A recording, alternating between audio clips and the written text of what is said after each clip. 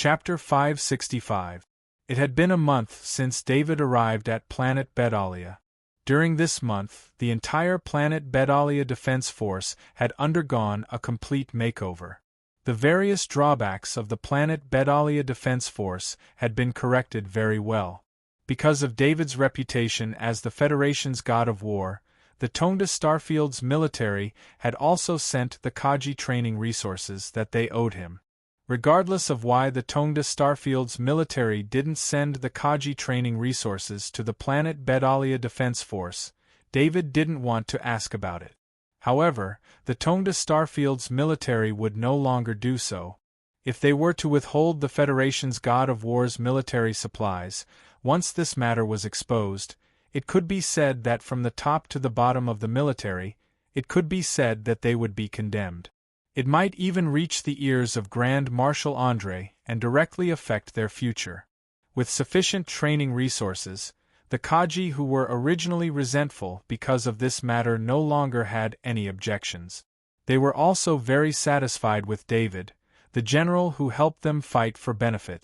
In this month, the daily morning training, various Kaji training, and some traditional military activities allowed the soldiers of the three fleets to completely integrate into the defense force. Contrary to David's expectations, the three captains didn't stop this matter. Instead, they actively cooperated with him. David didn't feel happy about this. Instead, he became even more careful because from this, it could be seen that the three captains were after something big. They were hostile to him but didn't explode. They had been holding back. Perhaps he was waiting for an opportunity, and this opportunity might lead to David's destruction. Report. Standing in the office, David was practicing his épée sword when he heard the report. David flipped his hand and the level 4 decelerating épée disappeared. He had a lot of free time these days. The master-level military command allowed him to manage an army of less than 10,000 people very easily. In his spare time, he had a lot of time to practice all kinds of weapons, especially the space slicer, which he practiced diligently every day.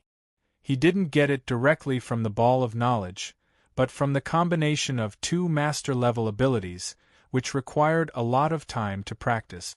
"Come in." David sat back on the chair and said in a deep voice.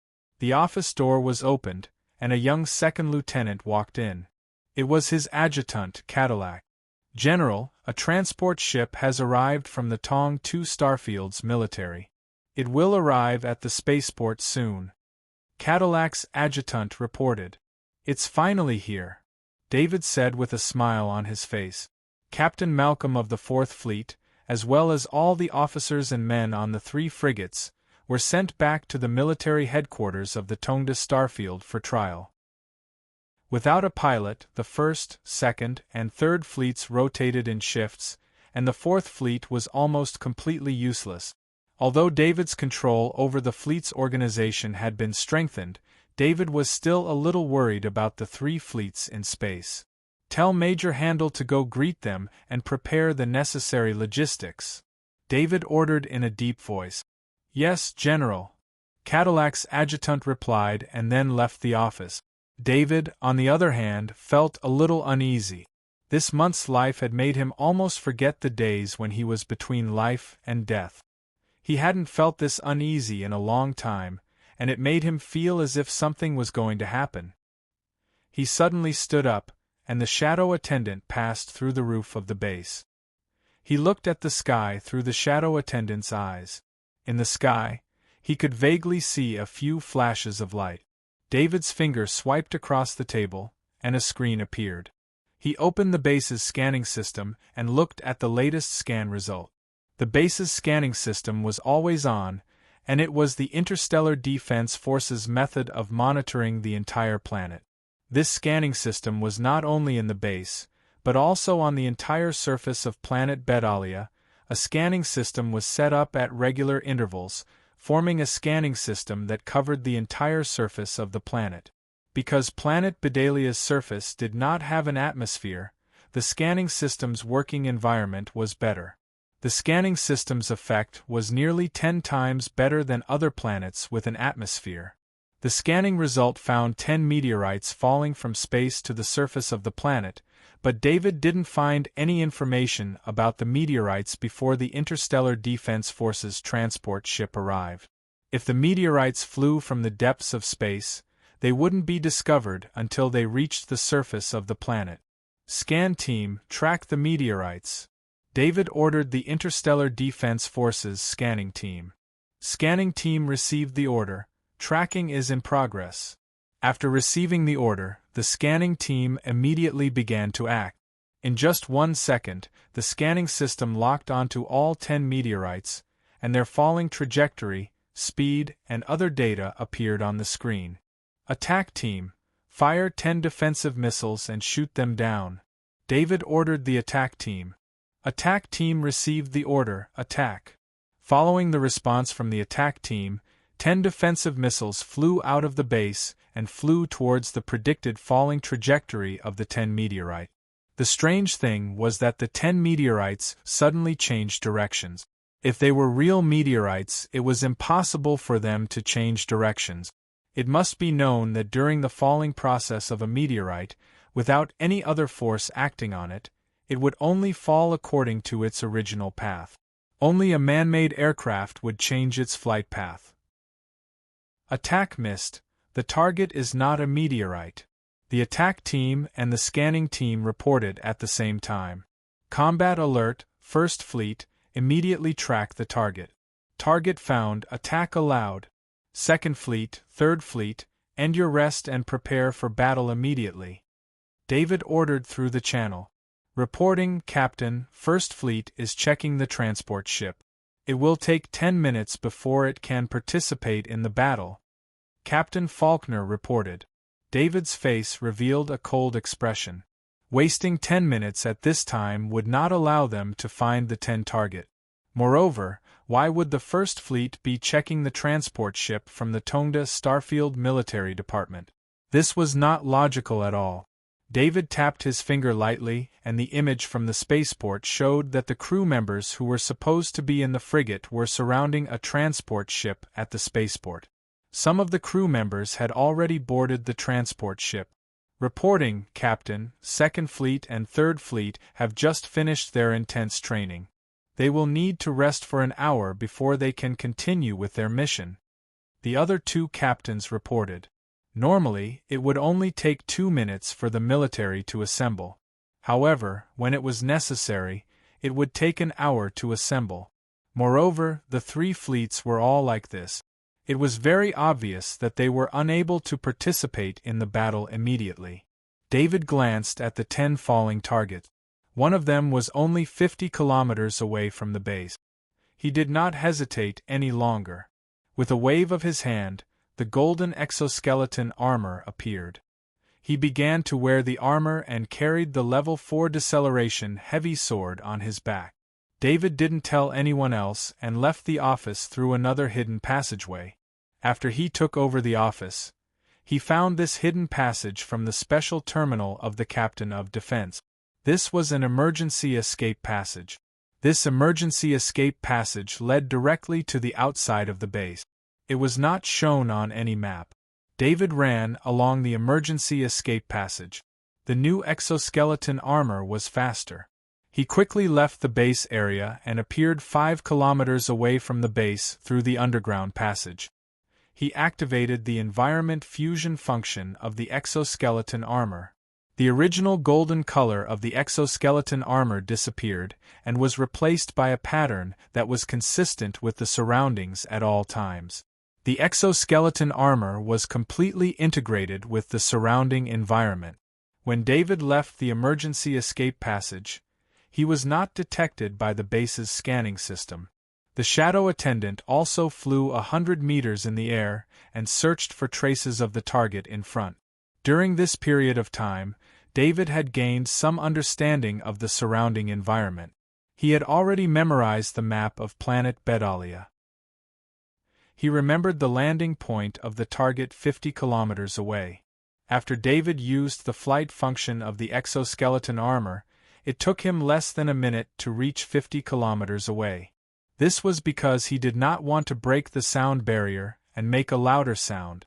There were no traces of the landing point. This made David even more certain that this was not an ordinary meteorite. If it was a meteorite, there would naturally be traces. It could not be like this. David believed in his speed. He came so fast that the target might not have time to hide. He scanned his wrist with his spirit. Little White was awakened. Under the effect of a large number of resources, Little White's body did not grow. However, it had no problem surviving in this atmosphere for a short period of time. David summoned Little White and then contacted it through his spirit. He asked it to find the different aura here. In this desolate environment, as long as there was a trace of aura, it would be very obvious to Little White. Little White sensed a little and found a different aura. It pointed in a direction to David. "Good job!" David smiled and comforted Little White with his spirit. Then, he chased in the direction Little White pointed. After tracking for 10 kilometers, Little White led David to a meteorite crater. This crater was a little deep, about 20 meters deep. The shadow attendant flew in. The first thing he saw was a single-person flying shuttle. This was a commonly used aircraft to break through the planet's defense. Because of its small size and fast speed, it could even turn off its engine and disguise itself as a meteorite. After seeing this single-person flying shuttle, David knew that he was in trouble. If 10 meteorites were 10 single-person flying shuttles, it meant that 10 people had sneaked onto the planet's surface. Kaji's combat power was definitely not enough to deal with David. This was probably considered by any force that wanted to deal with him. Then, at the very least, it had to be a transcendent. No matter how weak a transcendent was, 10 transcendent were definitely extremely dangerous for David. "Little White, can you find the pilot?" David asked Little White with his spirit again. Little White quickly gave him a new direction. Needless to say, the pilot didn't have a transcendent-level hiding ability. For Little White, it was a clear target. David didn't need Little White to lead the way. Under Little White's guidance, after 10 minutes of tracking, the Shadow Servant was the first to discover the target. It was a transcendent wearing a transcendent armor. This transcendent was looking at something. Its position was about 5 kilometers away from David. David recalled the Shadow Attendant. The Shadow Attendant released the Assassin Mantis puppet from the space ring. A chubby little boy appeared. David sent a part of his spirit into the Assassin Mantis puppet's soul. He exchanged glances with the Assassin Mantis puppet, then approached the Transcendent from both sides. David didn't prepare to snipe from afar. In this environment, the Transcendent's nerves would definitely be stretched taut. Sniping it from 5 kilometers away would be very difficult. The chances of success weren't high. The biggest possibility was to injure it. If it didn't have any companions, David could choose to do that. However, since it had 9 companions, David had to consider not exposing himself. The Ethelton Transcendent wasn't in a good mood. Originally, he was living a comfortable life, but because of an order, he was sent on an assassination mission. This mission was given by General Longfellow. Because of this, the Ethelton Transcendent couldn't refuse. Of course, the mission's rewards were also very generous. However, the mission's target made the Ethelton Transcendent very uneasy. He had seen the military parade before. When he found out that the target was the Federation's war god, David, he immediately wanted to refuse. However, there were 10 Transcendent participating in this mission. Every one of them was considered a high-ranking Transcendent. Only then did the Ethelton Transcendent relax. The 10 Transcendent used a transport ship as a carrier to approach planet Benelia. Then, they used a single shuttle to infiltrate the planet. The whole process seemed very safe to them. If David hadn't suddenly felt uneasy and wanted to check the scan results, the 10 Transcendent really would have successfully infiltrated the planet. The Ethelton Transcendent glanced at the location of the rendezvous point on his bracelet. It was still early. He was considered quite close to the rendezvous point. The defensive missiles that suddenly flew towards him while he was descending made him very worried. He felt that his infiltration had been exposed. He began to doubt whether the rendezvous point was still safe. The Ethelton Transcendent couldn't be blamed. This infiltration was very secretive, but they were still discovered. This made him wonder if someone had snitched on them. If there really was a traitor among them, going to the rendezvous point would be suicide. Just as the Ethelton Transcendent was hesitating, he suddenly turned around and saw a chubby boy walking over. The Ethelton Transcendent was alarmed. Where was this place? Planet Benelia, a planet without an atmosphere. And this chubby boy didn't even have a breathing device. He just walked over like that. The Ethelton Transcendent saw the assassin's mantis puppet smile and felt a bit strange. "I don't care what you are. Die." The Ethelton Transcendent quickly recovered. He had absolute confidence in his own strength. As long as the enemy wasn't the Federation's war god, David, he didn't have to worry. Chapter 566. Right now, David was only 20 centimeters below the ground where the Transcendent was. At this distance, he could unleash a fatal blow at any time. However, he did not make a move because he needed to test the strength of the assassin mantis puppet. It had been quite some time since David had successfully created the assassin mantis puppet, but he hadn't had the chance to test the combat power of the assassin mantis puppet. Although the assassin mantis puppet was a level 4 insectoid, and its combat power was definitely extremely strong, David still wanted to see the assassin mantis puppet in a real battle to be confident. The Transcendent was alone in the wilderness, and this was a rare opportunity. On one hand, the Transcendent was David's enemy. On the other hand, there was no surveillance around, so David could use the puppet assassin without any worries. Of course, David was also prepared. With the level 4 deceleration sword in hand, he was ready to attack the Transcendent at any time. If the Transcendent was still alive from the puppet assassin, David would have to kill it immediately. David couldn't let others know about the existence of the praying mantis assassin. As long as the praying mantis assassin made a move, the Ethelton Transcendent would know that it was an insectoid. An insectoid in a peaceful area, even if it was under David's control, was not something the Federation would allow. A level 3 deceleration sword appeared in the Transcendent's hand. He exerted strength in his legs and rushed towards the little fatty. The puppet assassin continued to walk unhurriedly with its short legs in a strange posture. It seemed to ignore the powerful aura of the Transcendent with the level 3 deceleration sword.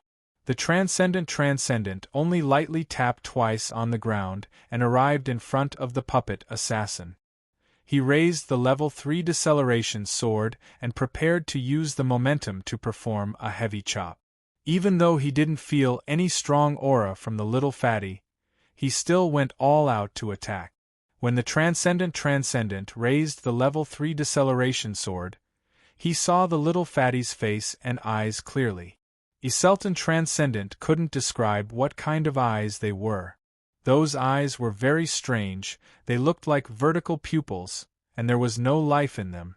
These eyes are not the eyes of a human. This was the last pair of eyes the Transcendent saw in this world.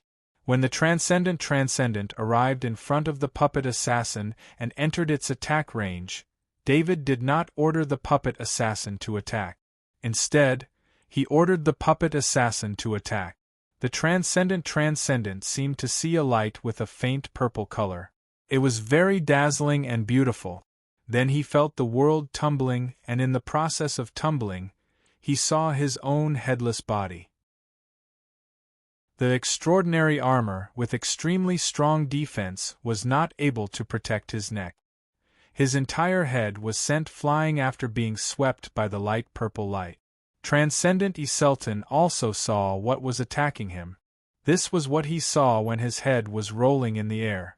The skin on the little fatty's left hand was broken, and a thin blade was sticking out of the crack.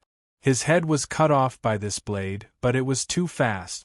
It was so fast that he did not feel any pain even after his head left his body.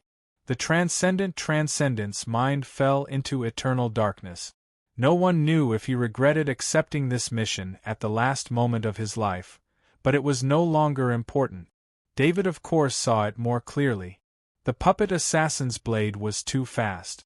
Through the shadow attendant's eyes, he only saw the blade appear, and the transcendent transcendent's head was already cut off. He couldn't help but shiver. He was so lucky when he met the assassin mantis puppet on the battlefield. If the assassin mantis puppet had done this to him, he would have ended up the same way as the transcendent Ethelton. In fact, when the puppet assassin assassinated David, it didn't even use 10% of its strength before it was killed by David's many talents. If it was a face-to-face battle, David probably wouldn't be able to block one of the assassin's blades, let alone two at the same time. The shadow attendant flew over and absorbed the soul of the transcendent transcendent. David also came out of the ground and came to the puppet assassin's side. At this time, the puppet assassin patted its waist with its undamaged right hand. There was a belt with an injection attack on its waist. The belt was activated by the puppet assassin, and a tube of recovery potion was injected into the puppet assassin's artificial muscles. The puppet assassin also put away the blade in its left hand. The muscles on its left hand compressed and fixed the blade in place. The skin on the surface quickly grew and repaired the crack. In just a short while, the puppet assassin's left hand returned to normal. The left sleeve was also specially designed by David, so it wasn't damaged by the blade. In this short period of time, the assassin mantis puppet had turned back into the seemingly harmless little fatty. David shook his head. Actually, the puppet assassin was more suitable for assassination. This kind of face-to-face battle wasn't a good choice. Of course, with the strength of a level 4 insectoid, it was enough to kill a normal transcendent. But to deal with a stronger opponent, assassination was more suitable. David summoned the shadow attendant and put away the puppet assassin. This time, after using the assassin mantis puppet, he knew how terrifying the assassin mantis puppet was. Any transcendent that dared to approach the puppet assassin was looking for death. In the Interstellar Federation, as long as no super-energy weapons were used, the puppet assassin was invincible. Of course, this was on the premise that the puppet assassin wasn't discovered by others. David looked at the corpse of the transcendent Ethelton. He couldn't help but feel a little pity. It should be noted that his corpse controlling technique could control 2 more targets. For a transcendent corpse like this, there was no need for a complicated process. All he needed to do was draw a corpse controlling pattern, and the corpse could be turned into a puppet. David was 100% sure that the Ethelton transcendent's mental strength wasn't as strong as his. Under these circumstances, it was easy to use the corpse controlling technique to make a puppet. But this kind of corpse with its head chopped off lost the purpose of making a puppet. David walked to the corpse of the Ethelton transcendent and took off the transcendent's spatial bracer. Then he took off the broken armor of the transcendent and put away the level 3 heavy sword. Just as he was about to leave, he suddenly saw the identity bracelet on the wrist of the Ethelton transcendent and was moved. David took off Ethelton's identity bracelet. In order to get an identity bracelet for the assassin mantis puppet, he had done some research on identity bracelet. Although it wasn't easy to make one himself, if he had the genes of the owner, he could forcefully open the bracelet. The corpse of the Ethelton transcendent was here, so it was easy to get the genes. David took a bit of skin from the transcendent Ethelton transcendent and connected 2 wires from the fingers of the exoskeleton armor to the bracelet. David had used the computing ability of the golden exoskeleton armor to crack the identity bracelet. He had pressed the small piece of skin on the identity bracelet sensor, blocking the identity bracelet's detection of life force, leaving only a genetic check. Soon, the data of the Ethelton transcendent bracelet appeared on David's helmet. David now had all the authority of the Ethelton transcendent. David obviously didn't care about the wealth information. Although it was in the hundreds of millions of credits, it wasn't worth mentioning to him. He found a few recent messages. First, he saw a notification from Lieutenant General Kenny to the Ethelton Transcendent. It informed the departure time of the Transcendent transport ship and the corresponding authority code. Then, David saw a map sent by a Transcendent called Anderson. David recognized the map as the map of planet Bedalia. There were 3 rendezvous points on the map, corresponding to numbers 1, 2, and 3 respectively. They were divided into a starting rendezvous point, a mission-ending rendezvous point, and a backup rendezvous point. Lieutenant General Kenny. David frowned slightly. He had heard of Lieutenant General Kenny before. He had seen this name in the defense chief's terminal. Lieutenant General Kenny was one of the top 5 generals in the Tongda Starfield Army. Although the military force of the Tongda Starfield Army wasn't strong, a general like this was still a high-ranking military officer. To be able to command such a high-ranking military officer, only an even higher-ranking military officer could do it. Moreover, being able to send 10 Transcendent wasn't something an ordinary faction could do. David didn't know if they were sent by the enemy as Grand Marshal Andre had said, or by some other faction. Let's get rid of these Transcendent first, then clean up the defense corps, David said softly. The problem this time was very serious. As the defense chief, he couldn't command the 3 fleets under him. David imported the map into his identity bracelet, then put the Ethelton Transcendent identity bracelet back on the Ethelton Transcendent's wrist. Then, he let the shadow attendant put the corpse into the space ring. He flew towards the rendezvous point on the map. David knew what his advantage was. His fighting strength in the wild was much stronger than in the base or city. This was because he had a lot of secrets that he couldn't use in the base or the city. It was also because he couldn't use his innate ability, underground stealth, which could save lives and kill enemies without knowing why. In areas full of steel, he couldn't use it.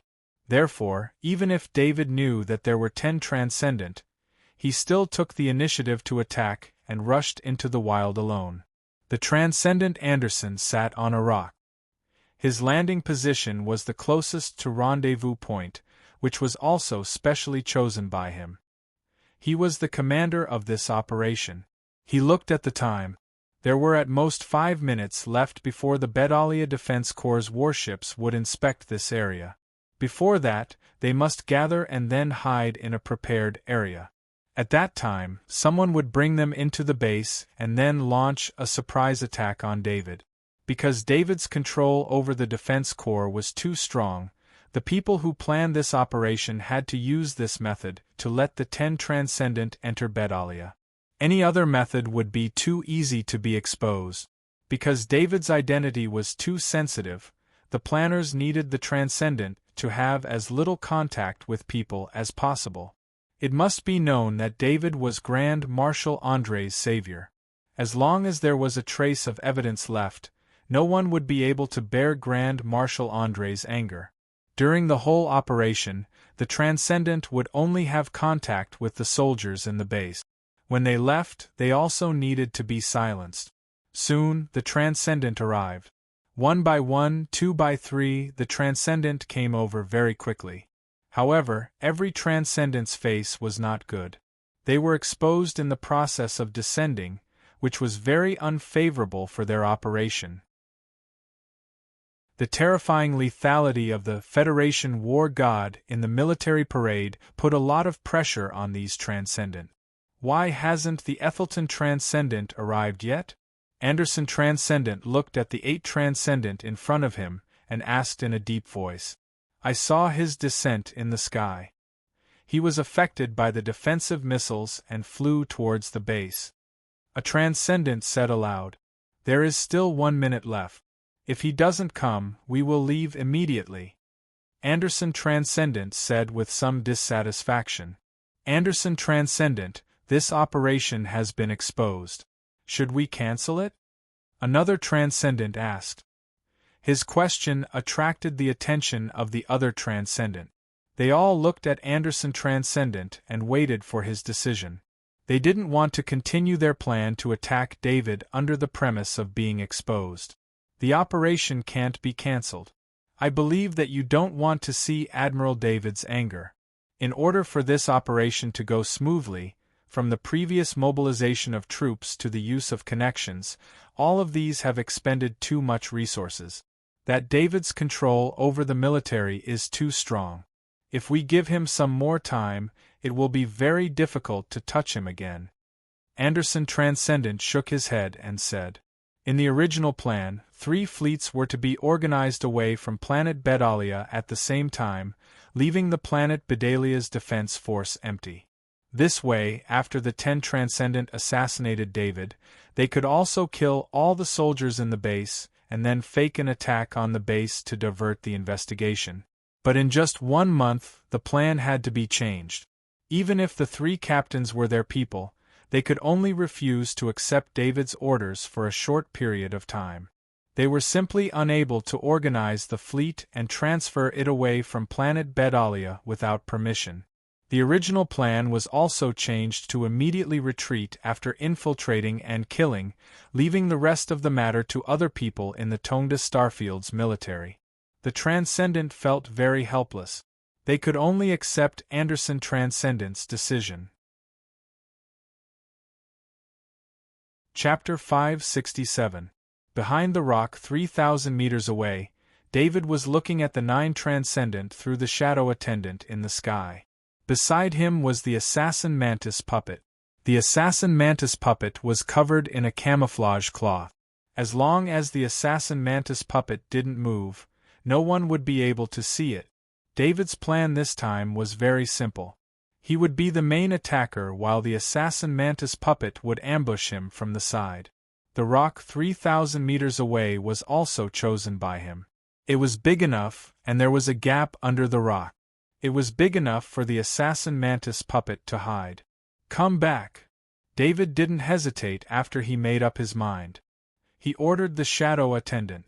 The shadow attendant returned to his side in an instant.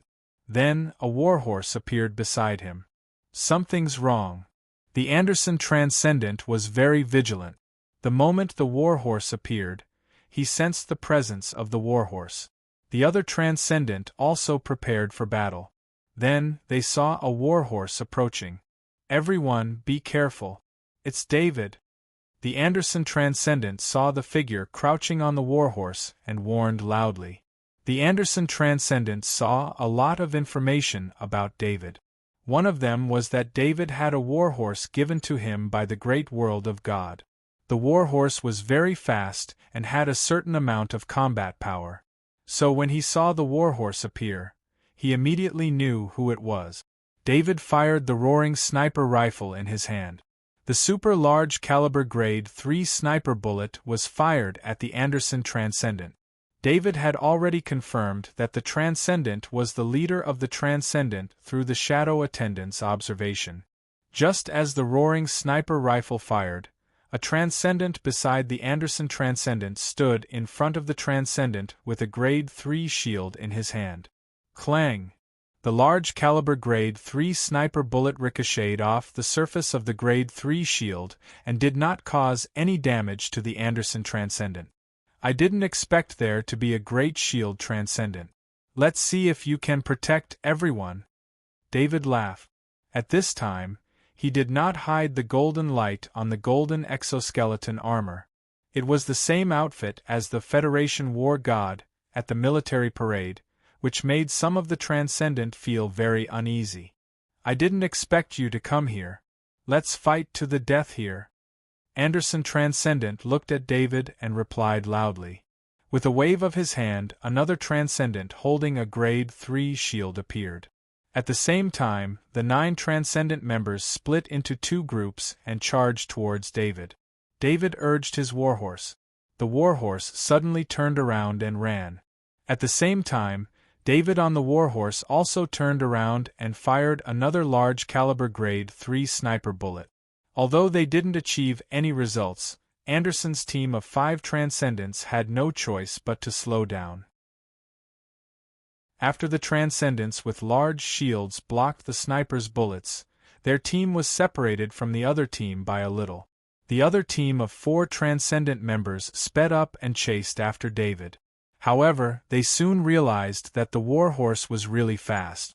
It was faster than the Transcendent members. David's roaring sniper rifle rang out again. The Transcendent in the team of 5 Transcendent members quickly stepped forward to block the sniper bullet. This caused the distance between the Transcendent members of the Transcendent team to increase. David was also very close to the 3-kilometer rock. "You trash. There are only 4 of you. I don't even need a sniper rifle," David said with an arrogant laugh. He carried the roaring sniper rifle on his back and made a mocking gesture towards the 4 Transcendent members with his empty hands. At the same time, his warhorse stopped beside the rock. Although David's reputation as the Federation's god of war was resounding and his ability to kill a level 3 insectoid alone was indeed frightening, the fact that these 4 Transcendents were sent here meant that they were not weak either. What the 4 Transcendent members could not accept was being ignored and mocked by Akaji. Of course, it was not that they did not consider whether David had helpers. However, they had information on David's every move on planet Bedalia. David definitely had no helpers here. Although there were countless Transcendent members on the Warstar side, there were very few Transcendent members in the peaceful regions. This was especially true for the remote planet Bedalia. It simply could not reach the level of a Transcendent. Moreover, even if the Transcendent joined forces with David, the 4 Transcendent members would be able to resist for a while. In just 2 breaths of time, the Anderson Transcendent and the other 4 Transcendent members would be able to arrive. The 4 Transcendent members did not want to kill David. As long as they delayed David, they did not believe that David was invincible against the combined might of the 9 Transcendent members. Of course, the most important point was that if David's mockery scared the 4 Transcendent members, they would no longer have the face to see the other 5 Transcendent members. They would probably be mocked by the other 5 Transcendent members for the rest of their lives. This matter might even reach the ears of the other Transcendent members in the future, becoming a disgrace that would haunt them for the rest of their lives. The 4 Transcendent members quickly came to a decision after analyzing the pros and cons. They maintained their fastest speed as they charged at David. David was also analyzing the situation. The warhorse's hooves lightly pressed against the ground as it retreated slightly. By the time the 4 Transcendent members charged over, he had already retreated to the back of the boulder. David's position just so happened to be blocked by the boulder from the view of the 5 Transcendent members behind him. He also took out the Grade 4 Deceleration Greatsword from his back. When they saw the Grade 4 Deceleration Greatsword in David's hand, the 4 Transcendent members let out a sigh of relief. They thought that this was David's trump card. A Grade 4 Deceleration Greatsword was very powerful, but they had Akaji with them. It wouldn't be a problem for them to block a few of David's moves. The 4 Transcendent members were getting closer and closer to David. They saw that David hadn't moved and was indeed waiting for them at the same spot. This made them happy. Perhaps the title of Federation War God made David overestimate his own strength as Akaji. He actually didn't put the 4 Transcendent members in his eyes at all. The 4 Transcendent members adopted the most conservative battle strategy. With the Transcendent in the front and the 3 Transcendent members behind him, they charged at David in a triangular formation. When they passed by the boulder, they glanced at it and didn't find anything.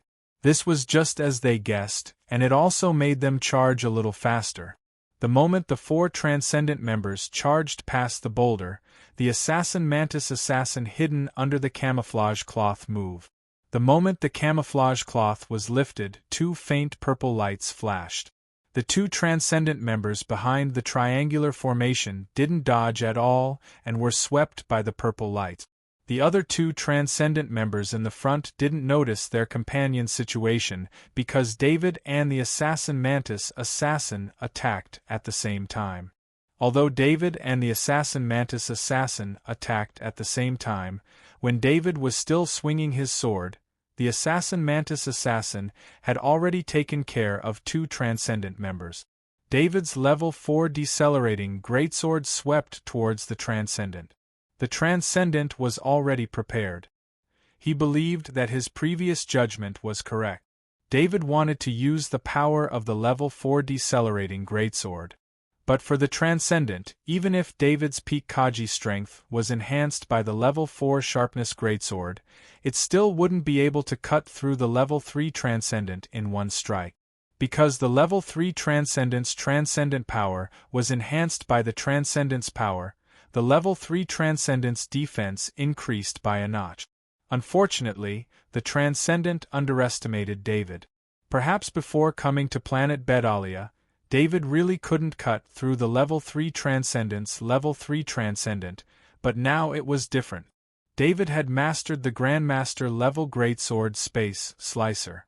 The level 4 decelerating greatsword slashed the level 3 Transcendent's level 3 Transcendent with an imperceptible tremor.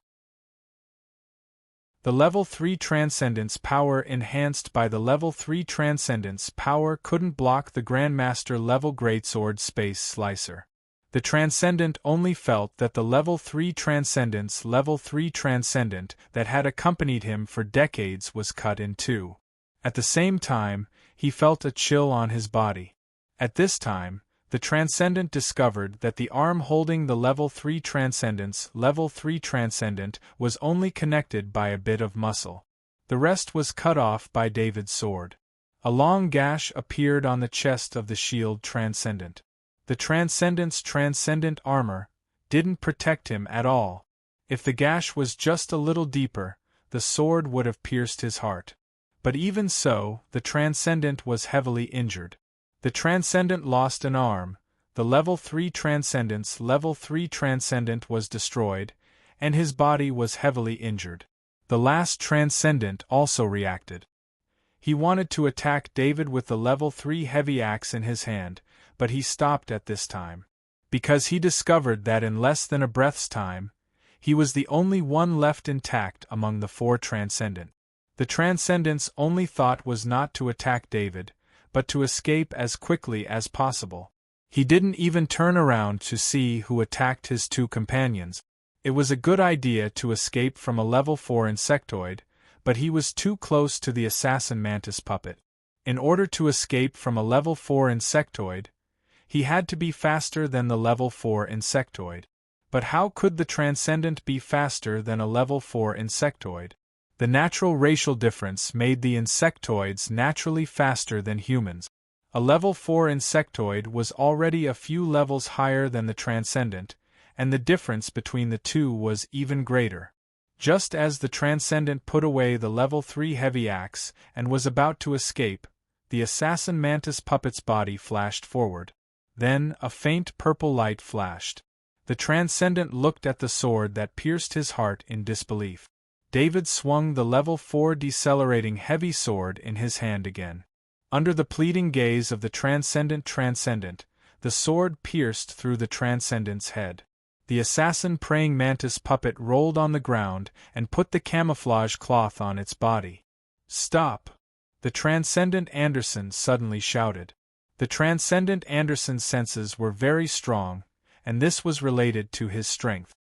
He noticed that the 4 Transcendents' aura had disappeared the moment they entered the rock. This made his hair stand on end. What kind of strength could kill the 4 Transcendent in an instant? He was very familiar with the 4 Transcendent. Each of them was strong enough to suppress a star field. He was confident that he could win in a short time if it was 1-on-1, but if it was 1-on-2, it would be difficult. If it was 1-on-4, he would definitely lose. The other Transcendent heard the Transcendent Anderson's words and immediately stopped. They formed a defensive formation with the Transcendent in front. David saw the movements of the 5 Transcendent through the eyes of the Shadow Attendant. He knew that the plan to ambush them again would not work. "Only the 5 of you are left. Let me check the time. The space fleet is coming. Even if you bribe the captain, They will still attack you assassins. David rode out from behind the rock and said with a smile. You killed them. The Transcendent Anderson said with a dry voice. He did not use a question because there was nothing suspicious about it. The four Transcendent rushed over, and only David walked out. This was the result. It seems that our focus is a little different. Since you want to chat, tell me. Who wants to kill me? David asked with a faint smile. Retreat, let's go. The Transcendent Anderson shouted. He no longer wanted to continue the mission. He then turned around and wanted to escape. The other Kaji heard him, and also wanted to turn around. However, when they saw David's movement, they stopped. David took out the roaring sniper rifle from his back. Anyone who had read David's information would know how terrifying David's sniping skills were. The entire insectoid war was affected by David's sniping skills. He alone had 2 sniper rifles and blocked all the level 3 insectoids 2 kilometers away from the defensive line. Anyone who had read this information would have a deep impression of him. This was the legend of the Kaji sniper. Just the thought of exposing his back to the muzzle of such a sniper master was enough to make him fearful. Not to mention, David had also invented the combat method of sniping from a warhorse. This made his sniping more mobile. It was very difficult to escape the pursuit of a warhorse. Of course, the Transcendent could also fly in the sky. However, if they did so, they would be detected by the scanning system and become the target of countless defense missiles. This was also the reason why they did not fly in the sky. They were affected by the terrain on the ground, so they could not be detected by the scanning system. However, once they reached a certain height, they would be detected by the scanning system. 5 frigates appeared in the sky. They were the 5 frigates of the First Fleet. No matter how much Captain Faulkner tried to stall for time, he had to carry out the orders of David, the defense captain. This was especially so when Captain Faulkner arrived and discovered that David was in a stalemate with the 5 Transcendents. He did not dare to delay the battle anymore. Although he had received a mission that required him to cooperate, the mission only asked him to stall for time. It did not require him to sacrifice his future. Captain Faulkner had a plan to stall for time. Even if David wanted to pursue the matter, he could not do so because everything was in accordance with the rules. It was just too coincidental. At that time, the crew of the First Fleet was carrying out the spaceport inspection mission. Chapter 568. Let's split up and escape. Anderson Transcendent said helplessly. The 5 Transcendents knew very well that if they were to escape together, their target would be too single. Regardless of whether it was the 5 frigates in the sky or David, none of them would let them leave safely. Once they split up and fled, the chances of them escaping would greatly increase, but at the same time, the danger they faced would also increase. Because they had lost the protection of the Transcendent, some of the Transcendent among them would definitely be killed. However, they did not know how many Transcendent would be killed. It all depended on luck. The other 4 Transcendent looked at each other and ran in 4 different directions without saying anything. At this moment, the roaring sniper in David's hands rang out. Since the distance between them was only 1 kilometer, the power of the sniper rifle would decrease if it was any closer, and the travel time of the sniper bullet would increase if it was further. This distance was actually the most ideal distance for David to snipe these Transcendent with danger perception. The oversized level 3 sniper bullet fired faster than the speed of sound. Just as a Transcendent turned around, the level 3 sniper bullet arrived behind him. The Transcendent was prepared. When he sensed the danger, he tried his best to dodge, but the sniper bullet was too fast. He avoided his heart, but there was a hole in his shoulder blade. The huge impact caused his body to sway uncontrollably. He struggled to maintain his balance. If he dared to stop now, he would really be dead. When Anderson Transcendent saw David's roaring sniper rifle fire, he was overjoyed. He turned and fled. He knew that David's sniper rifle could not fire continuously. There was a gap in between, and that was his chance. First Fleet, attack the targets I've marked. David's consciousness locked onto Anderson Transcendent's figure on his helmet. He then sent an order to Captain Faulkner of the First Fleet. Captain Faulkner did not dare to hesitate anymore. He had seen how powerful David was.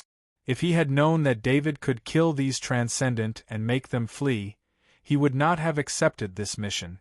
With his ability, as long as he slowly endured in the military, he would have a chance to be promoted. This kind of promotion by taking the risk of becoming enemies with David was too dangerous. Scan and lock onto the target. Activate all Gaussian cannons. Fire all missiles 1 to 10. Captain Faulkner ordered loudly to the crew. Immediately, all Gaussian cannons on the 5 frigates began to aim at Anderson Transcendent. The 5 frigates each fired 10 missiles, and a total of 50 missiles flew towards Anderson Transcendent. Transcendent Anderson, who was running away, felt his scalp go numb. He saw the attack missiles fired from the Sky frigate. "Damn it, they're trying to kill me!" Anderson Transcendent knew that the captain of this fleet was an accomplice of the mission. However, he did not expect that the captain would try to kill him right away. He did not know that Captain Faulkner was just trying to perform well. Otherwise, Captain Faulkner would not feel at ease. Captain Faulkner had also read David's information. He also knew what the consequences of David's enemies were. David was a vengeful person.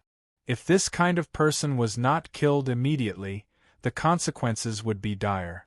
Previously, Captain Faulkner thought that David was dead for sure. Since someone wanted to kill David, they must have done research on David and were very confident that they could kill David. After David was killed, no one would hold him accountable for his previous actions of delaying the battle. Anderson Transcendent did not think of using fancy flying techniques to avoid being targeted by David's sniper rifle. Instead, it fled in a straight line at full speed. Attack missiles were an extremely terrifying weapon. Only the military would be equipped with them. Attack missiles were different from defensive missiles. Defensive missiles required the cooperation of a scanning system, and the attack range was also very limited. However, attack missiles were different. Attack missiles had an internal scanning system that could lock onto the target before it was fired. After it was fired, it would follow the target closely. No matter how the target turned, even if the attack missile flew past the target's head, it would still change direction and continue to attack. Although the destructive power of the attack missiles against the insectoids wasn't ideal, it was still very lethal against human target. Perhaps the power of a single attack missile wouldn't make Transcendent Anderson afraid, but the simultaneous attack of 50 attack missiles wasn't something Transcendent Anderson dared to look down on. If he was injured by the attack missiles, it would be difficult for him to avoid David's pursuit. Anderson Transcendent ran at full speed. The 5 frigates in the sky easily followed it. They constantly fired Gaussian cannons, but each time, Anderson Transcendent would detect them in advance. This was the benefit of having a strong spirit. Anderson could sense the danger every time he was targeted, and he would be able to predict and dodge in advance. Even so, Anderson Transcendent was in a very difficult situation. He was also made of flesh and blood. Being attacked by 5 frigates in the wild for a long time was not something he could endure.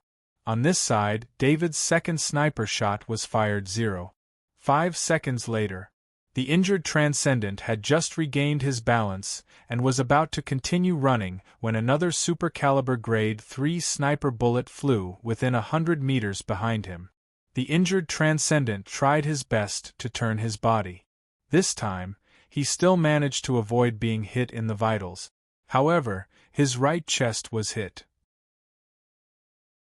Although this sniper shot did not immediately kill the Transcendent, he was still heavily injured.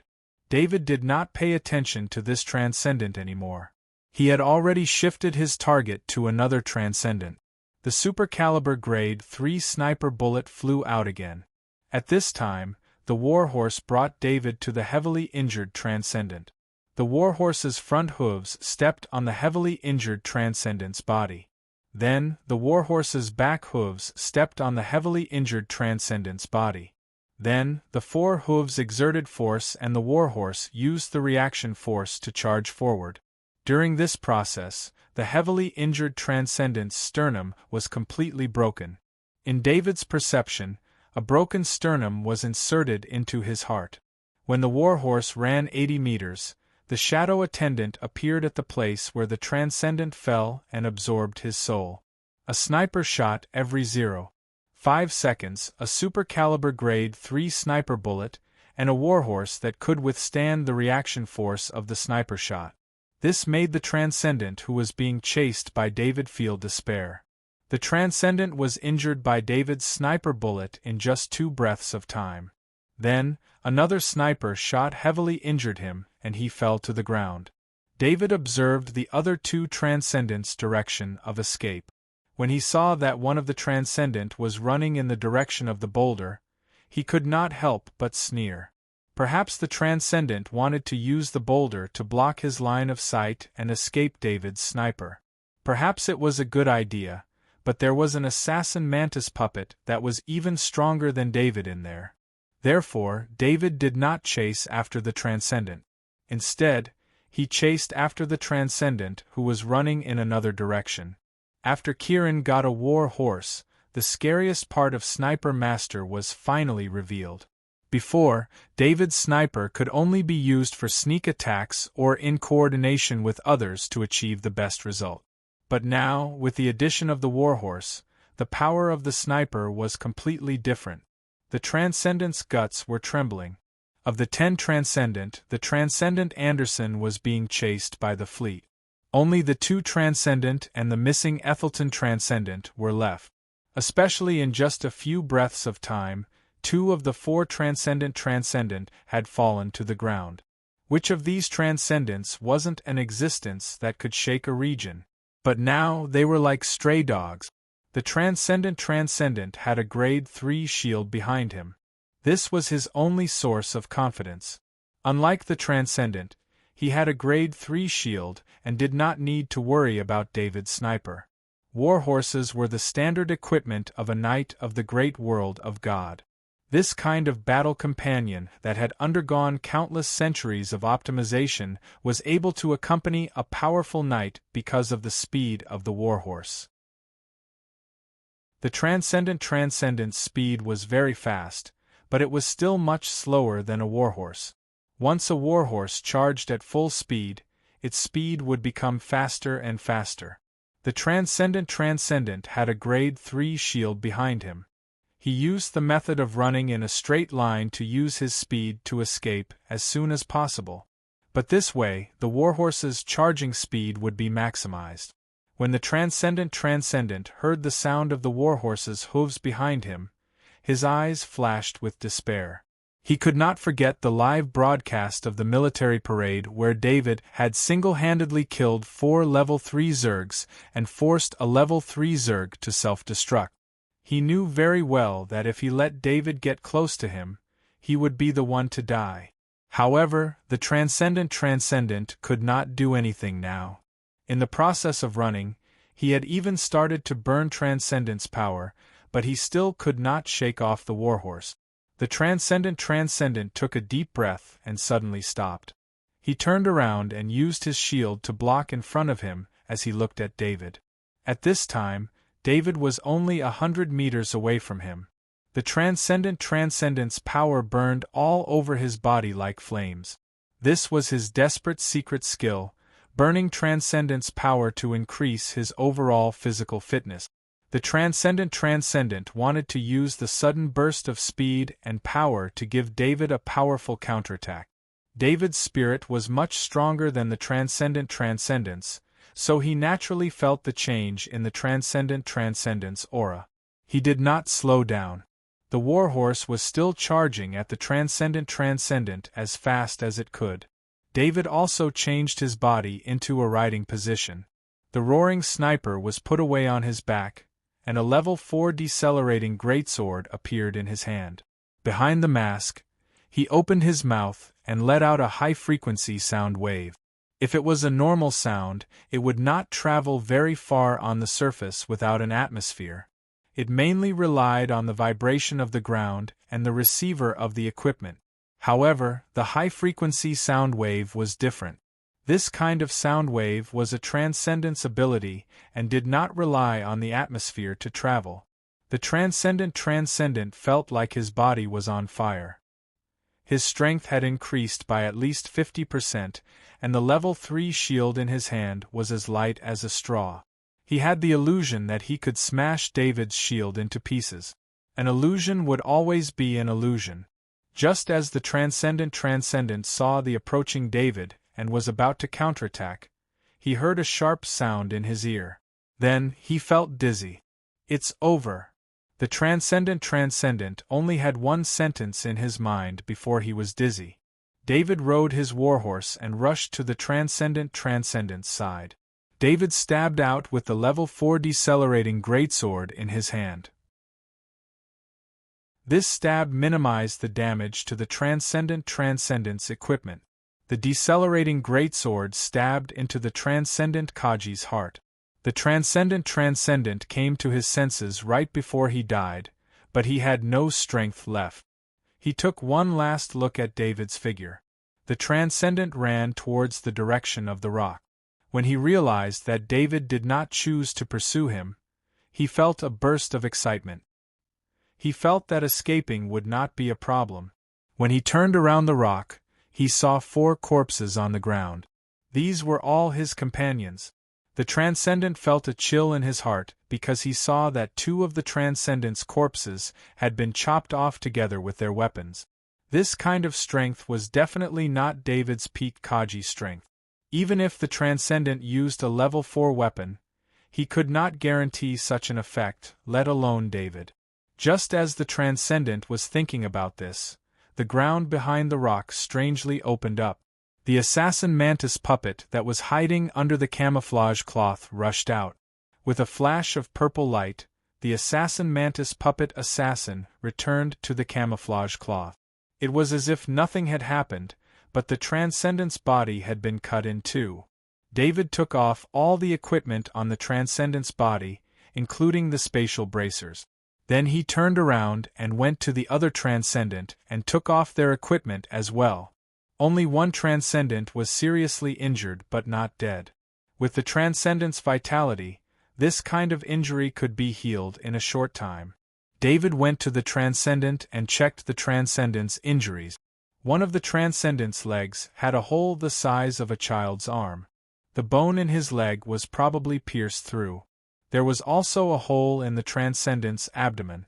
However, this transcendent had clearly used some kind of medicine because not much blood flowed out of the hole. David jumped off his warhorse and walked to the transcendent. First, he took off all the equipment on the transcendent's body.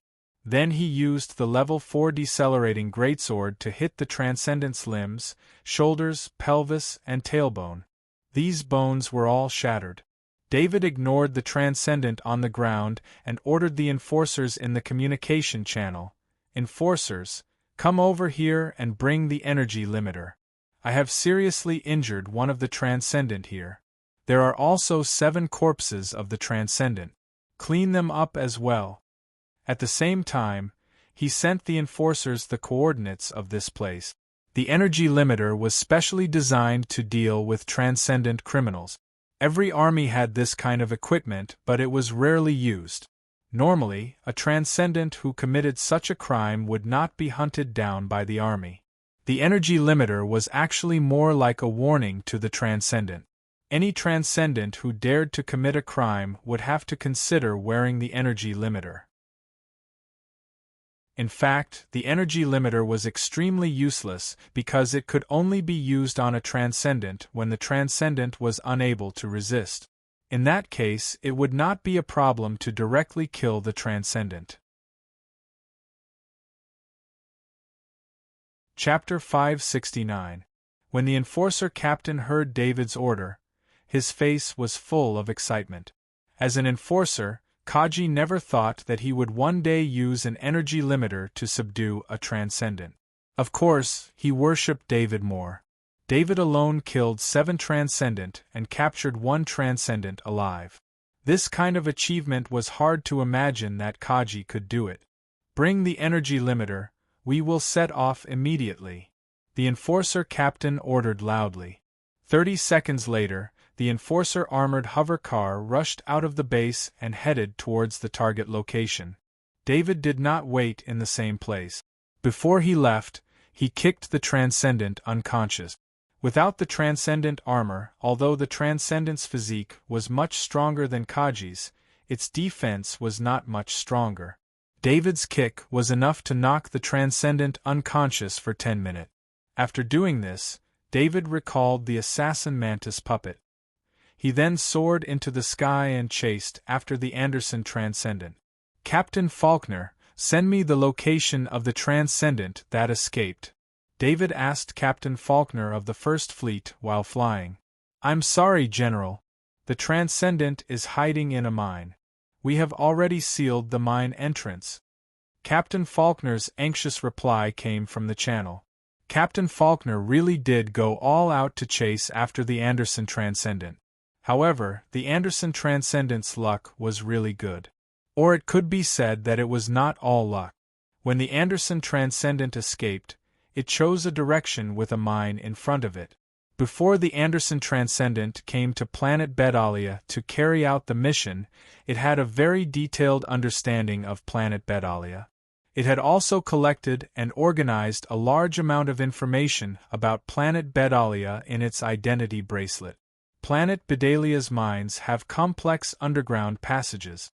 Because the ore veins in the mines are very random, you need to dig in the direction of the ore veins, which makes the interior of the mines like a spider web. Anderson Transcendent was also in the same situation. He was currently sitting on the ground full of gravel and injecting a level 3 healing potion into his body.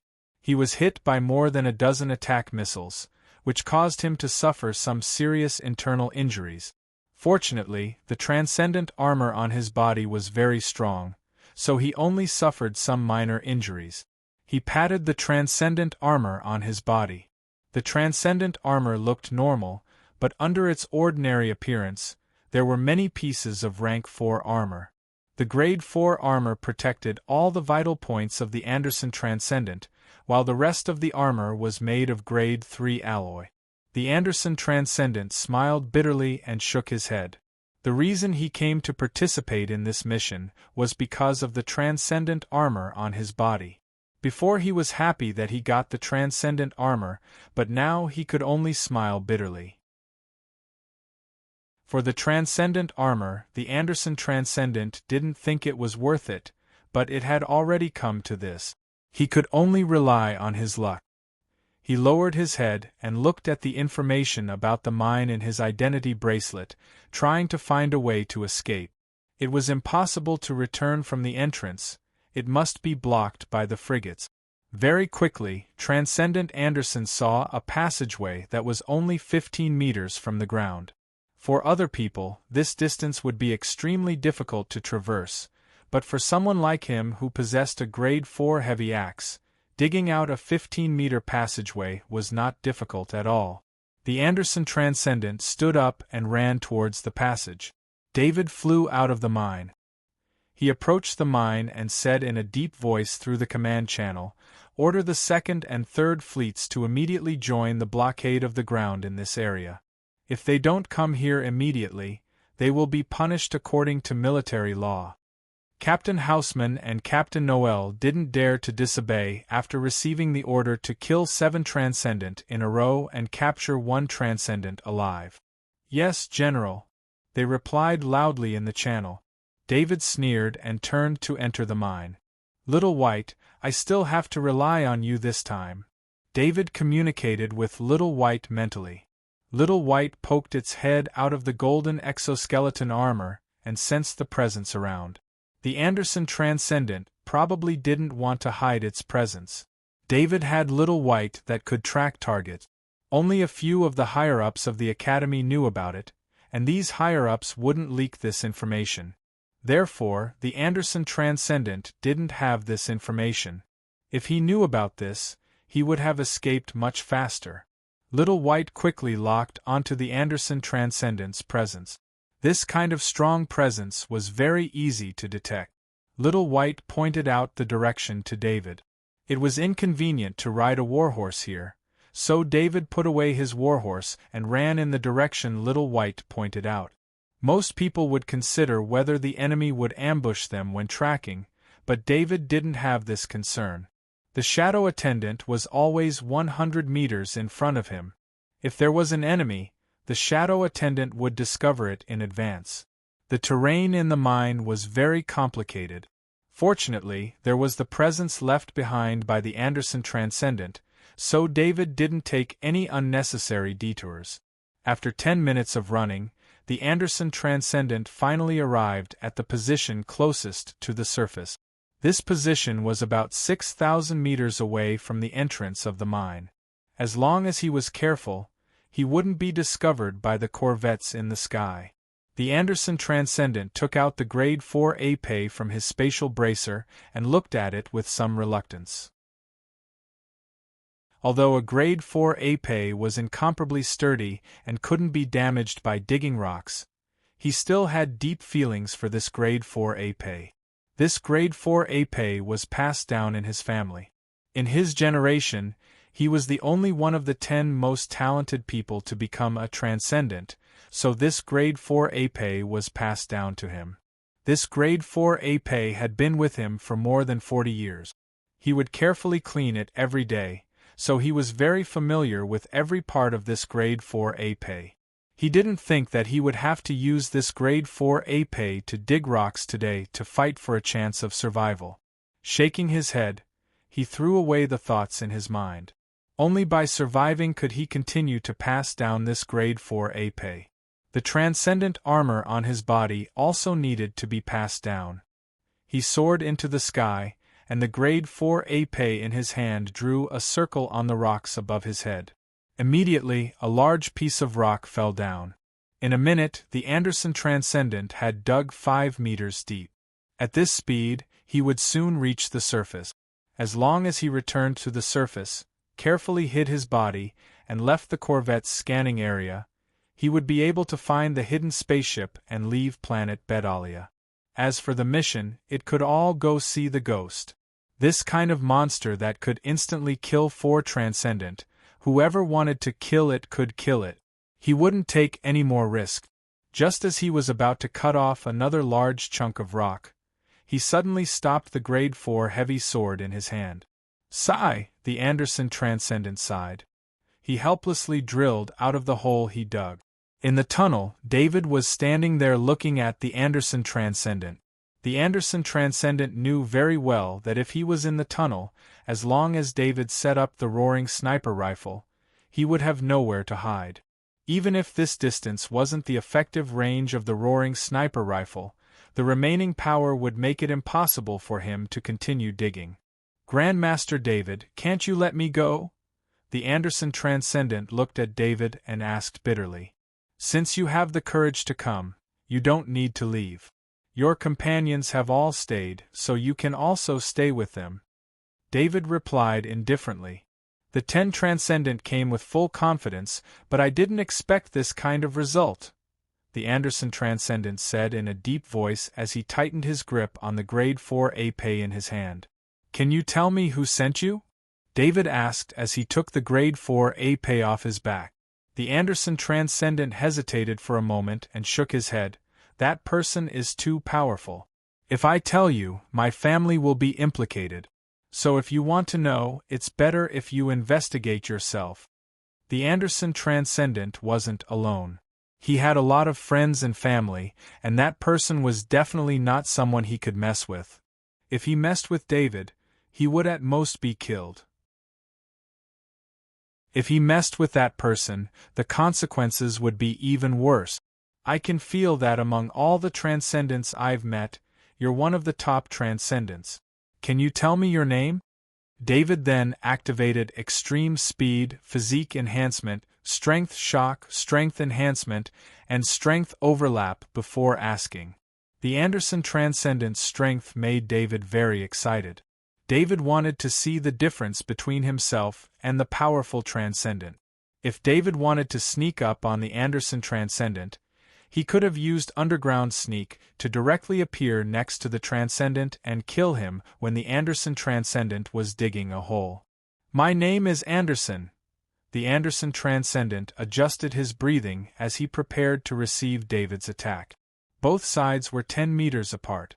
They were both using grade 4 épée swords, but one side was Kaji, while the other side was a Transcendent. Strangely, the Transcendent's aura was the weaker side. David's aura was slowly increasing with his various talents. "I'm curious.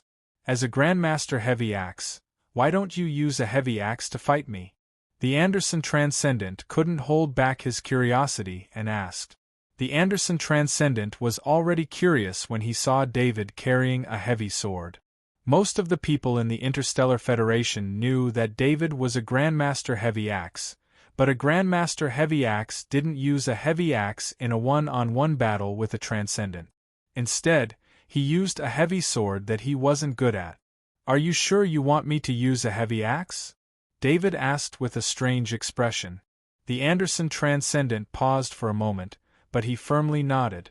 To be honest, the Anderson Transcendent would rather David use a heavy axe. He was very suspicious that the grade 4 épée sword in David's hand had some special effect. Otherwise, how could he instantly kill 4 Transcendent? The Anderson Transcendent also remembered that David had a very close relationship with the powerful people of the great world of God. The warhorse from before was the best example. "Okay, I'll do it," David said with a smile. Without any hesitation, he waved his hand, and the grade 4 decelerating heavy sword disappeared. What appeared in his hand was a grade 3 heavy axe.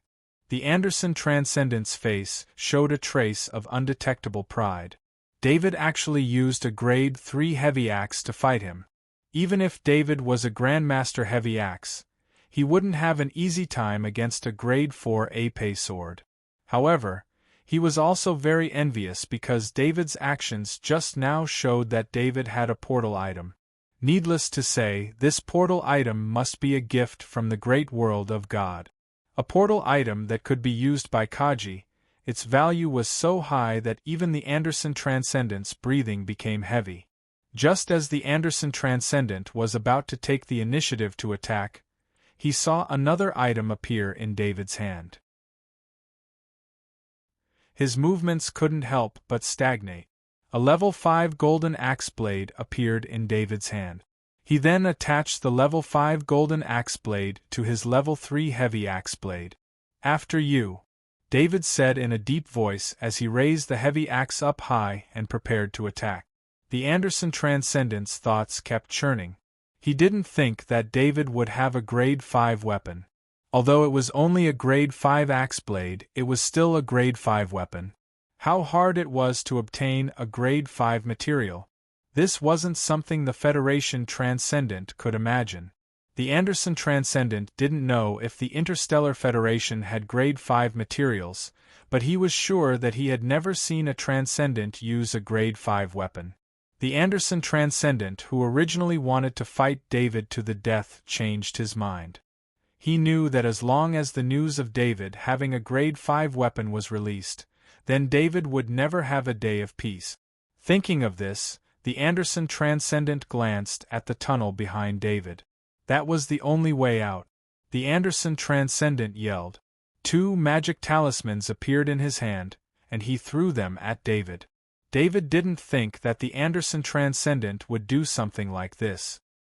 He instinctively dodged to the side, and at the same time, an energy shield appeared on his body.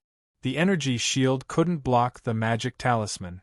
David felt his whole body weaken, and then his agility was greatly reduced. David didn't hesitate. The grade 5 axe blade's acceleration effect was activated, and his agility was instantly restored. But the weakness was still there, and his strength was reduced by a third. David couldn't help but blame himself for being careless. However, he wasn't in the most dangerous situation yet. He was ready to use underground sneak and space dash to save his life. It was because of these two life-saving methods that he didn't panic even though he was shocked. The Anderson Transcendent didn't go near David. Even in this situation, he still remembered David's invincible might at the military parade. That kind of strength made him not want to get close to David. Especially since David had a grade 5 axe blade in his hand, he needed to be even more careful. Most importantly, if he wanted to deal with David, as long as he could escape from here, walk out of the tunnel, and spread the news, he could let the news of David having a grade 5 weapon spread, and cause David eternal trouble. Chapter 570. The Anderson Transcendent burst forth with the fastest speed in his life. He even felt that this acceleration was his most perfect acceleration. He was as light as a feather as he floated past David. At this time, David was still in a defensive posture due to his weak body. He could only watch as the Anderson Transcendent passed by him. Of course, David was 5 meters away from David. Otherwise, David would still deliver a fatal blow. The Anderson Transcendent had studied David's past. The most likely experience for David to become a heavy axe grandmaster was that David studied at the first college of Iridia. Therefore, the Anderson Transcendent knew that David had a high chance of learning the heavy axe grandmaster technique. This was the heavy axe grandmaster technique of the first college of Iridia. Within 5 meters, the heavy axe grandmaster technique would lose its effect if the target was 5 meters away from it. The Anderson Transcendent controlled himself to pass by David 5 meters away. He didn't let David's spirit lock onto him. After passing by David, the Anderson Transcendent's face revealed a proud expression. Even if he really died this time, he would make David suffer. Unfortunately, the signal in the mine was seriously blocked. Otherwise, he wouldn't even need to leave the mine to spread this explosive news. David watched the Anderson Transcendent rush towards the tunnel. He couldn't help but shake his head and whisper to himself, "He's really looking for death." If the Anderson Transcendent fought to the death with David, he might have a chance of survival. However, the Anderson Transcendent chose to escape. He was looking for death. If David didn't have 100% confidence in making the Anderson Transcendent stay, why would he use the level 5 axe blade? Didn't David know what the consequences would be if the news of him having a level 5 axe blade was leaked? David looked at Anderson Transcendent's figure with pity in his eyes. In that direction, let alone the Anderson Transcendent, even the strongest Transcendent of the Interstellar Federation would not be able to pass through. This was because David had left the Assassin Mantis puppet there. In this environment, as long as the Assassin Mantis puppet blocked the way, Anderson Transcendent could only engage in close combat with the Assassin Mantis puppet. Transcendent Anderson ran. As long as he passed through the narrow area in front of him, there would be a fork in the road. With 3 paths, his chances of escaping would greatly increase. However, in that narrow area, a short and fat figure was standing there unknowingly. It was an ordinary human child. His chubby body made him look charmingly naive, and his face had a harmless expression. Unfortunately, the environment here was not right.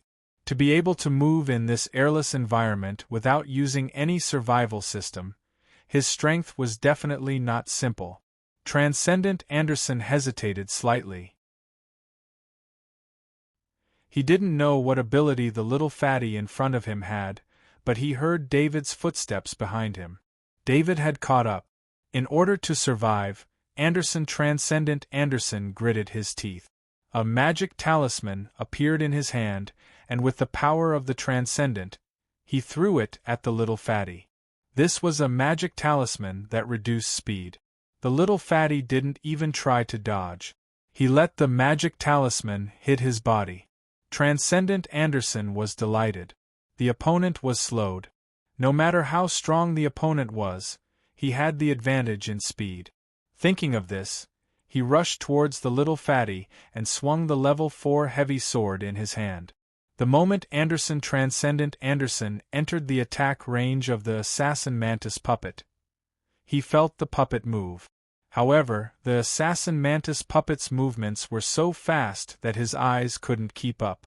The assassin mantis puppet's blade directly pierced Anderson Transcendent Anderson's heart. The other blade blocked Anderson Transcendent Anderson's level 4 heavy sword. You are not human. Transcendent Anderson used the last of his strength to mutter. After his heart was pierced, all the strength in his body disappeared. Transcendent Anderson knew very well how sturdy the armor in front of his chest was. It was made of level 4 materials, but the assassin mantis puppet's blade easily pierced through it.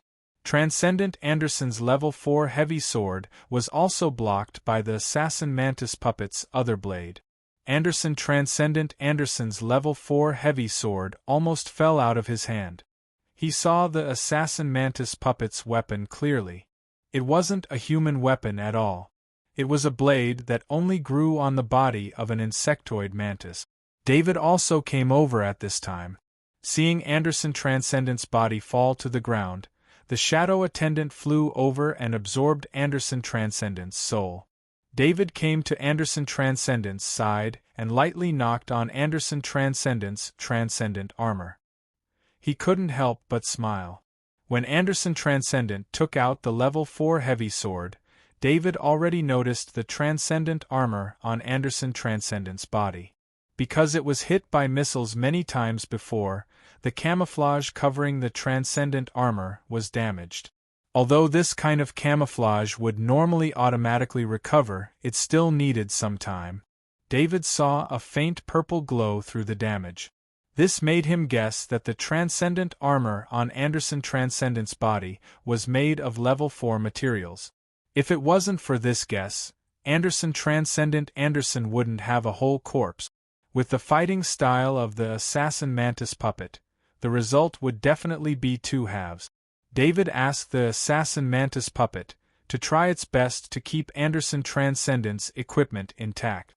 This was why the assassin mantis puppet was able to stab Anderson Transcendent's heart with its blade.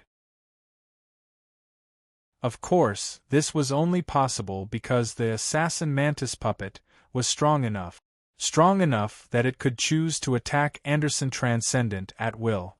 David took off Anderson Transcendent's transcendent armor, put away the level 4 heavy sword, and then put away the space bracer. David hesitated for a moment. Looking at Anderson Transcendent's corpse, the corpse was basically undamaged. This made him wonder if he could use this corpse to make a puppet. It should be more convenient to have a human transcendent puppet by his side. This Anderson Transcendent was the leader of the 10 Transcendent. Although David hadn't really fought with him, he could see that he was very strong. It would be very difficult to find a better puppet material than Anderson Transcendent in the Interstellar Federation. David let the shadow attendant put Anderson Transcendent's corpse into the space bracer. Then he walked out of the mine. Walking out of the mine, David saw 15 frigates in the sky completely surrounding the area. It seemed like the 2nd and 3rd fleets were also here. Withdraw. Captain Faulkner, Captain Houseman, and Captain Noel, go to the office immediately for a meeting. David ordered in a deep voice. Yes, Captain. The 3 captains understood that David was looking for trouble, but they each had a relatively reasonable explanation. Even if David was looking for trouble, he couldn't use military law to punish them. At most, he would give them some trouble in the future. The 3 captains had their own thoughts and ordered the fleet to return. David soared into the sky and flew towards the base. Soon, he arrived at the base. As soon as he entered the base, he saw 7 corpses placed in the base's hall. Long live the captain!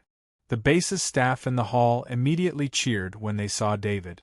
It was hard to imagine that when 10 Transcendent entered planet Bedalia, there would be 7 corpses here, and 1 was captured alive. These were all transcendent. They were existences that every soldier here had to look up to. However, such a legendary existence was thrown to the ground like trash. Immediately strengthen the scan. This time, one of the 10 Transcendent is still missing.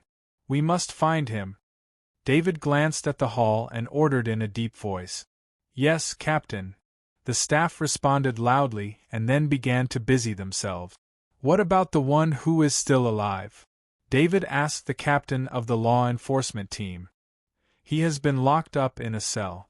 I sent the most elite law enforcement team, Kaji, to guard there. The captain of the law enforcement team replied. Take me to see him. David looked at the time. There was still some time before the three captains arrived. He might as well go and see the captured transcendent first. The captain of the law enforcement team brought David to the cell, which was at the lowest level of the base. The captured transcendent's hands and feet were tied to 4 alloy chains, causing the transcendent's body to be suspended in the air. In this position, the transcendent without the transcendent armor would find it difficult to exert force even if his body was in good condition. In addition, the transcendent's head was wearing an energy limiter. The energy limiter's tube was connected to the transcendent's blood vessels and spine. This made it even more difficult for the transcendent to move. David looked at the transcendent's condition. The transcendent was in a very bad state. Many of his bones were shattered. The transcendent had used a healing potion before, but with such injuries, it was not enough. Inject him with a healing potion. David needed to ask questions. He ordered the captain of the law enforcement team beside him. The captain of the law enforcement team took out a syringe and went to the transcendent's side. He injected the healing potion into the transcendent's body. This type of military healing potion was very effective. It only took a short while for it to take effect. The transcendent's eyelids kept twitching. It looked like he was about to wake up. Start recording the interrogation. David ordered again. The 4 surveillance cameras around the cell were all turned on. They recorded everything in the cell. The transcendent's eyes slowly opened. When he saw David, his pupils suddenly shrank. Since you're awake, let's talk, David said with a smile. He had already opened his helmet, revealing his face. We have nothing to talk about, the transcendent replied in a hoarse voice. I forgot to introduce these people beside me. They are all elites of the law enforcement team in the military. Every one of them is an expert in interrogation. They have 100 ways to make you beg for death. I want to be civilized. If you answer my questions honestly, I won't let them go too far. David said calmly. I've been in the military before. It's just the law enforcement team. The transcendent glanced at the law enforcement Kaji in white exoskeleton armor and said with disdain. Use more civilized methods. Don't be too bloody. David shook his head helplessly and said to the law enforcement team captain. Don't worry, Chief Defense. Once he's in our hands, no matter who he is, he'll answer whatever you want in 10 minutes.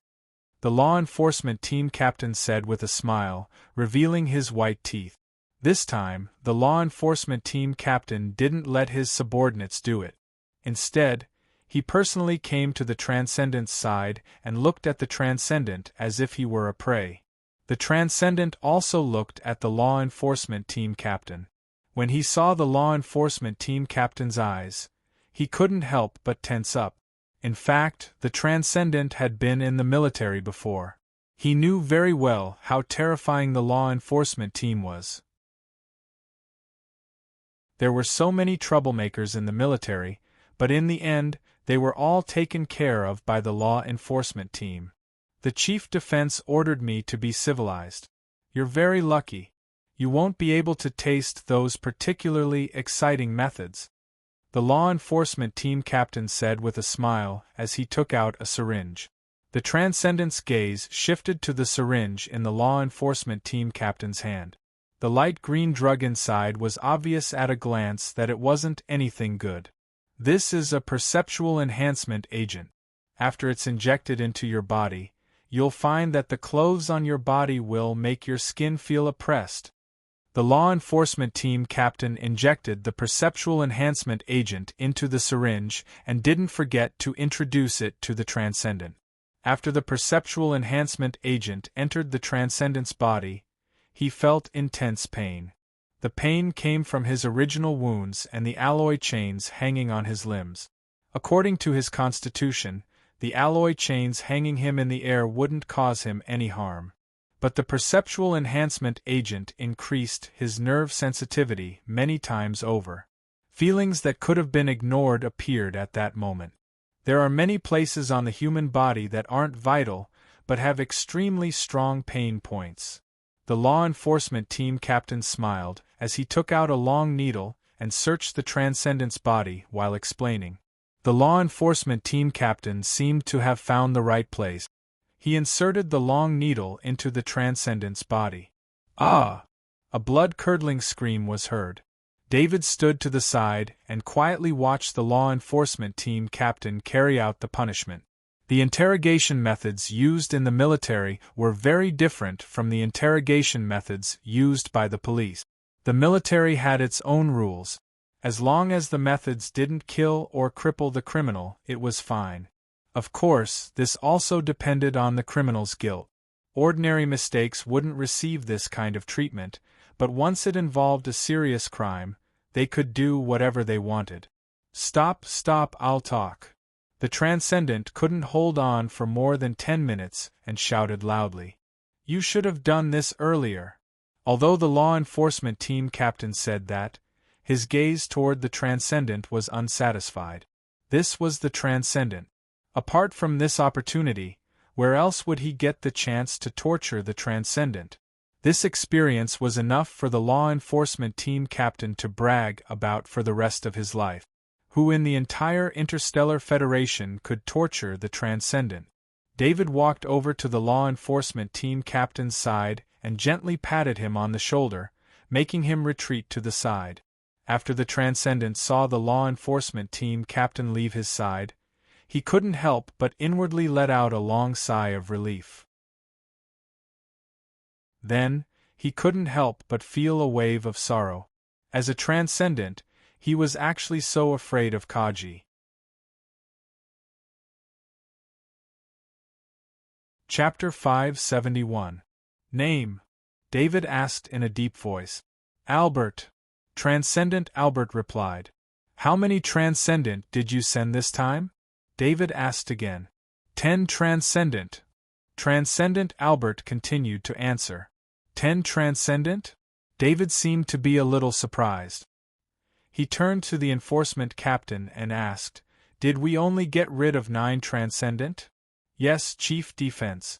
The enforcement captain immediately replied. Transcendent Albert, can you explain to me what happened to the remaining Transcendent?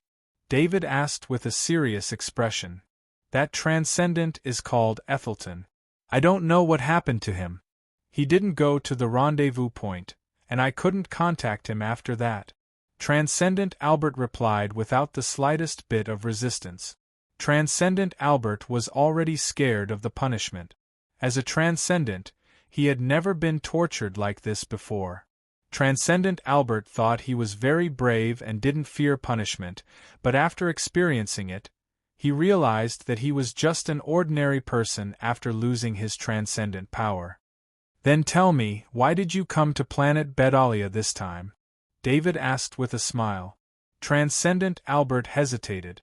Although the matter was very obvious, if he said that he wanted to assassinate a general, the consequences would still be very serious. To be honest, he was already very satisfied that he didn't die on the spot. Transcendent Albert also believed that as long as he entered the military court, someone would help him. However, if he admitted that he was here to assassinate Major General David, then even if someone helped him afterward, it would be very difficult for him to get away with it. David took out a grade 3 military knife from his calf and swept it at Transcendent Albert's lower body. Transcendent Albert cried out in surprise, then urinated down his leg tube to the ground. However, Transcendent Albert soon realized that David didn't really cut it. He just swept it from the side. This time I was just scaring you. If you hesitate for even a second, I won't miss. David's voice was very cold. Transcendent Albert's face turned pale. This David was even more ruthless than the enforcement captain just now. It must be known that no matter what the enforcement captain did before, he would still keep Transcendent Albert's body intact. However, David didn't have so many concerns. As a general of the defense force, no one would say anything if he edited the video. As for the injuries on Transcendent Albert's body, it could be said that they were left behind from the battle. Even if Transcendent Albert was killed at this time, it could also be said that Transcendent Albert was seriously injured and could not be cured. What is your mission for coming to planet Bedalia this time? David repeated the question just now. We're here to assassinate you. Transcendent Albert still wanted to hesitate, but when he thought of David's words, his brain didn't have time to think and he blurted it out. After saying this, Transcendent Albert lost his last bit of resistance. If he could even say something like this, what else could be more serious than that? Who sent you? David asked again. It was organized by Anderson Transcendent. We all received an invitation from Anderson Transcendent. Transcendent Albert didn't hesitate, or rather, he thought of how to answer this question after he woke up. Pushing all the trouble to Anderson Transcendent was indeed organized by Anderson Transcendent. Of course, Transcendent Albert also knew who the mastermind was, but if he were to say it out loud, especially in the military, then he would definitely die. At that time, no one would come forward to help him. He would be abandoned by the other side, and the other side would even use their connections to kill him. David glanced at Transcendent Albert and didn't ask any more questions. In fact, he also knew that the force that could send 10 Transcendent must be very powerful. He didn't know if Transcendent Albert really didn't know, but in the military prison, he couldn't really do anything extreme. You continue the interrogation. No one is allowed to come near here except on my orders. David looked at the time. The 3 captains should be arriving soon, so he ordered the law enforcement captain. When returning from the prison, David reconfigured the access authority of the prison. Only members of the law enforcement team could enter and leave, and the authority of everyone else was withdrawn. When he walked into the conference room, the 3 captains had already arrived. They were standing in the conference room and didn't sit down. I'm late. David didn't take off his exoskeleton armor and walked into the conference room. He nodded to the 3 captains and said, Defense Captain. The 3 captains didn't wear their exoskeleton armor, which made them feel pressured. The golden exoskeleton armor made them think of the Federation's god of war during the military parade. 8 Transcendents had fallen today, and 1 had been captured alive. These battle records made them feel extremely pressured. Captains, can any of you tell me who made you disobey my orders and give the 10 Transcendent time to assassinate me? David was still smiling, but the words he said made the 3 captains' faces change drastically. Defense Captain, I didn't disobey your orders. There was a special situation. Captain Faulkner quickly explained. Captain Faulkner, you had a special situation. Captain Noel, you also had a special situation. And you, Captain Houseman, you also had a special situation. Other than the captured 4th Fleet, all the warships of the Defense Force had a special situation. When needed, they needed at least 10 minutes to enter battle. David looked at the 3 captains and said with a cold smile, Defense Captain, I'm sorry. Captain Noel quickly apologized. Captain Houseman and Captain Faulkner also bowed to express their apologies. Originally, I thought that if any of you could tell me who the mastermind was, I could still let him go. But since you've made your choice, you won't regret it. David said in a deep voice. Defense Captain, we didn't do anything wrong. Since you're unhappy with me, I'll immediately apply for a transfer when I get back. When Captain Houseman heard David's words, he knew that David didn't want things to end like this, so he said directly. Although you're the defense captain, under the premise that we didn't do anything wrong, you can't force us to make a mistake. Captain Faulkner added. David suddenly laughed. He looked at the 3 captains with eyes full of mockery. At this time, The two sides had really shed all pretenses and put their opposition to each other in the open. Very good. Since you've made your choice, you're on your own, David said as he turned around and left the meeting room. After David slammed the door shut, the three captains looked at each other with worry in their eyes. To be honest, they didn't want to completely shed all pretenses with David. They were very worried about becoming enemies with such a strong and terrifying person. Let's quickly apply for a transfer.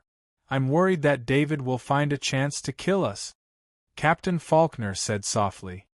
He won't kill us, but I'm afraid that our lives will be difficult in the future.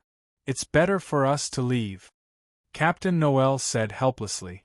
If the three of us jointly report to the higher-ups that David used force to threaten his subordinates, then we can be transferred quickly and leave some trouble for David, Captain Houseman suggested. If we do that, we'll be blamed in the military. Captain Faulkner shook his head and said, in the military, if they accused their superiors, even if it was right, they would be rejected by most of the officers in the military. With Lieutenant General Kenny helping us, what's there to be afraid of? Captain Houseman said with a smile. Silence. Captain Faulkner's expression changed as he looked around and said. David, who was standing in the hall, heard Captain Houseman's words through the shadow attendant. He couldn't help but frown. He wanted to know more about the behind-the-scenes situation, but it seemed like the three captains only knew about Lieutenant General Kenny. It wasn't that David looked down on Lieutenant General Kenny. It was just that the person who was his enemy had such a huge network of connections and sent out 10 Transcendent soldiers. It was not something a lieutenant general in the Tongda Starfield military could do. They're useless now, David whispered to himself. Then, the three captains in the meeting room were about to leave when they saw the figure of a little fatty appear out of thin air in the meeting room. It was the assassin Mantis assassin that the shadow attendant released from the portal ring. As soon as it was released, it immediately attacked the three captains. Even the 3 Transcendent soldiers with Transcendent armor couldn't block the assassin Mantis assassin's attack, let alone the 3 captains without exoskeleton armor. In an instant the 3 captains fell to the ground. Then, the shadow attendant put away the assassin Mantis assassin and threw the corpse of Transcendent Ethelton into the meeting room. The corpse of Transcendent Ethelton was still wearing the broken Transcendent armor. David had put it on again. Even the rank 3 heavy sword was in his hand. There's killing intent in the meeting room, David suddenly yelled. He quickly ran towards the meeting room. His movement immediately alerted the other soldiers in the hall, and they quickly ran towards the meeting room as well. No one doubted David's words. After David demonstrated his strength, everyone trusted David. You dare! David kicked open the door of the meeting room and roared. Then, he rushed in with the level 4 heavy sword in his hand. When the other soldiers arrived, they saw 4 corpses. Other than the 3 captains' corpses, there was also the corpse of a Transcendent. Find out who brought this Transcendent in, David ordered angrily. The relevant soldiers immediately got to work. All the security data of the entire base was reorganized, and the security records were reviewed one by one. Protect the scene well. The law enforcement team will investigate first. At the same time, report the situation to the military and ask them to send military personnel to take over the investigation. David continued to order. David walked out of the meeting room. The meeting room would be locked down later, waiting for the military personnel to take over. David wasn't worried about being exposed at all. After the Transcendent Ethelton died, his corpse was stored in his portal ring. Now that he took it out, it was almost as if he had just been killed. The time was exactly the same, no matter what equipment was used to check. Since the 3 captains dared to participate in the assassination, they must have been prepared to die. Due to the death of the 3 captains, the entire planet's defense force was in chaos. Fortunately, the news of David killing 8 Transcendents in a row had spread throughout the planet's defense force. With such a general in charge, the morale of the army was still stable. Although the 3 captains' deaths had a huge impact, the military had its own order. With the death of the captain, there would naturally be a lower-level officer to take over the command. This wasn't something David had to worry about. General, the 4th Fleet's captain sent by the military has been waiting for you for a while. When David walked out of the office, Cadillac's adjutant immediately reported to him. David turned his head and saw the young major standing up in the waiting area. Captain Grenfell greets the Chief of Defense. Captain Grenfell saluted David. Hello, Captain Grenfell. Come in and have a seat. David returned the salute.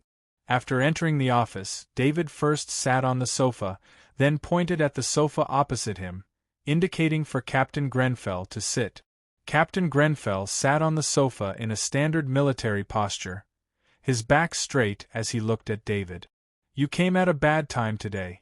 10 Transcendent infiltrated planet Bedalia in an attempt to assassinate me. The captains of the 1st, 2nd, and 3rd fleets were all killed. According to my understanding, the 10 Transcendent infiltrated the planet using your transport ship. According to the rules, you have to wait until the investigation is over before you can take up the post. David explained to Captain Grenfell. He didn't have any doubts about Captain Grenfell. Captain Grenfell didn't have any malicious intent towards him. Furthermore, Captain Grenfell was clearly an officer who had just graduated from the military academy not long ago. The military aura on him was very strong, and it hadn't been erased by the military yet. Obey the Chief of Defense's orders. Captain Grenfell didn't have any objections. There's no need to be so serious. David smiled and waved his hand. He opened Captain Grenfell's information and checked it. Captain Grenfell was still sitting straight as if he had just entered. You graduated from the Federation's military academy? David raised his head and asked in surprise. Yes, I graduated from the Federation's military academy last year. Captain Grenfell replied. We're schoolmates, but I'm in the short training class, and you're in the regular class. David said with a smile on his face.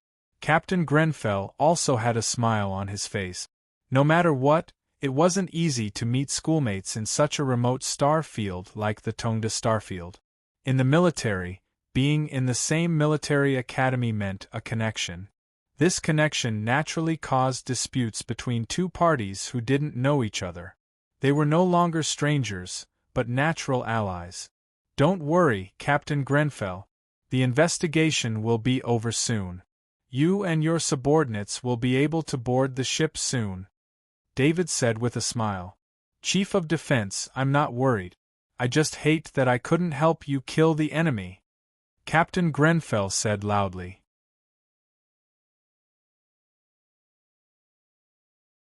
Chapter 572. Tongtu Starfield's military headquarters was on planet Tongtu, and planet Tongtu was also the most prosperous administrative planet in Tongtu Starfield. In an office in the military headquarters, Lieutenant General Kenny was looking at the information in his hands. His wrist was trembling, which made the screen in front of him tremble as well. 10 Transcendent were all defeated.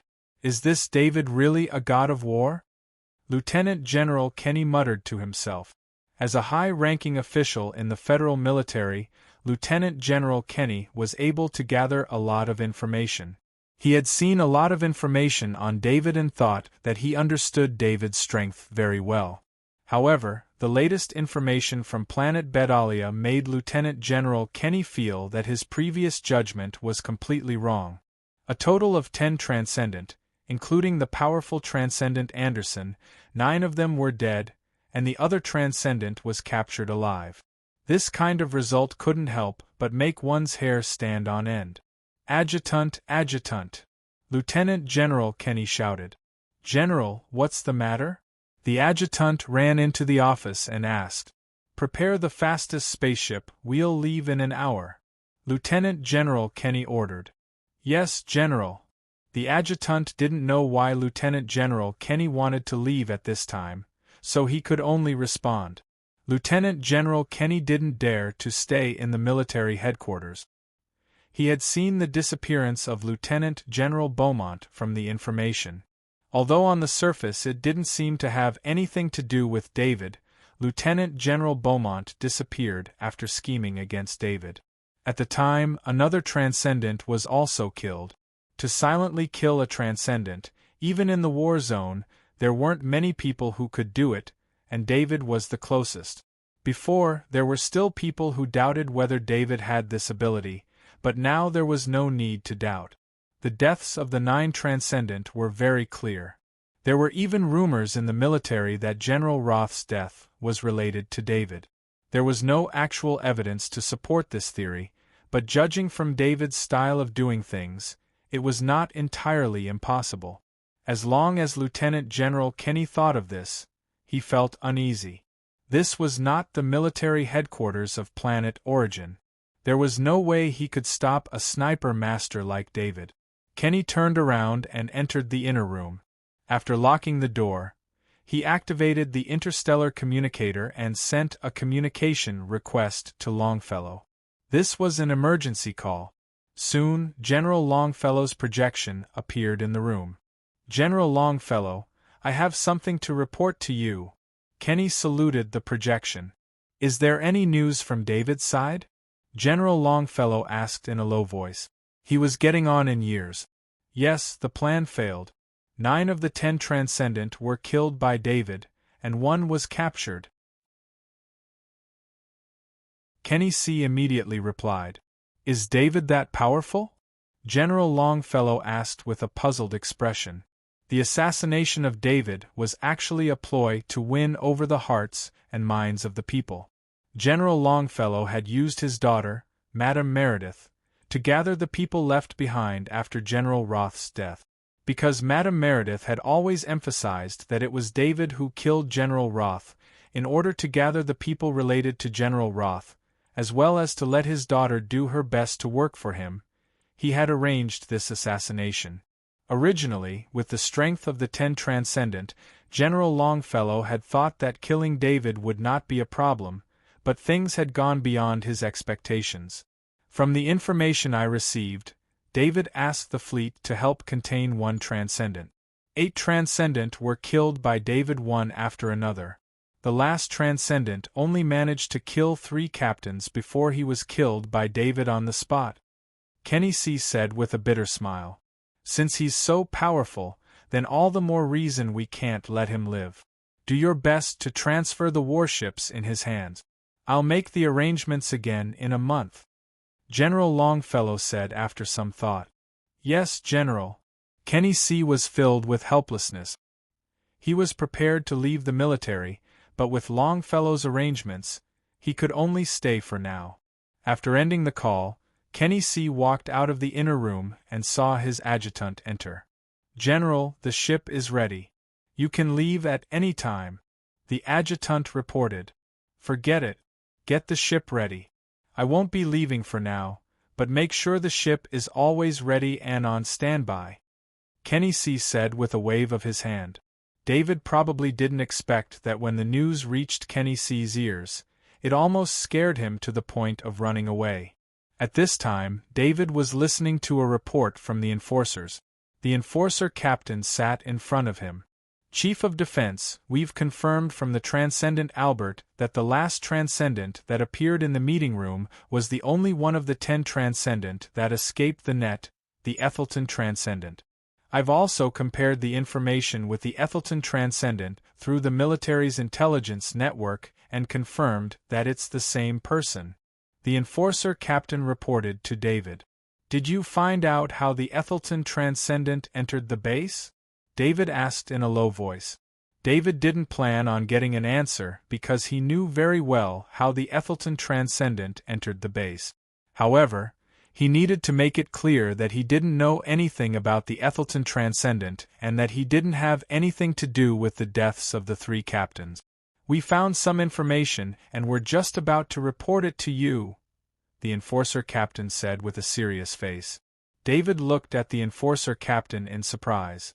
He didn't know what the enforcer captain had found. He actually had information about how the Ethelton Transcendent entered the base out of nowhere. What did you find? David asked. This is a set of data from the security system. Major Handel used his authority to add a lot of privileges to the security system, giving him the authority to bring outsiders into the base without the base calling the police. The enforcer captain reported in a low voice. It's Major Handel? David was really surprised. He didn't feel that Major Handel had any ill intentions towards him, but Major Handel had done so many things. Major Handel was the chief officer of the logistics department. All the security system was provided by the logistics department, so there were a lot of things that he could do. Cadillac, go get Major Handel. David ordered Cadillac's adjutant outside the door. The enforcer captain also sent the data from the security system to David. David opened the data to take a look. David had the ability of the master of electronic warfare, so the data was easy for him. Soon, he found that Major Handel could bring anyone to any place in the base due to the loophole in the security system. General, we can't find Major Handel. His identity bracelet is also deactivated. Cadillac's adjutant quickly came back to report. David waved his hand to let Cadillac's adjutant leave. He came to his desk and opened the special terminal for the head of the defense. This terminal had an extremely high level of authority. It was much higher than Major Handel's authority to exploit the loophole. Through the terminal, David saw Major Handel walking towards the underground prison. Major Handel was wearing an exoskeleton armor and carrying a heavy axe on his back. It seemed like he was going to save someone. Major Handel is going to the prison to save someone. Tell your men to be careful. Also, tell the enforcers to capture him. David said to the enforcer captain as he deactivated all of Major Handel's authority. Yes, head of defense. The enforcer captain stood up and replied. Major Handel carefully observed the passage in front of him. He didn't see anyone, so he quickly walked over. He wasn't worried about the security system in the base at all. These security systems were all installed by him. He could use his identity bracelet to make the security system ignore his existence. Major Handel wanted to save Transcendent Albert because he had no other choice. He didn't want to take any risk. The reason he agreed to help lure some people into the base was because of the credit. It wouldn't be long before he left the army. He didn't want to rely on his pension to live an ordinary life.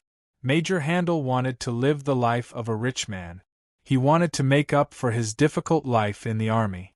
So when someone came to him and he saw the huge amount of credits, he agreed without hesitation. As for what those people wanted to do in the base, it had nothing to do with him. He was just doing things for the credits.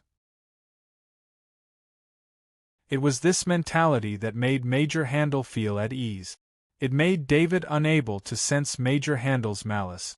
Originally, Major Handel was very happy that the Transcendent who had infiltrated planet Bedalia was killed and captured. He received the credits but didn't have to do anything. But an accident happened. A Transcendent actually infiltrated the base and killed 3 captains. This was not a small matter. What made Major Handel even more unable to explain was the question left behind by the Transcendent Ethelton after he was killed by David on the spot. How did this Transcendent Ethelton enter the base? When the base's law enforcement team and information team started to check the information in the security system, Major Handel started to panic. He knew that he had tampered with the security system. Normally, no one would check the security system line by line. This required a lot of manpower and energy. At the same time, the security system's code opening required the approval of the Chief of Defense, the highest-ranking officer, before it could be opened. In Major Handel's decades of military career, he had never checked the security system before. Major Handel had 2 choices. One was to stay and be treated as a spy who led the Transcendent Ethelton into the base. Because this matter involved the death of 3 captains, his end would be very miserable. The second choice was to leave. But leaving like this made him very unwilling. He would become a stray dog in the future, a wanted criminal by the military and the government. So he thought that if he could leave with the Transcendent Albert, then he would gain the friendship of the Transcendent Albert. At the same time, the forces that dealt with David would also help him get rid of the wanted criminal. Major Handel quickened his pace. The prison cell was in front of him, and there was only one last security door left. He came to the security door. Strangely, the security door didn't open automatically. He used his ID bracelet to scan the security door. As a result, the security door flashed with a red light. Major Handel was shocked. This kind of alarm was an alarm for not passing the identity authentication. Not only the security door alarm, the alarm here would also be transmitted to the security center. At this time, he no longer had any thoughts of saving the Transcendent Albert. He only wanted to leave the base as soon as possible. Outside the base, he had a small military spaceship. As long as he left the base, he would have a way to leave planet Bedalia. But when he turned around, he saw a team of 6 Kaji law enforcers in white exoskeleton armor appear. He wanted to resist, but his strength was enough for a sneak attack. In a direct confrontation with a team of Kaji law enforcers, he had absolutely no chance of winning. When another team of Kaji law enforcers in white exoskeleton armor appeared, Major Handel completely gave up resisting. He directly threw the heavy axe on his back on the ground and removed the exoskeleton armor. Major Handel was brought to David's office. David stood in the middle of the office and watched Major Handel dejectedly being brought in. "Major Handel, I didn't expect you to hide so deeply." David couldn't help but praise Major Handel. Even his mind didn't sense Major Handel's malice towards him. "If I say that I didn't bring the Ethelton Transcendent in, would you believe me?" Major Handel looked at David and asked softly. "What do you think?" David asked with a mocking expression. "I don't believe it either," Major Handel said with a bitter and helpless expression. No matter who brought the Ethelton Transcendent in, he had to be the scapegoat. Captain Faulkner, Captain Noel, and Captain Houseman all died because of you. You even tried to save the Transcendent Albert, who tried to assassinate me. The evidence is conclusive. What else do you want to say?" David asked in a deep voice. "Actually, I suspect that you were the one who killed the 3 captains because they were always against you. They didn't even listen to your orders." Major Handel clenched his teeth and said. Major Handel's heart was filled with unwillingness. If he really did it, he would admit it. But before he even did anything, he was already accused of a serious crime. This was not a normal serious crime. The captains of battleships and fleets in the military were basically all elite officers in the military. The death of 3 such officers was enough to sentence Major Handel to death. Therefore, Major Handel decided to let it go and expressed his thoughts. "I heard that the judge of the military court graduated from the Federation's military academy. He can be considered my senior. Looks like I have to pay him a visit," David said faintly. Major Handel felt a threat from David. His fate would be decided by how the judge of the military court judged him. "Take him away. I don't want to see a traitor like him again." David waved his hand and said to Kaji beside him. The captain of the law enforcement team could see that David was dissatisfied with Major Handel. In addition, Major Handel had previously framed David, so he made a gesture when Kaji was escorting Major Handel away. David obviously saw the gesture, but he pretended not to see it. Major Handel was brought into the cell. He was lucky enough to see the Transcendent Albert. At this time, the Transcendent Albert was twitching all over. There was yellow liquid on the ground. Major Handel's hair stood on end. A powerful Transcendent had become like this. It was obvious how Kaji treated the Transcendent Albert. He turned his head and saw the sinister smile on Kaji's face. Then, screams came from the cell.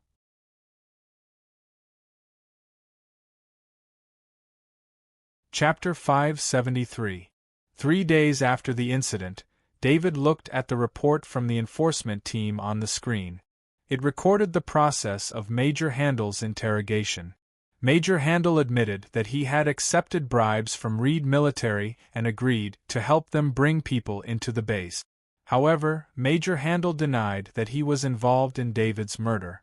David used his identity bracelet to connect to Skynet and search for information on Reed military. Reed Military was a weapons manufacturer in the Tongda starfield.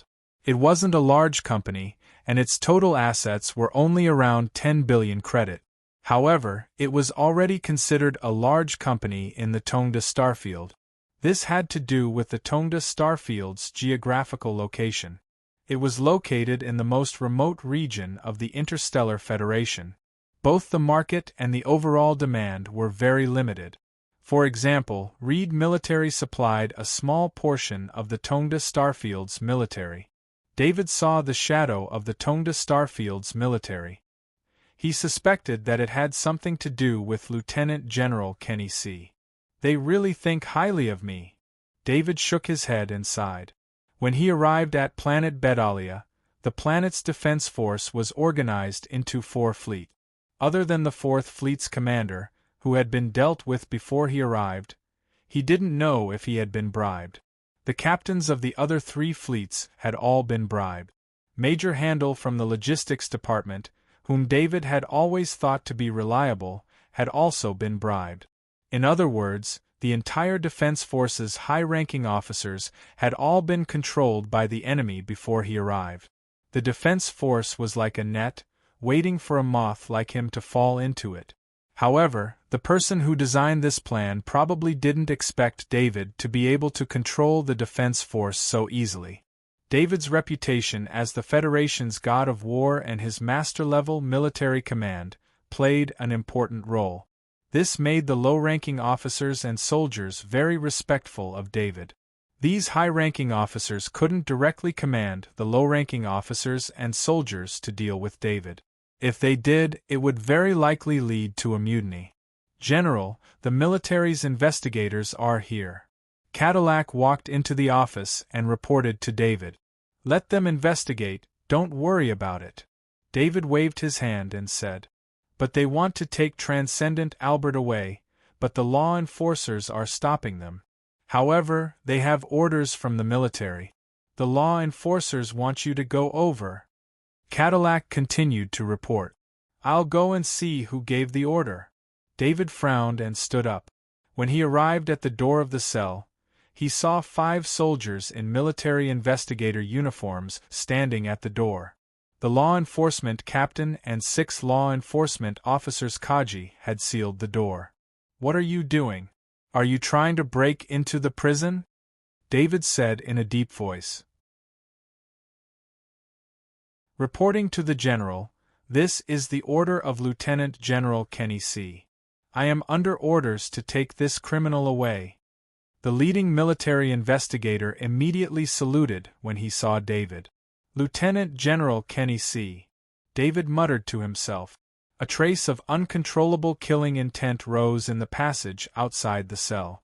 The 5 military investigators trembled. Even the law enforcer's Kaji behind the door felt a chill. The leading military investigator thought of how terrifying David was.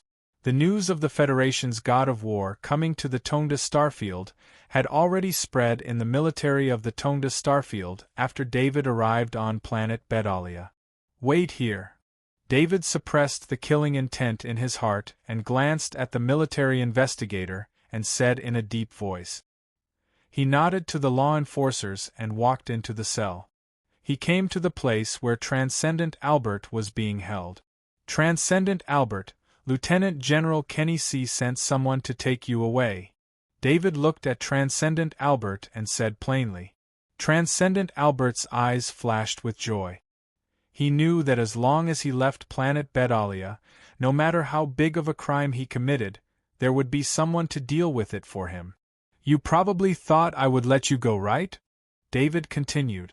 Transcendent Albert could tell that something was wrong with David's words, so he quickly raised his head to look at David.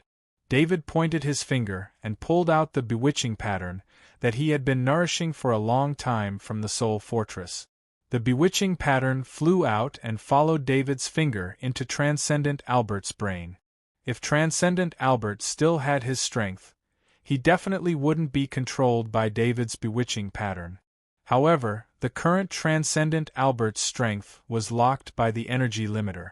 Even his spirit was dispirited from being interrogated for a long time.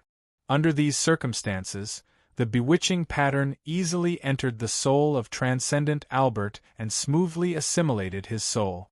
David gave an order to Transcendent Albert and then untied the shackles on the Transcendent Albert's hands and feet. He then carried the Transcendent Albert's body out of the cell.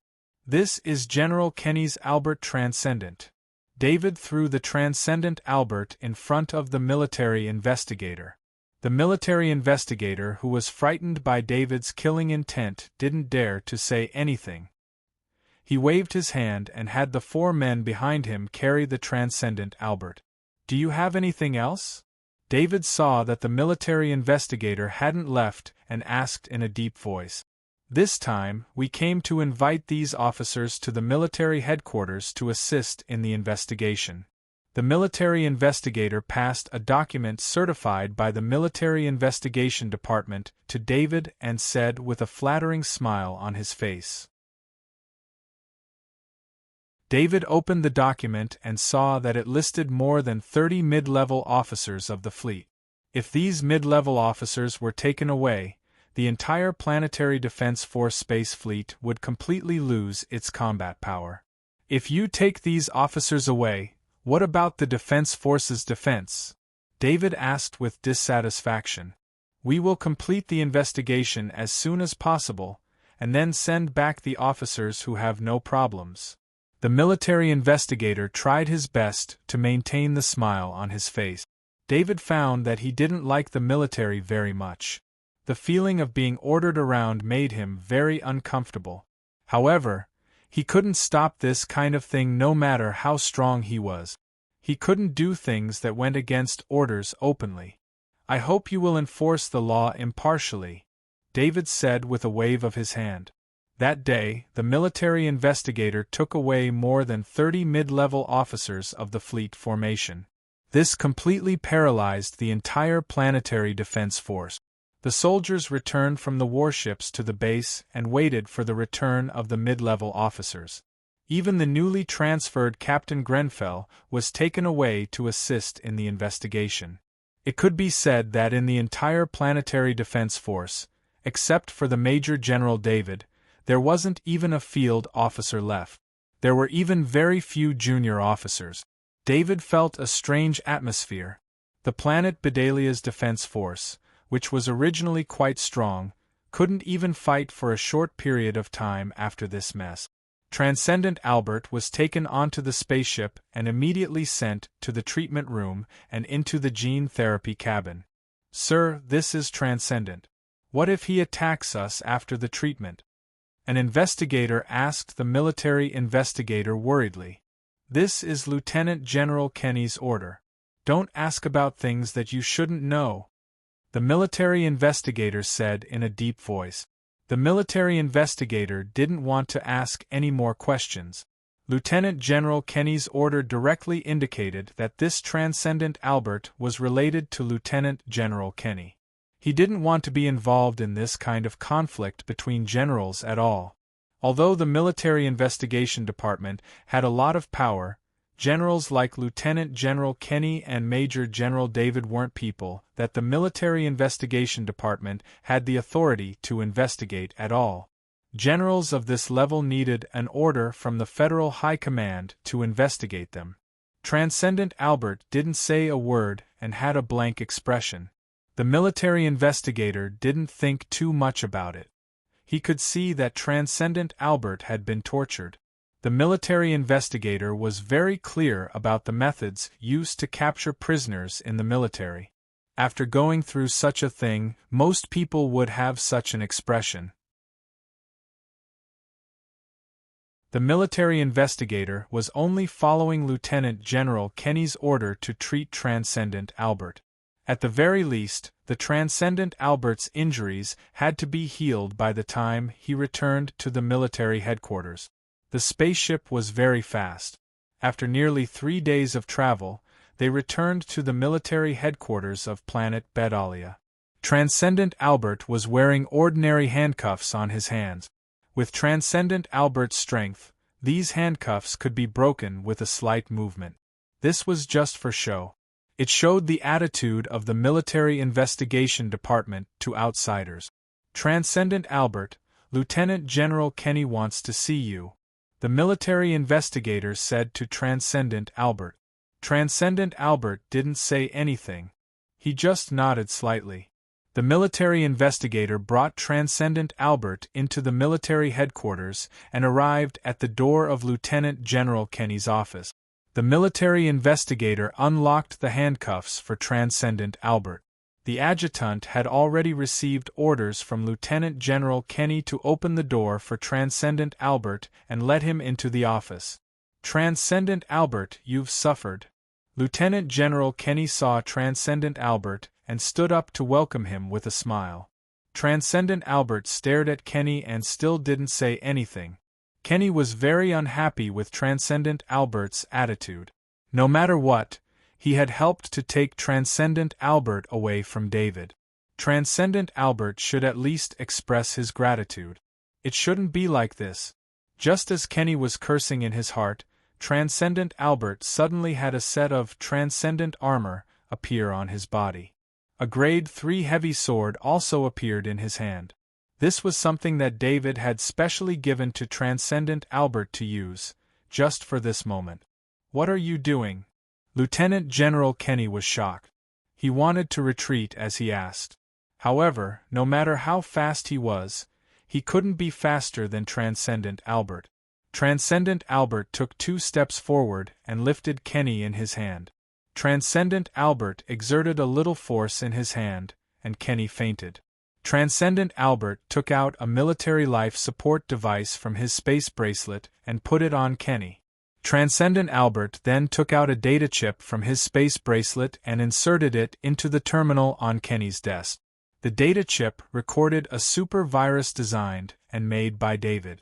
If this super virus was inserted into an ordinary terminal, the effect would only affect a very small area.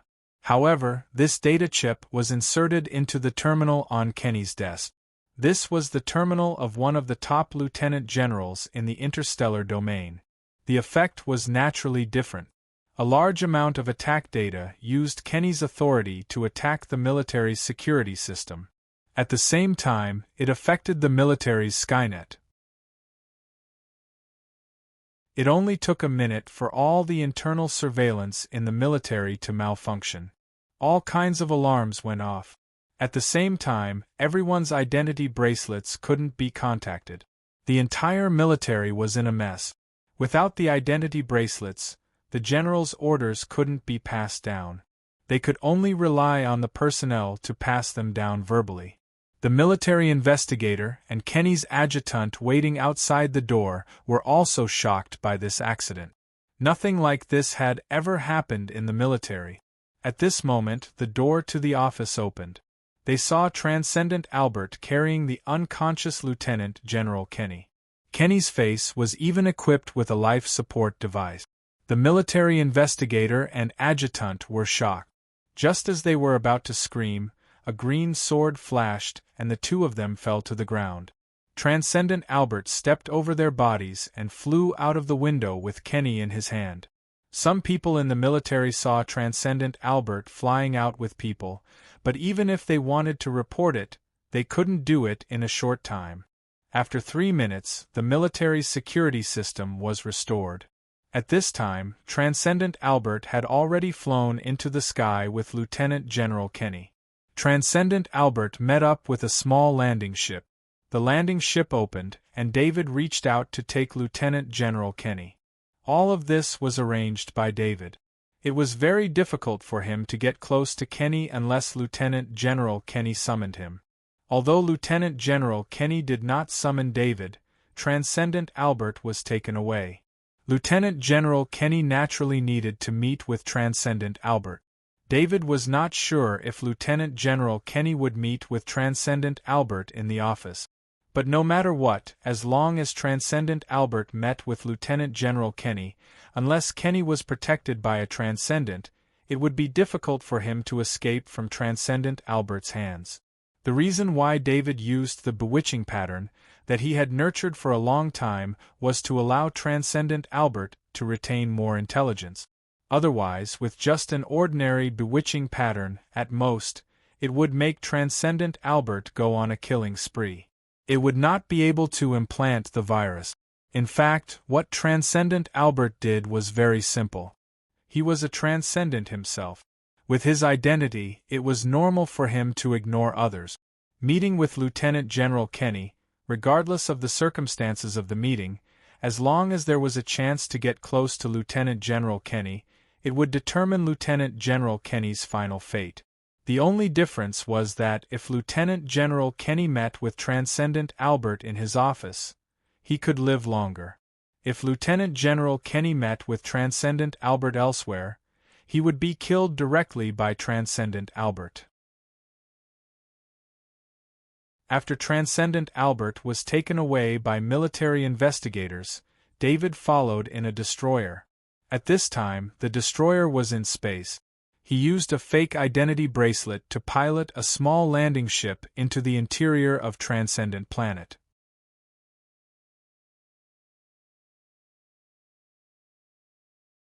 Chapter 574. When Lieutenant General Kenny opened his eyes, he saw Transcendent Albert standing to the side, as well as a familiar yet unfamiliar face. He said it was familiar because he had seen this face many times in the information, and he would be frightened awake by this face when he went to sleep at night. He said it was unfamiliar because he had never really met this face before. "Lieutenant General Kenny, I'm sorry to have to invite you here," David said with a smile. Why would Transcendent Albert help you?" Lieutenant General Kenny still didn't understand what was going on. He looked at Transcendent Albert standing to the side and asked. "It's very simple, Transcendent Albert, come and learn from Puppy," David said with a smile and a wave of his hand. Transcendent Albert immediately lay on the ground, shook its head like a puppy, and ran back and forth on the ground. Because the Transcendent's body was extremely nimble, it was able to learn Puppy's movements very well. Transcendent Albert's appearance should have been extremely funny, but Lieutenant General Kenny didn't laugh. Not only did Lieutenant General Kenny not laugh, his heart was filled with fear. This was Transcendent, the strongest combat force of the Interstellar Federation. Transcendent Albert's strength was considered one of the more powerful Transcendent. Yet, such a Transcendent was now imitating a puppy. Kenny looked at David again. The smile on David's face was more like the smile of a devil in his eyes. "You're a devil, you're not human," Kenny said softly with fear in his eyes. David clapped his hands, and Transcendent Albert stood up again and stood to the side. "Well, I've given you the answer to your question. Shouldn't you answer my question too?" David asked with a chuckle. Kenny didn't say anything. He looked around and found that he was in the cockpit of a large warship. Although there were no crew members in the cockpit, he was sure of this. "You brought me on this warship. Aren't you afraid that the crew will tell about me?" Kenny slowly calmed down and said in a low voice, "Oh, you're concerned about this warship. If we don't count Transcendent Albert, this warship is just the two of us." David didn't seem particularly anxious. He smiled and chatted with Kenny. It would take about 3 days to return from here, which was enough time for him to interrogate Kenny. As for the defense force, he didn't have to worry. He had entrusted the law enforcement captain to help manage the defense force, and there was no mission. Apart from the maintenance personnel of the warship, all the soldiers were at the base, very easy to manage. "You can't deceive me. It's impossible for a large warship to have no crew." Lieutenant General Kenneth shook his head. "Kits, say hello to Lieutenant General Kenny." David looked up and said, "Lieutenant General Kenny, you are a prisoner of this ship. You have no authority." The mechanical voice of the advanced kit's combat artificial intelligence sounded. Kenny understood, but he didn't understand why this model of warship would be David's ride. I know you want to stall for time, but I'm sorry to disappoint you. We're already traveling at light speed. We've already left the range of planet Tong to... David said to Kenny with a smile. Will I be able to live? Lieutenant General Kenny's face didn't change when David hit the nail on the head. He only cared about whether he could live or not. Kenny was very afraid of death. This could be seen from the fact that he wanted to escape when he heard that the mission had failed. I won't lie to you. If you tell me what you know, then I'll let you die in peace. If you don't, then I'll use some methods to make you talk. The process will be very painful. You can choose. David stopped smiling and said in a low voice, Ask away. Kenny's face turned green and white, and he finally said helplessly, Tell me, who wants to kill me? David asked in a low voice. Kenny looked up at the Transcendent Albert in confusion before answering, It's General Longfellow. Kenny thought that David was testing him. Since the Transcendent Albert was so obedient, then David should have known that General Longfellow had arranged for 10 Transcendent to kill David. That was why Kenny didn't hesitate and said General Longfellow's name. David's expression didn't change, but his heart was in turmoil. General Longfellow was one of the oldest of the 13 vice-marshals in the High Command, and he was ranked near the top of the 13 vice-marshals. However, David didn't understand when he'd offended the general to the point that he'd have to deal with him. I believe you know why General Longfellow wants to kill me, right? David asked calmly. General Roth's wife is General Longfellow's daughter. After General Roth died, General Longfellow took over the connections General Roth left behind. Because he suspects that you killed General Roth, General Longfellow needs to use your life to appease his daughter and those connections. Kenny didn't hide anything and didn't hold back. He was a high-ranking official under General Longfellow, so he naturally knew about this. Damn it, they can even find me for this. David couldn't help but curse. Logically speaking, the method he'd used to kill General Roth shouldn't have been traced back to him. However, David never would have thought that the reason for this attack was related to General Roth's death. David originally thought that it was Grand Marshal André's opponent who'd made the move. Who knew that it was one of the higher-ups in the military who'd done it? Thank you for answering my questions. I'll fulfill my promise and give you a quick death. David nodded at Kenny. When the Transcendent reached out and broke Kenny's neck, David seemed to see a strange smile on Kenny's face, as if he was mocking David. David wanted to stop the Transcendent, but it was already too late. Lieutenant General Kenny's soul had already been absorbed by the Shadow Attendant. Lieutenant General Kenny must have been hiding something. He wouldn't let anyone else have a good time even if he died. David muttered to himself. How could anyone who could become such a high-ranking official be simple? Lieutenant General Kenny knew that he wouldn't be able to live. He answered all of David's questions, but he didn't say anything important. Of course, Lieutenant General Kenny didn't know that what he thought wasn't important was exactly what David didn't know. David threw Lieutenant General Kenny's corpse into space. In the vast expanse of space, it was almost impossible to find a corpse. After getting rid of Lieutenant General Kenny, David's heart was at peace.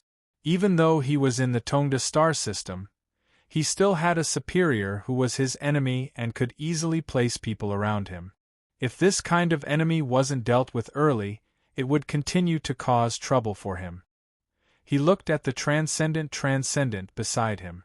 The effect of the bewitching pattern could last forever, but this kind of puppet was far inferior to a puppet made with the corpse controlling technique. Although the Transcendent easily captured Lieutenant General Kenny and killed 2 soldiers, the Transcendent's strength was only enough to deal with Kaji. He couldn't deal with any other Transcendent. This was the weakness of the bewitching pattern. There was a huge difference in intelligence between it and the corpse controlling technique puppet. At least the corpse controlling technique puppet had combat instincts and could use most of its strength. Moreover, the corpse-controlling technique puppet's combat instincts could grow through a long period of battle. The bewitching pattern puppet couldn't, and its strength wouldn't increase at all. Most importantly, the corpse-controlling technique puppet wasn't a living thing, so it wouldn't be discovered by any scan. David also couldn't keep the transcendent by his side. He hesitated for a moment and casually withdrew the bewitching pattern. The transcendent's body went limp and fell to the ground. David took back the equipment on the transcendent and threw the transcendent into space.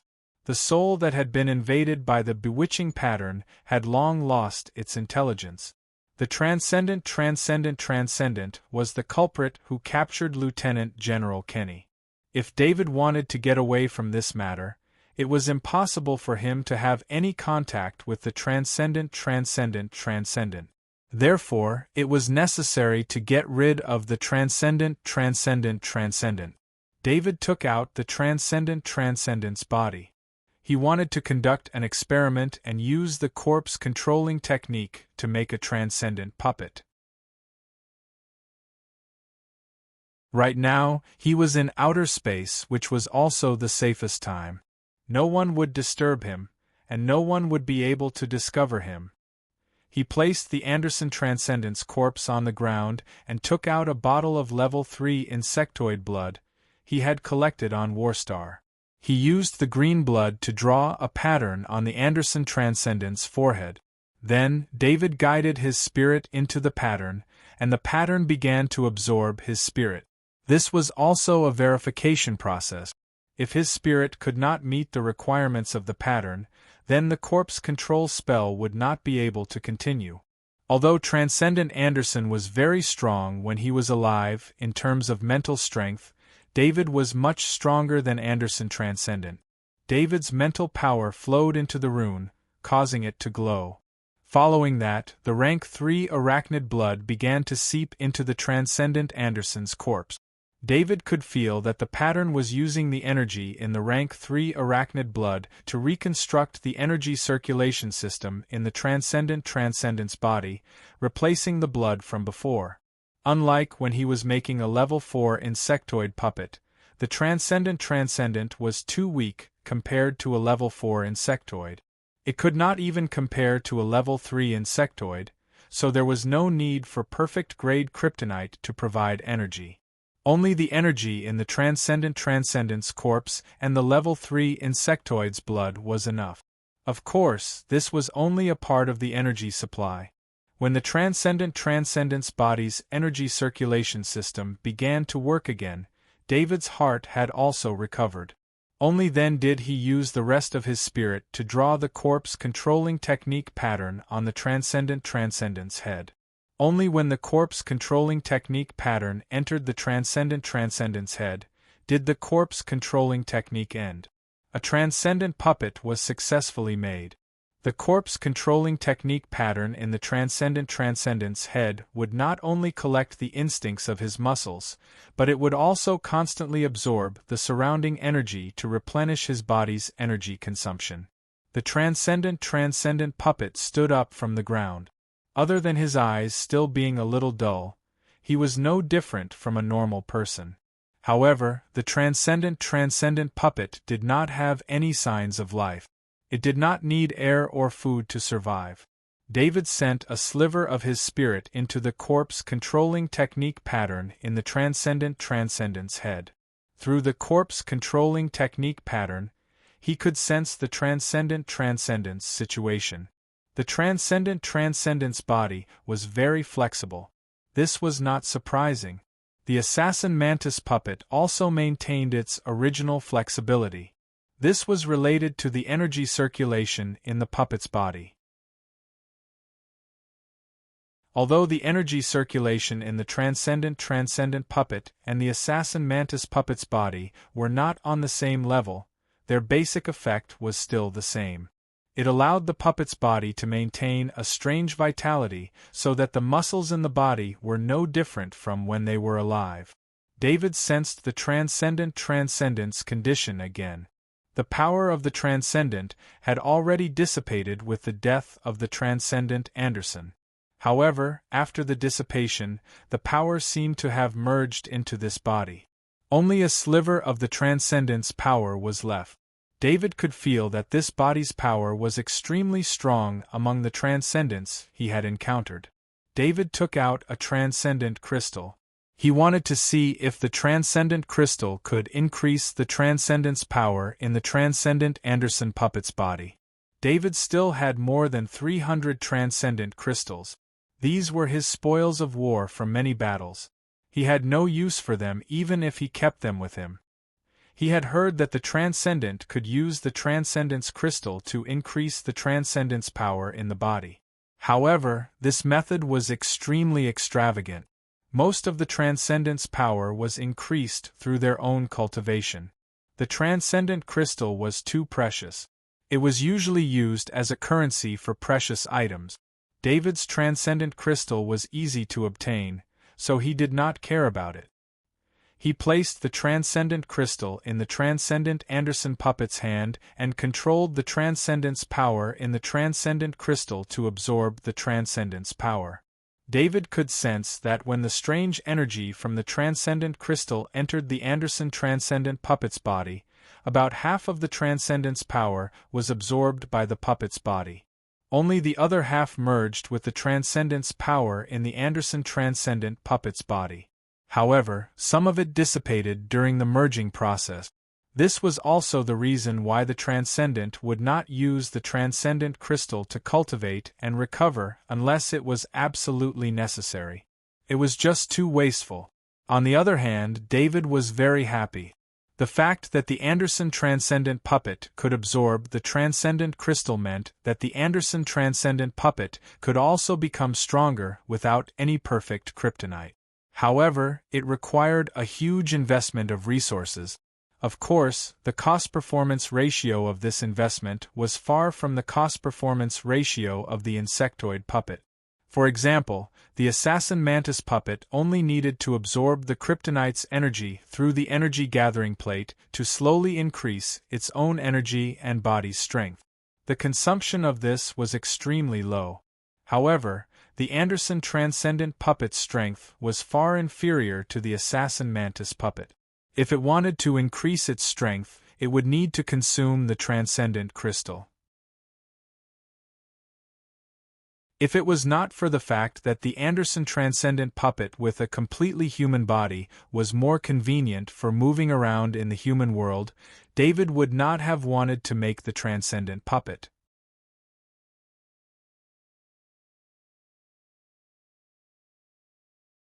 Chapter 575.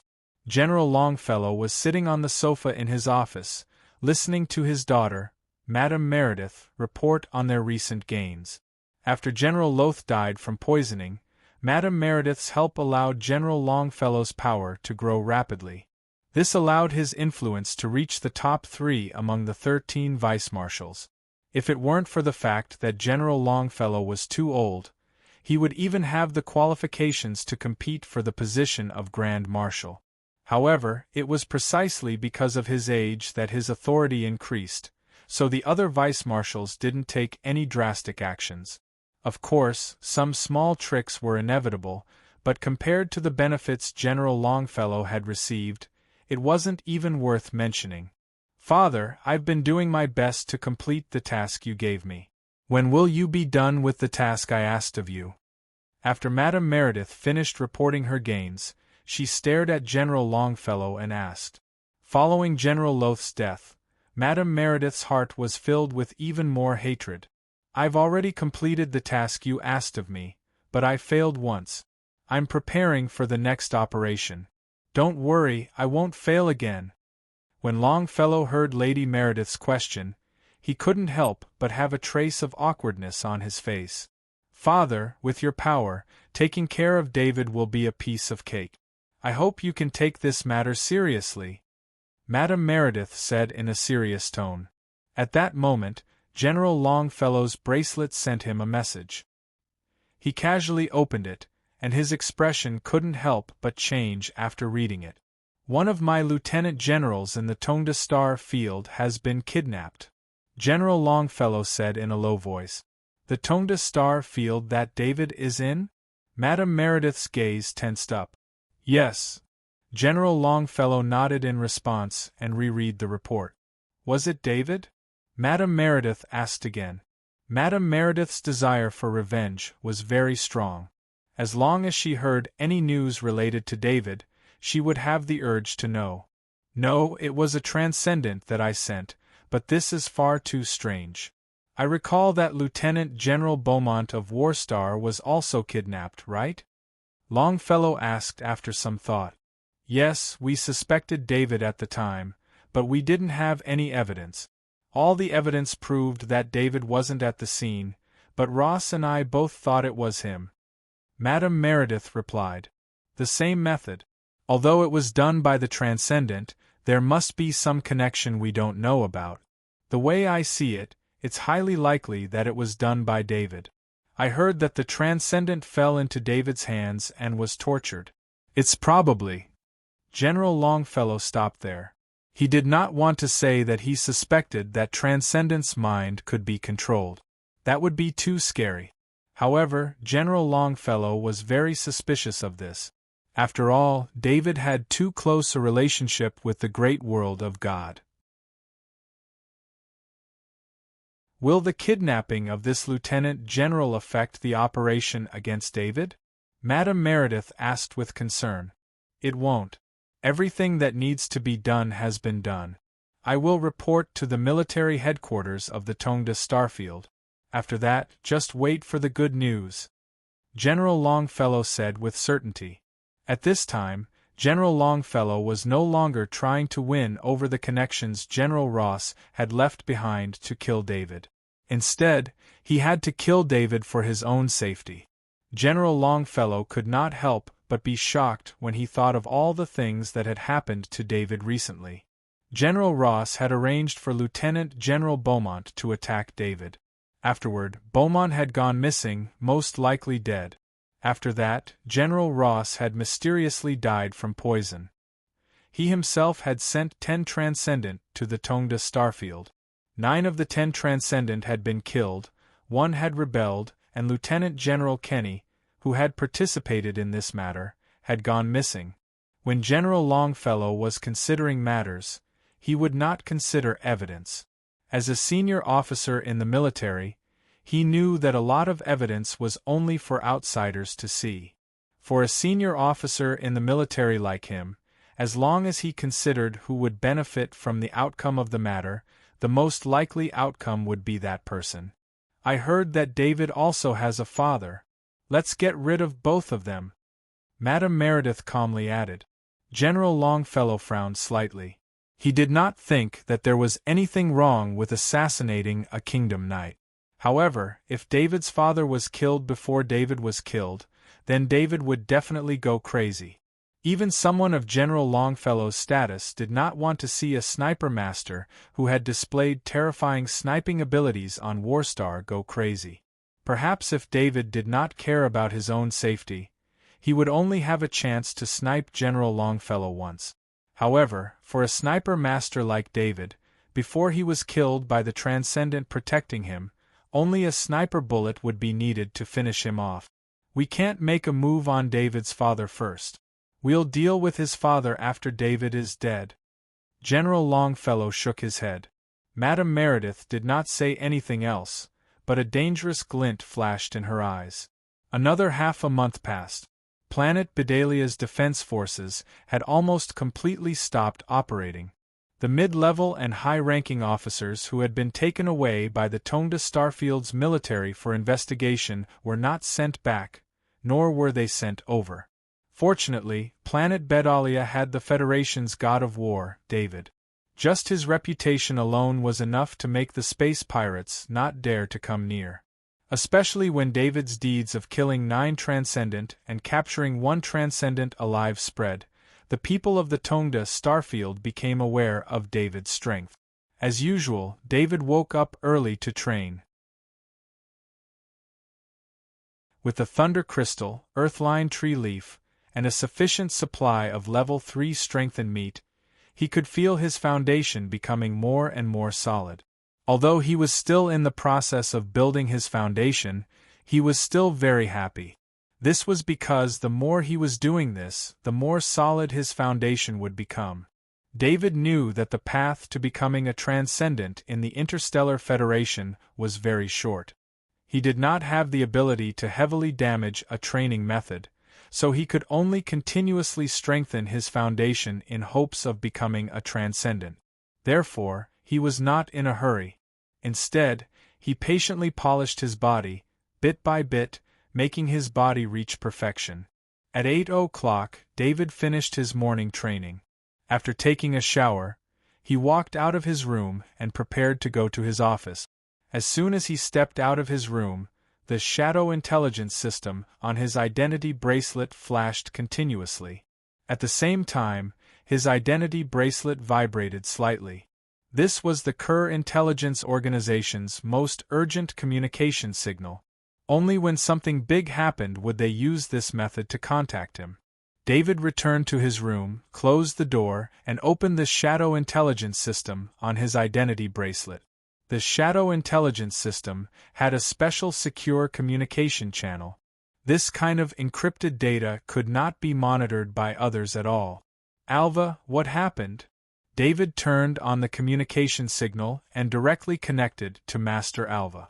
Sir, as per your request, we've been secretly protecting Mr. Hans.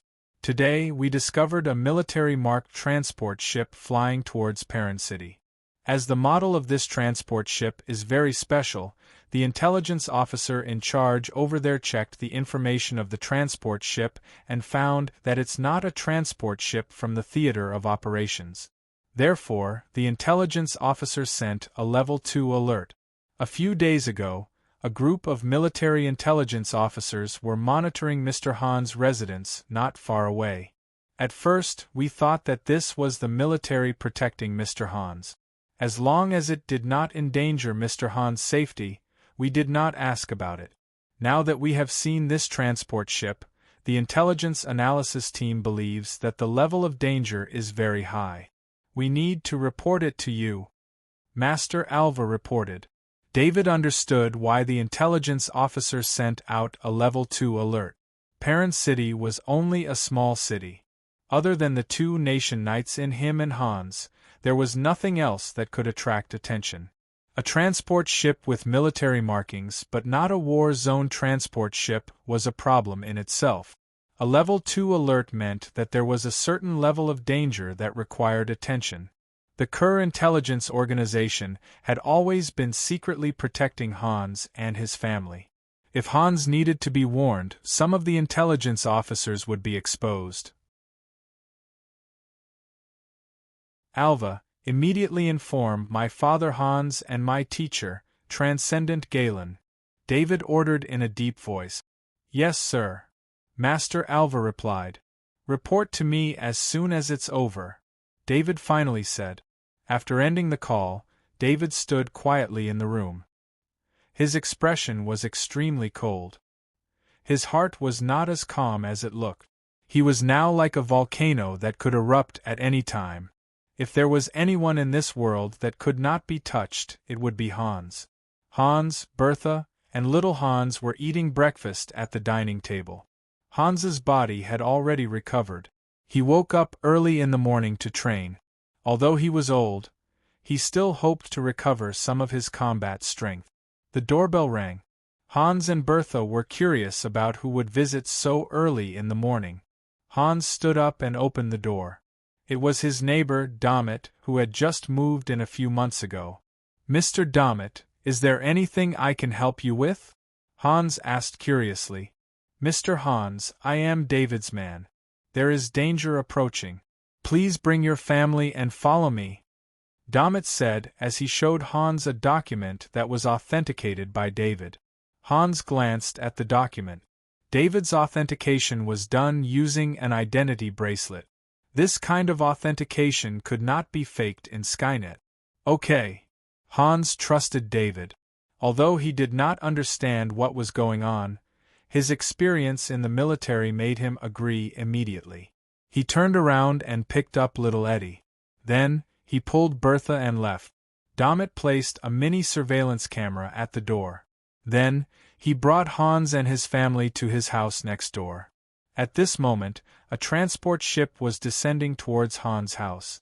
How can it be so fast? Dammit was shocked. He could not help but speed up. He brought Hans and his family into the basement. Then, he opened a secret door in the basement. Inside was a reinforced underground tunnel. It was not easy to dig such an underground tunnel in Perrin City. This was a war zone. The underground was part of the city's security system. Just as Hans was surprised, he saw a small high-speed spaceship parked in the tunnel. Mr. Hans, this spaceship is moving along the tunnel. The entrance of the tunnel is outside Perrin City. You can wait here for a while. If the situation is not right, you can leave immediately. Dammit explained to Hans. Hans and his family hid in the basement next door. A transcendent and 12 Kaji walked down from the transport ship. The 12 Kaji were very professional. They quickly surrounded the house. Among them, there was a professional electronic warfare expert. Using military equipment, they easily shut down the security system of the house. Hans' house was specially protected by the military. Skynet would always spare some resources to monitor it. However, this time, Skynet did not seem to have any reaction. After the Kaji shut down the security system, Skynet did not send out any alarms. The Transcendent did not make a move. He was only here as a safeguard. This kind of small matter did not require him to do it personally. Go in. Captain Kaji waved his hand and made a tactical gesture. The 12 Kaji walked through the front and back doors of the house. The doors made of alloy could not stop weapons at all. They were broken in an instant. The Kaji were very familiar with the internal structure of the house. They immediately started searching. However, they soon found that the house was empty. The 12 Kaji returned to the hall. They knew that the mission had failed and left the house. Sir, there is no one in the house. Hans and his family have left. Captain Kaji reported to the Transcendent. Contact the intelligence team immediately. What are they doing? The Transcendent was very angry and said in a low voice. Captain Kaji turned around and tried to contact the intelligence team. However, they could not be contacted no matter how hard he tried. In a house 150 meters away from them, 3 military intelligence team members were lying in a pool of blood. The military communication device in front of them was still flashing, waiting for them to answer. Sir, we have lost contact with the intelligence team. Should we evacuate immediately? Captain Kaji reported. Captain Kaji knew very well what it meant to lose contact with the intelligence team. It meant that their every move had been discovered a long time ago. When they were still on the transport ship, they were still in contact with the intelligence team. However, they could not contact them now. It was impossible for the intelligence team to turn off the communication device. The communication device they used was not ordinary. It had all kinds of anti-jamming capabilities. Unless it was a military jamming device, there was no way to block the communication. Evacuate for what? Get the Electronic Countermeasures Division to hack into the Skynet here and find the surveillance signal. I don't believe that they can escape Perrin City in a short time. The Transcendent waved his hand and said. A small city like this was no threat to the Transcendent. No one could stop him if he wanted to leave. The mission this time was very simple, but the reward was very generous. If he could not complete it, he would not have the face to see his employer. Therefore, he rejected Captain Kaji's suggestion. He would not leave until he found Hans.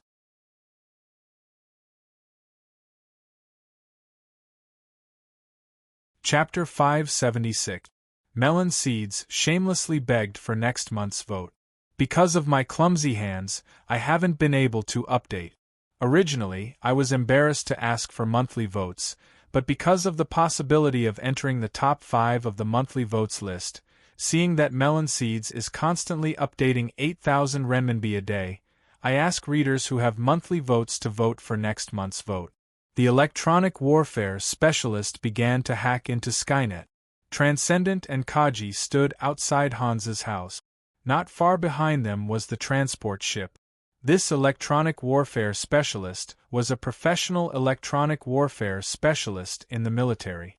Compared to normal electronic warfare specialists, he had more resources. For example, the software in his hands was more advanced.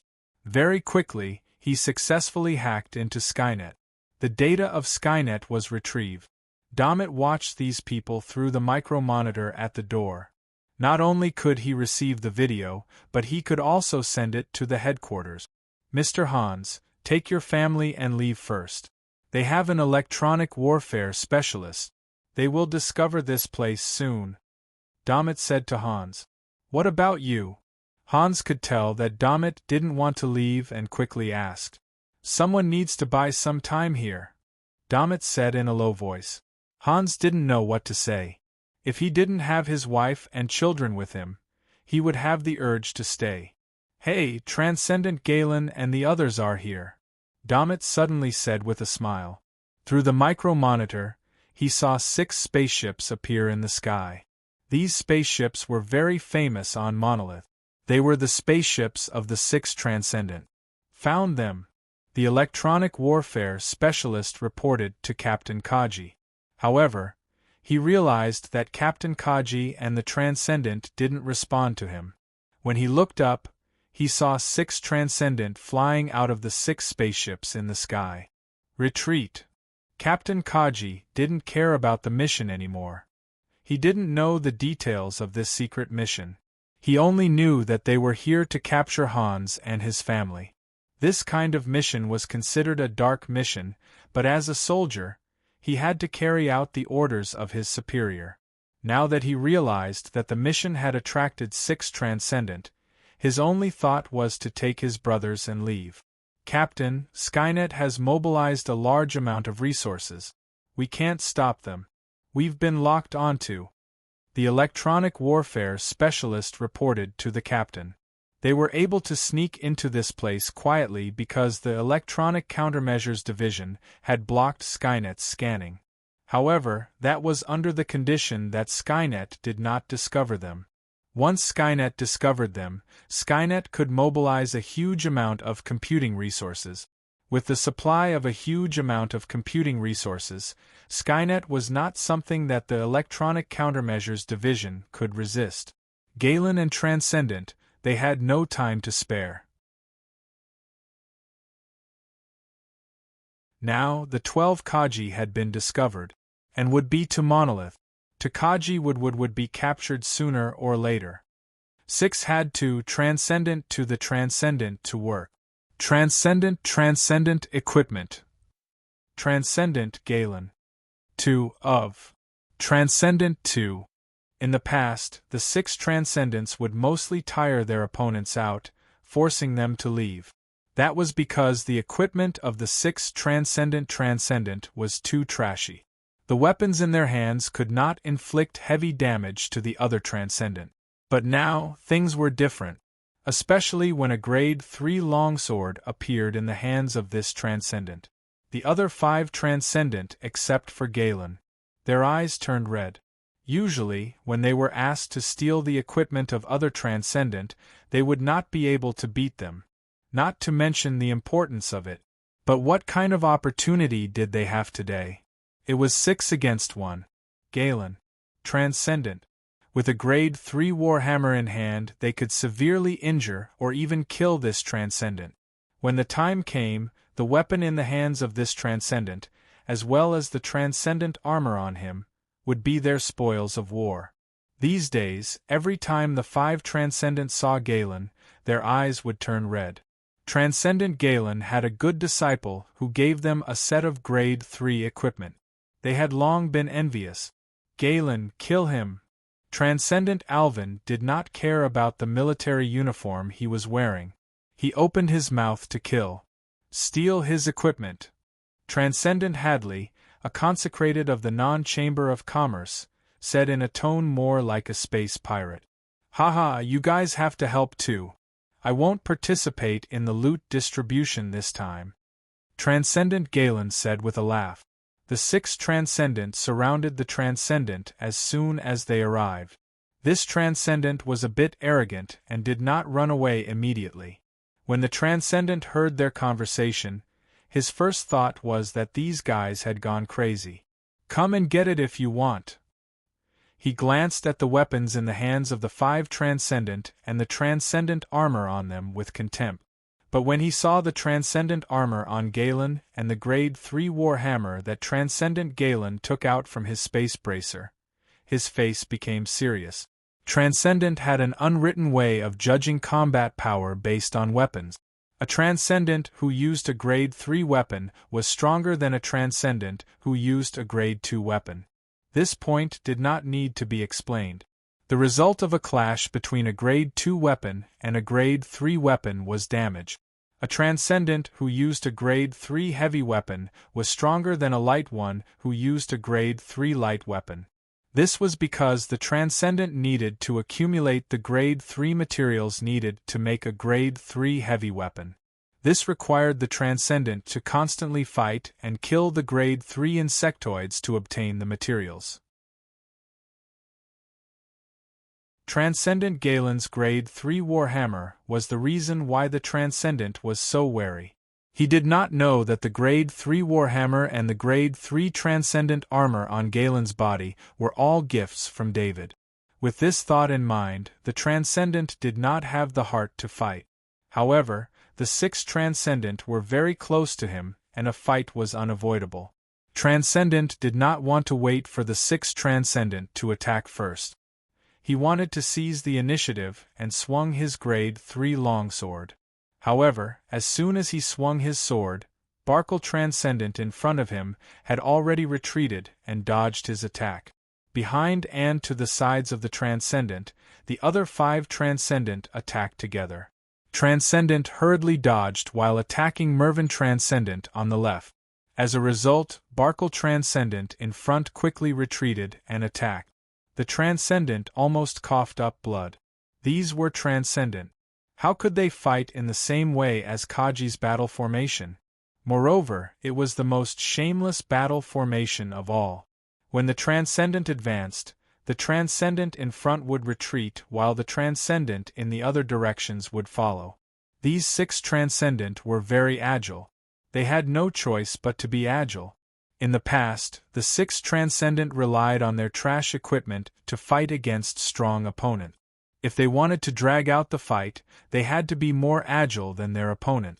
At the beginning, Transcendent Galen also used the same tactic as the other 5 Transcendent. Although he had better equipment, he still used the same tactic as the other 5 Transcendent. The Transcendent who was surrounded was anxious. He had never encountered an opponent like this. He charged left and right in the middle of the encirclement, but he was unable to break free from the 6 Transcendents' encirclement. Transcendent swung his sword repeatedly, but he missed every time. The 6 Transcendent here were too experienced in fighting. They did not give the Transcendent any chance at all. "You trash! Why won't you fight me fairly?" the Transcendent roared. The 6 Transcendent did not look angry at all. In their eyes, this Transcendent had come all the way here to deliver equipment to them. It was normal for them to curse at him. The rank 3 longsword in the Transcendent's hand slowly lost its initial agility. Because of his anger, it looked more like a heavy sword slashing down. Transcendent Galen gave the other 5 Transcendent a look. They had been waiting for this opportunity. One must know that the Grade 3 longsword in the Transcendent's hand was a light weapon and its specialty was its agility. Although the 6 Transcendents seemed to be able to dodge the attack easily, they had actually used all their strength and relied on their many years of experience to survive until now. This was a psychological battle. If the Transcendent could calm down and slowly find an opportunity, he might be able to break free. However, the Transcendent had lost his cool, which gave the Transcendent Galen and the others a chance. When the Transcendent swung his rank 3 longsword, the Transcendent Galen did not dodge this time. Instead, he used his rank 3 warhammer to meet the attack. The two rank 3 weapons clashed. One had been premeditated for a long time, while the other had been impatient. One was a rank 3 heavy weapon, while the other was a rank 3 light weapon. The result of the collision was obvious. The Transcendent felt a strong recoil from the rank 3 longsword in his hand. His hand felt numb, and the rank 3 longsword almost fell out of his hand. He quickly activated the Transcendent's power, trying to recover from the numbness as soon as possible. However, the other 5 Transcendent would not let go of such a good opportunity. The 5 Transcendent were only a bit slower than the Transcendent Galen's attack, so they also attacked in close range. The Transcendent lost his chance and was hit by several rank 2 weapons. Fortunately, the Transcendent armor on his body was hard enough and had a strong defense. He managed to hold on, but his body kept shaking, and he could barely maintain his balance. However, all of this ended with a rank 3 warhammer attack from the Transcendent Galen. The Transcendent fell to the ground with a belly full of unwillingness. Before he died, he saw 5 pairs of wolf-like eyes. Haha, I didn't expect that a Transcendent with a rank 3 weapon would be killed by us. Hadley Transcendent said with a laugh. The equipment was still on the Transcendent's corpse, and no one went up to take it. They were all friends who had been through life and death for many years. There was a corresponding rule for the distribution of equipment, and no one would take the initiative to break it. If there are more Transcendent like this in the future, we can replenish all of our equipment. Transcendent Barkle also said with a laugh. If it weren't for Galen, we wouldn't have this kind of combat power. Transcendent Darrell also said with a smile.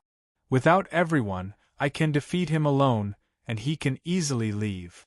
Transcendent Galen shook his head and said. While they were talking, 10 frigates appeared in the sky. Barkle Alvin, your warships are so slow. Transcendent Galen complained to the 2 military Transcendent. They're fast enough. Let them go after the 12 Kaji. Transcendent Barkle said with a smile. Transcendent Galen put away the Transcendent armor and opened his identity bracelet to call Hans. I'll contact Hans. He should have received the notice. I didn't expect David to send people to secretly protect Hans. Transcendent Mervyn saw Hans and his family coming out of the house next door and reminded him, no need to contact them. They're there. Thank you, Transcendent, for your help. Hans quickly walked over and bowed to the Transcendent. He and Transcendent Galen were good brothers, but the other 5 Transcendent had rushed over in time, so he needed to thank them solemnly. Transcendent Mervyn said with a smile, Hans, this isn't just for you. This Transcendent came to Monolith without informing us, which means he's our enemy. We have to thank you. This is equivalent to giving us equipment. Transcendent Galen said to Hans, Hans, you can't stay here any longer. You'll live in Non-City from now on. We'll protect you there. You don't have to worry even if the Transcendent comes. Hans Galen said. On the faraway planet Bedalia, David watched the entire process through his interstellar communicator. When he saw the gestures of the 12 Kaji, he was certain that they were all professional soldiers. Whether it was their cooperation or their division of labor, it all showed that these Kaji were elite. Military Kaji who carried out secret missions like this were usually special forces. Their training was not to kill insectoids, but to carry out missions in the human world. Sir, Mr. Hans is fine. We've confirmed that it was the work of the military's intelligence organization. We just don't know which organization they belong to. Master Alva reported. There were many intelligence organizations in the military. This had to do with the size of the military. Every major military force wanted to establish their own intelligence organizations, which made all kinds of intelligence organizations complicated. Regardless of which intelligence organization it is, investigate all the information about the participants, including the identity of the Transcendent. Then issue an assassination order and pay 5 times the reward to kill the family of the participants.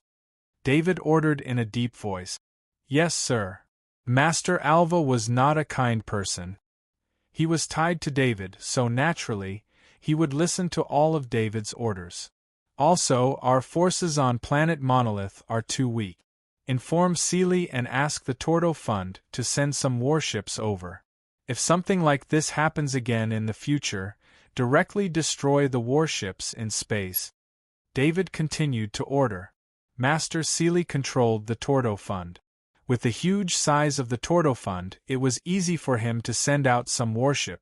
Sir, do you need the Tordo Fund to send a transcendent over? Master Alva asked. The Tordo Fund has a new transcendent?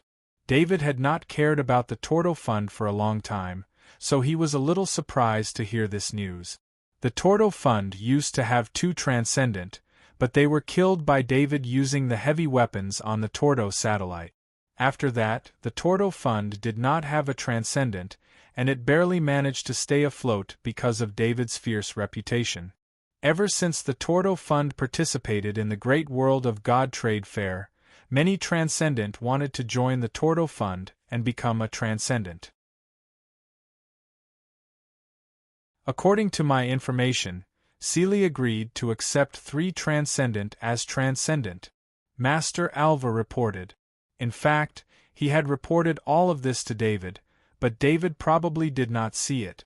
David, Master Alva, and Master Sealy were bound by the Oath Stone, so David was very assured of the 2 masters.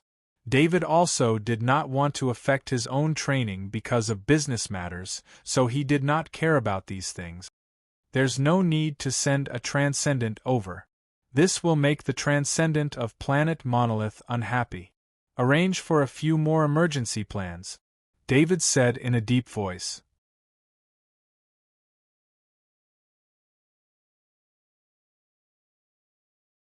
Chapter 577.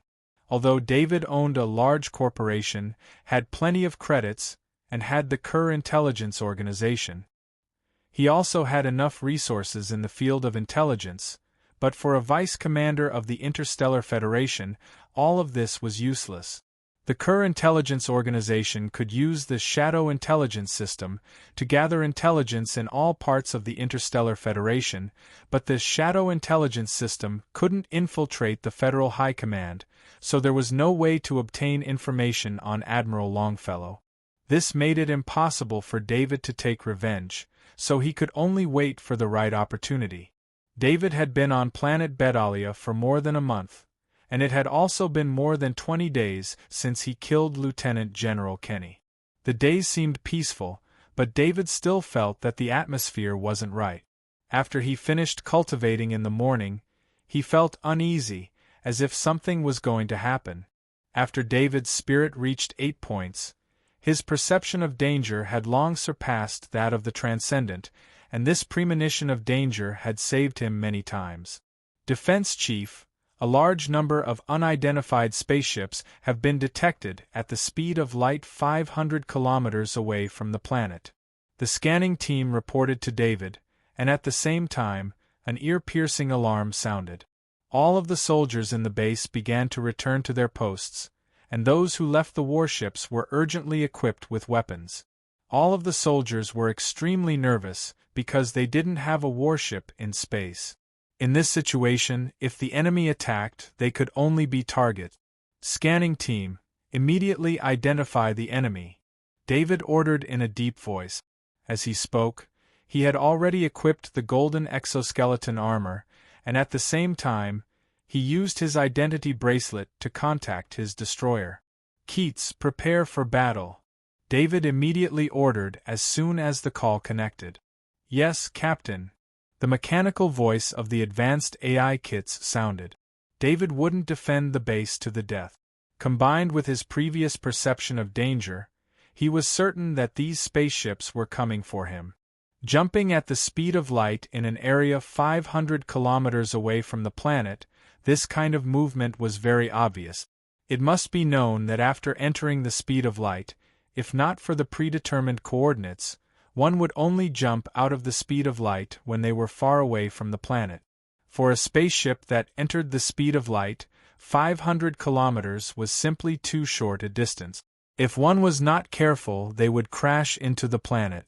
David flew out of the base's exit in a straight line.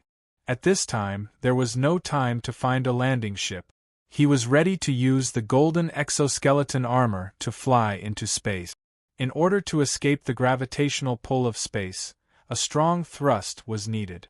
David's golden exoskeleton armor easily reached this standard.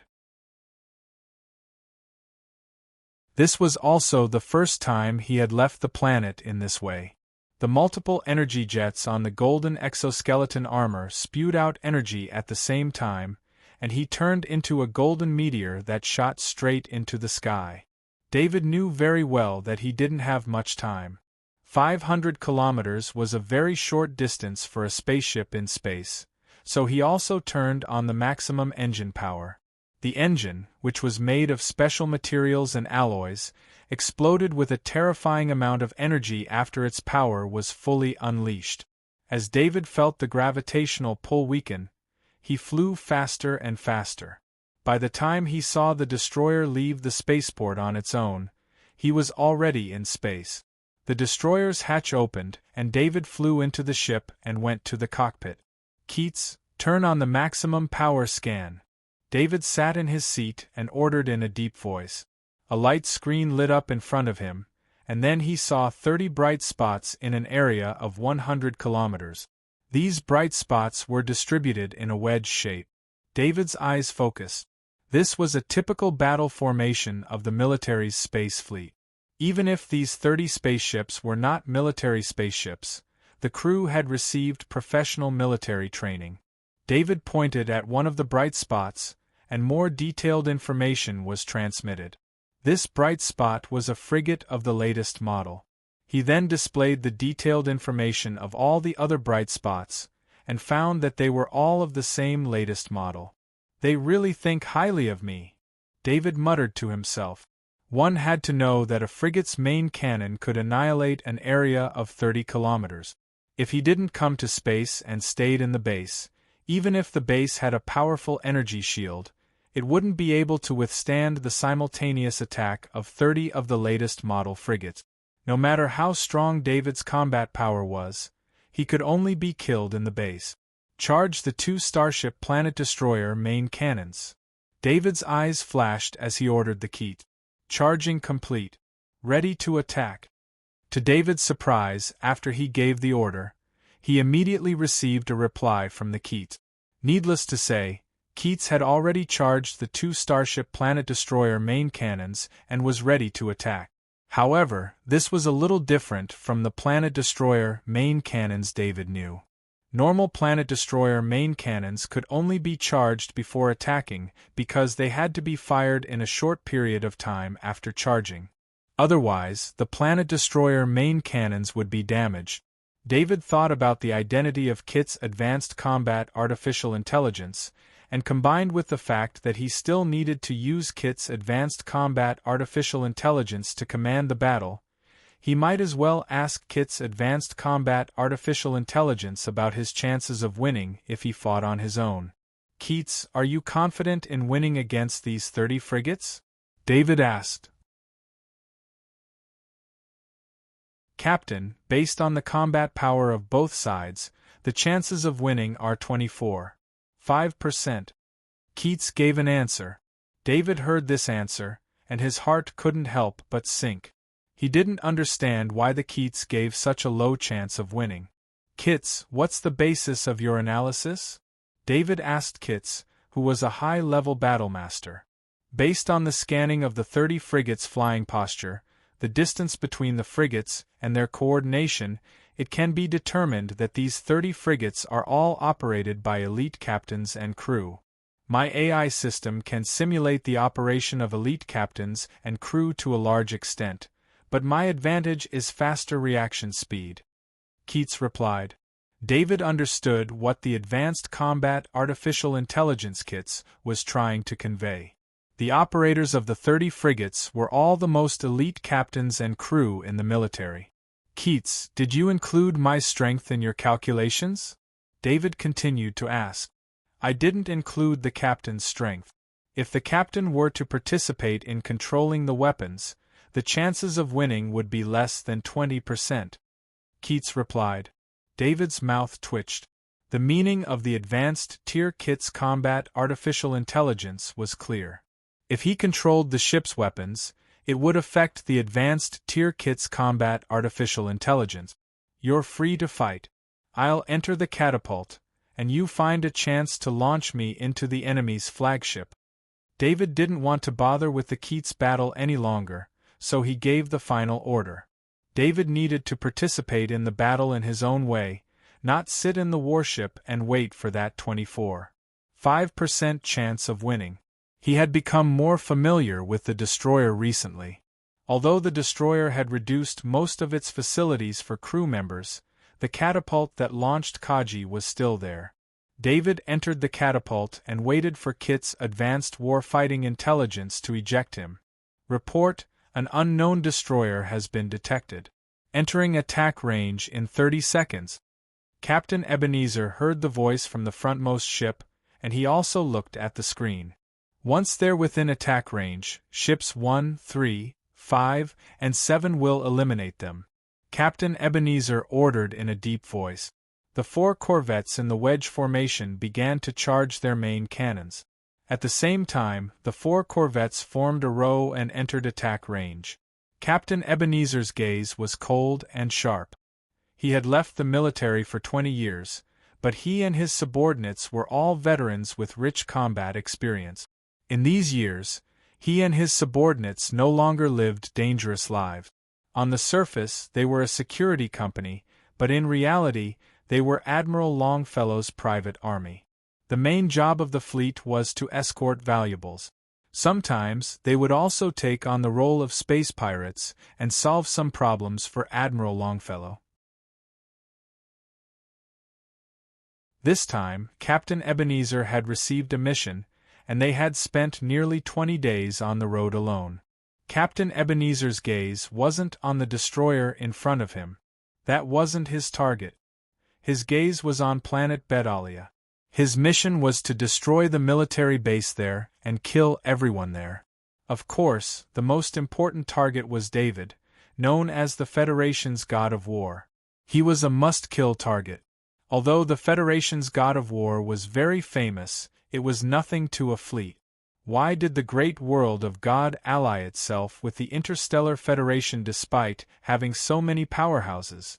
Although they had their eyes on Kaji's huge numbers, more importantly, the Federation's space forces were a deterrent to the great world of God. That was why the Federation's elite captains didn't even fear the Transcendent. As long as they commanded a fleet, they could eliminate the Transcendent. Captain Ebenezer felt that sending 30 powerful warships to deal with David, the Federation's God of War, was making a mountain out of a molehill. Just as Captain Ebenezer was thinking this, 2 beams of light suddenly lit up in front of him. He couldn't help but look down at the screen. The screen showed that they were still 5 seconds away from the attack range, but the unknown destroyer had actually attacked first. Moreover, both of its main cannons were attacking at the same time. Ship number 1's energy shield has been breached. Hull damage is 30%. Requesting withdrawal from battle. Ship number 3's energy shield has been breached. Hull damage is 25%. Requesting withdrawal from battle. When ship number 1 and ship number 3 sent their damage reports and withdrawal requests at almost the same time, Captain Ebenezer couldn't help but become serious. Ship number 1 and ship number 3, retreat to the rear of the fleet and begin repairs immediately. The fleet's formation will be changed to a fan shape, Captain Ebenezer said in a deep voice. Just as Captain Ebenezer gave the order, 2 more beams of light lit up. Ship number 5's energy shield has been breached. Hull damage is 35%. Requesting withdrawal from battle. Ship number 7's energy shield has been breached. Hull damage is 22%. Requesting withdrawal from battle. Another 2 battleships and corvettes requested withdrawal from battle due to damage. Captain Ebenezer's expression changed, and he immediately changed his order. "Damn it, that's a special engine warship. All corvettes, pull back in formation and merge your energy shields." The 4 corvettes at the forefront had been damaged due to his carelessness, and this also allowed him to know what type of destroyer it was. He had always heard that Grand Marshal André's research institute was researching engines that were created by synthesizing high-grade materials with other metals. Although this research was still at the level of a research lab, there were still very few experimental products that had been produced. Captain Ebenezer had once received a mission to steal a high-grade material engine, but unfortunately, the mission had not been successful. Grand Marshal André valued high-grade material engines far more than he had imagined, and had sent out a large number of warships to escort them. It was also during that mission that Captain Ebenezer learned of the existence of this special engine model.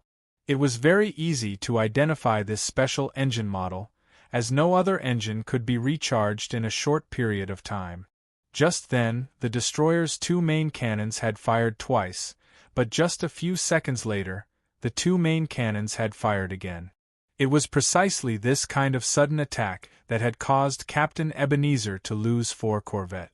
Although they were not completely destroyed, the damaged corvettes would not be able to return to battle for at least an hour.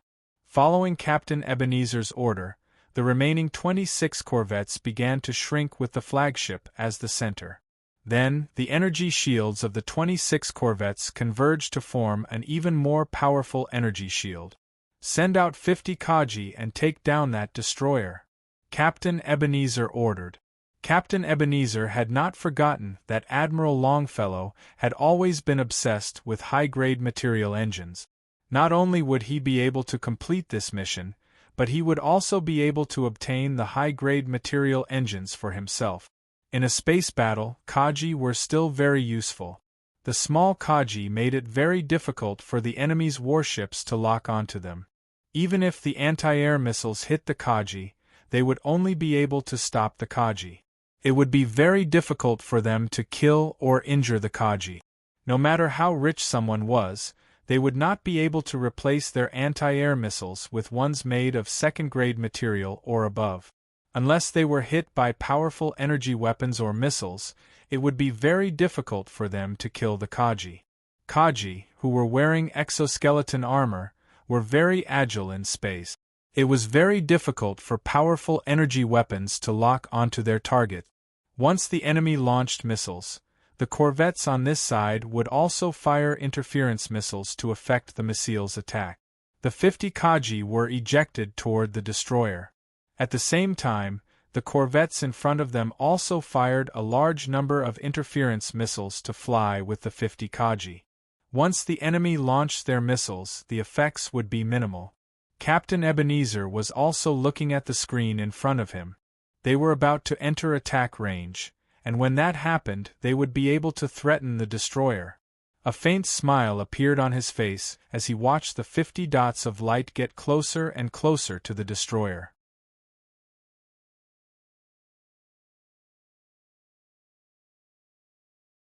Chapter 578. The moment the Keats Advanced AI had discovered that the enemy had sent out 50 Kaji, it had begun charging its experimental wave cannons. Research into wave cannons had been a mistake, as they would not have much of an effect on the powerful insectoids above level 2. Moreover, there was no need to research the wave cannons at all, given their size and the large amount of energy they required. Thus, the 2 wave cannons on the destroyer were also laboratory products, and they were only meant to increase the enemy's firepower. Wave cannons were not very effective against insectoids, but they were very effective against Kaji. This was also the main reason why this special destroyer had 2 wave cannons installed on it. This destroyer had been prepared by Grand Marshal André for himself, and he had only sent it out to ensure David's safety. The 50 Kaji were also very surprised, because they had not been attacked when they were still 1,000 meters away from the destroyer. It should be understood that 1,000 meters could be crossed in just a few seconds, and as long as they got close enough, the weapons in their hands would be able to cut a hole in the ship's energy shield, allowing them to attack the hull directly. Next would be the battle inside the ship. The Kaji only needed to destroy the ship's weapons and important pipelines to complete their mission. Just as the 50 Kaji were rejoicing, they seemed to see the void of the entire region tremble slightly. The exoskeleton armors of the Kaji were frantically sounding alarms, countless red warning words flashing across their visors. High temperature warning! High temperature warning! The Kaji all sensed danger, and the only thing they could do now was to get close to the destroyer. Retreating was too late. However, just as they were about 100 meters away, the insides of their exoskeleton armors began to crackle. The internal heat dissipation system of the exoskeleton armors was finally unable to withstand the heat waves and was destroyed. Once the heat dissipation system was destroyed, the temperature of the exoskeleton armors began to rise rapidly. The physiques of the Kaji were not even enough to last a second, and they were all killed by the heat waves from the wave cannons. On the screen in front of Commander Ebenezer, all 50 Kaji's vital signs disappeared at the same time. Even someone as knowledgeable as Commander Ebenezer couldn't help but be stunned. The advanced tier Kaji battle artificial intelligence sent a repulsive force towards the 50 Kaji corpses, pushing them towards the fleet. At the same time, the catapult was activated, and David was also ejected, flying towards the fleet with the 50 Kaji corpses. When David was ejected, he had already activated the environment simulation function of the golden exoskeleton armor. At the same time, he had also completely restrained his aura. Before this, he had been watching the advanced tier kit's battle AI fight through the Shadow Servant. Even with his master-level space combat research, he could not control a battleship like the advanced tier kit's battle AI. Not only did this require a strong analytical and commanding ability, but it also required a thorough understanding of every weapon on the ship. There was no way David could have a better understanding of the ship's weapons than advanced tier kit. With the interference of the 50 Kaji corpses and the wave cannons affecting the enemy's scans, David's ejection didn't attract the enemy's attention. David grabbed one of the Kaji corpses and moved with it. He placed the Kaji corpse in front of him to minimize the chances of being discovered. Of course, David also knew that if he got too close to the corvette, he would definitely be discovered. This was because there were many types of close-range scans, and his environment simulation function would not be able to hide at close range. However, by then, it would be too late for the corvette to discover him. The advanced tier kits piloted the destroyer and retreated. The ship's forward speed was much faster than its retreating speed, but Commander Ebenezer soon discovered that no matter how fast they accelerated, they could not catch up to the destroyer. If the advanced tier kits were asked to re-evaluate their chances of victory, it would definitely give a completely different result. This was because Commander Ebenezer was no longer the fearless captain he had been in the past. He had always been extremely conservative throughout the entire battle, using the safest method to fight. This was because he had never encountered a powerful enemy in so many years. He had always relied on his advanced warships and powerful weapons to bully the fleets weaker than him. Of course, every time he fought, he would achieve a glorious victory. Due to the increase in his income and the change in his mentality, Commander Ebenezer, who had been away from the military for 20 years, had lost the bravery a soldier should have. No matter how good his commanding skills were, he could not compare to a true elite captain in the military. The advanced tier kit's initial judgment was based on what it knew about the commanding skills of the elite captains in the military. A true elite captain would never have his fleet retreat. Instead, he would have launched an attack on the destroyer. In a 30 versus 1 situation, as long as he sacrificed half or more of his corvettes, he would definitely be able to heavily injure the destroyer. Unfortunately, Commander Ebenezer's conservative strategy had wasted the best opportunity. If Commander Ebenezer had really ordered his corvettes to risk their lives, it was doubtful whether his subordinates, who had enjoyed their lives and had accumulated wealth, would have launched a deadly assault. Of course, Commander Ebenezer could not be blamed for this. He did not know the true strength of the destroyer, so he could not analyze the situation like the advanced tier kit. Prepare to retrieve Kaji's corpses. The captain of Corvette number 10 ordered loudly when he saw a dozen or so Kaji corpses approaching. There was no way he could ignore Kaji's corpses when they approached the corvette. Doing so would only disappoint the rest of the Kaji on the ship.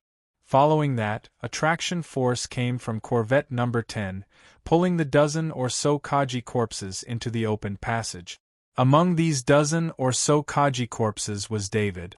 Commander Ebenezer's shrinking formation prevented David from carrying out his plan to attack the flagship first.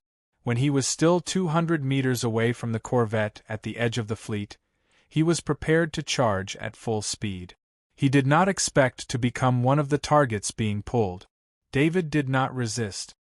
He decided to beat Commander Ebenezer at his own game and followed the pull toward Corvette number 10.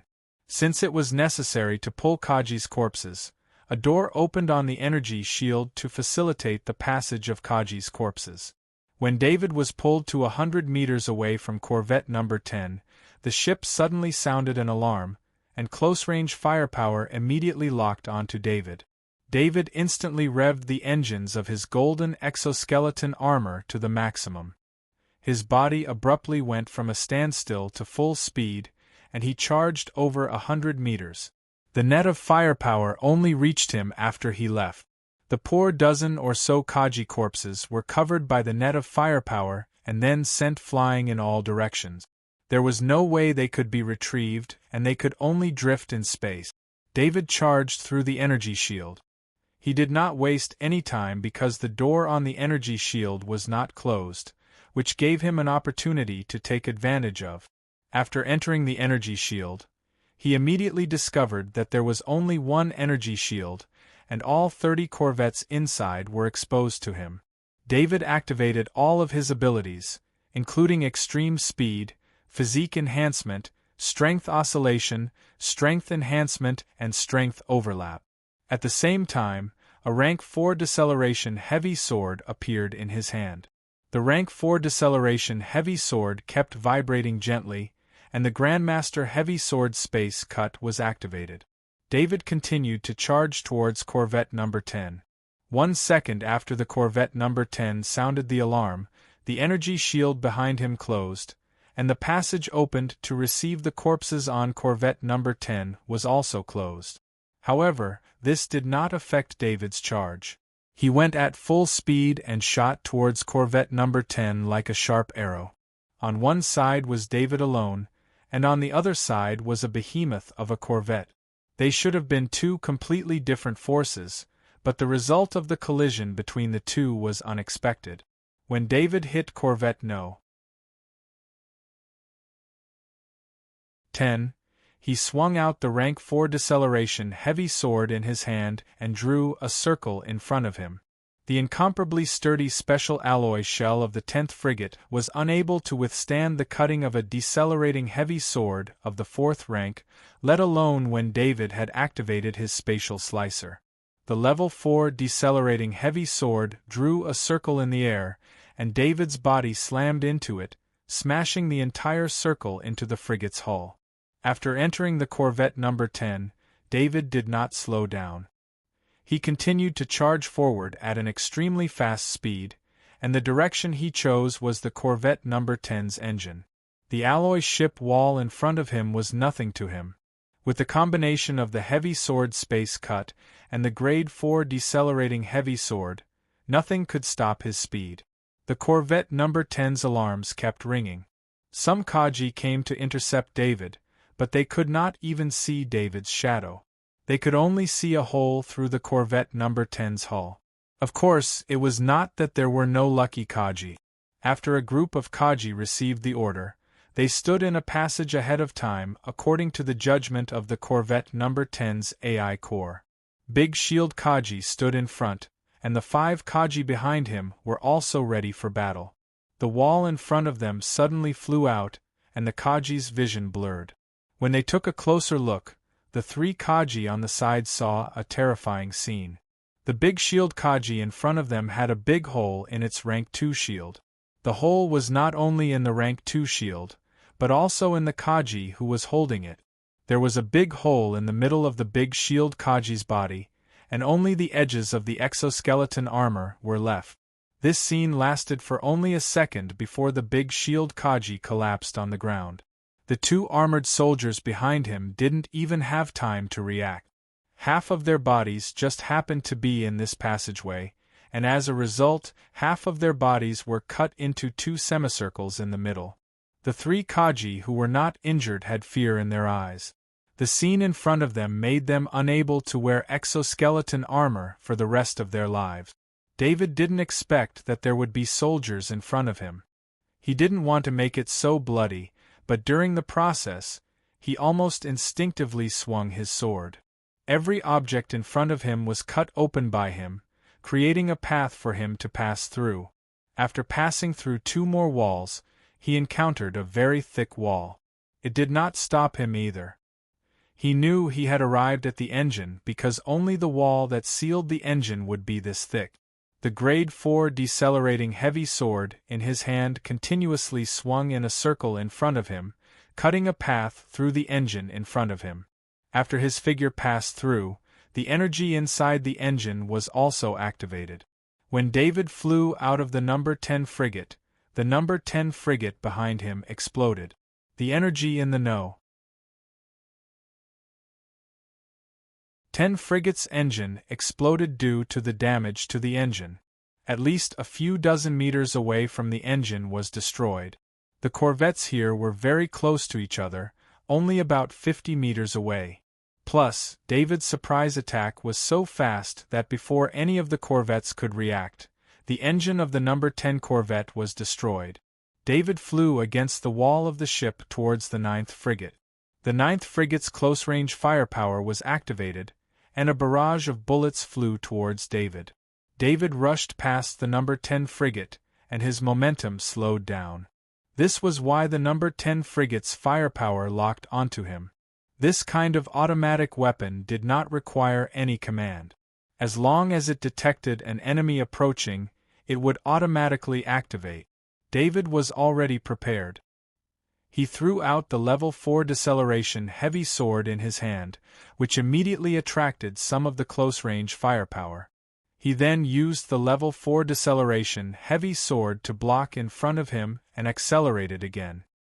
He heard clinking sounds coming from his body, but it was easier said than done for these non-grade bullets to break through his exoskeleton armor. David only needed to prevent the bullets in front of him from slowing him down. As long as a large number of bullets did not hit him at the same time with the powerful engine of his exoskeleton armor, he did not have to worry about being blocked. 50 meters was a very short distance. In just 2 breaths, David had reached the side of the corvette. His figure flashed and disappeared from the corvette. There was a hole in the hull of the corvette. With the experience from last time, he was even more proficient this time. He ignored everything else and used his speed, the sharpness of his weapon, and the Grandmaster-level space-slicing ability of his sword to rush towards the engine. The sirens, flashing lights, and angry roars all flashed and disappeared as David kept going through the wall. Trying to take on a powerhouse with a level 4 weapon inside a frigate was a joke.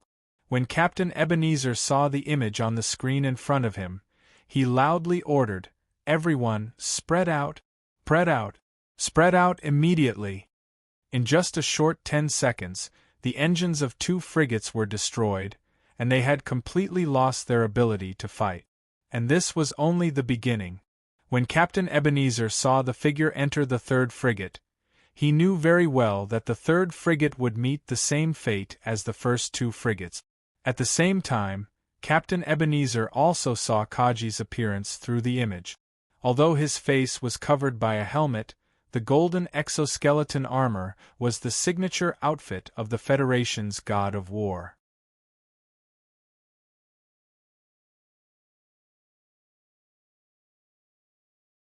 Chapter 579. That Kaji is David, Captain Ebenezer exclaimed. Since David was here, he didn't need to attack the military base to complete his mission. To be honest, if they were to take the risk of attacking a military base, they would have to kill every single soldier in the base. If any evidence was left behind, even Admiral Longfellow wouldn't be able to save them, no matter how powerful he was. Now that the target of the mission was right in front of him, Captain Ebenezer couldn't help but breathe a sigh of relief. Although David was more powerful than he had imagined, the mission was relatively simple. Even now, Captain Ebenezer still refused to believe that they would fail. In a situation where they were outnumbered 30-1, it was practically impossible to rely on Kaji, David, to turn the tide of the battle around. According to Captain Ebenezer's orders, apart from the 4 damaged corvettes at the rear, the other corvettes distanced themselves from the enemy. As the distance between them increased, the energy shields that were originally integrated together reverted to the state of each frigate individually. All main cannons, charge up and get ready to blast David, Captain Ebenezer immediately ordered after distancing himself from the corvette that David had entered. The captains of the other corvettes felt a chill in their hearts when they heard this. David was currently in the corvette, and he had given them such an order to attack the corvette. Although they had their own thoughts, the captains still relayed the order. The commander of this destroyer sure knows how to pick the right moment. Captain Ebenezer glanced at the screen and saw that the destroyer was no longer retreating. Instead, it was flying in their direction as if it was preparing to rescue David. However, it was already too late for that. All of the main cannons had already begun to aim at the corvette that David was in. David, who was inside the corvette, had just rushed to the engine room. As soon as he cut open the wall of the engine room, he sensed at least 10 dangerous auras. David knew that he was being targeted. He was inside the corvette, so being targeted meant that the main cannons had locked onto him. Only an attack like this could cause him to sense danger just by aiming at a general area. The Grade 4 decelerating heavy sword in his hand gently swept across the engine, creating a deep cut. After that, David's body shrunk, and he put away the decelerating heavy sword in his hand and replaced it with a Grade 3 shield, blocking between him and the engine. There was a large amount of active energy inside the engine. As long as the engine was not damaged, the active energy would be restricted. However, once a crack appeared in the engine, the energy would rush out through the crack. David had the ability of Spaceship Maintenance Master, which allowed him to know very well how to make an incision so that the engine would not explode and allow the energy within to be channeled out instantly. At this time, the engine was like this. The internal energy gushed out of the incision, which was not weaker than the explosion. Fortunately, David was holding a Grade 3 shield in his hand.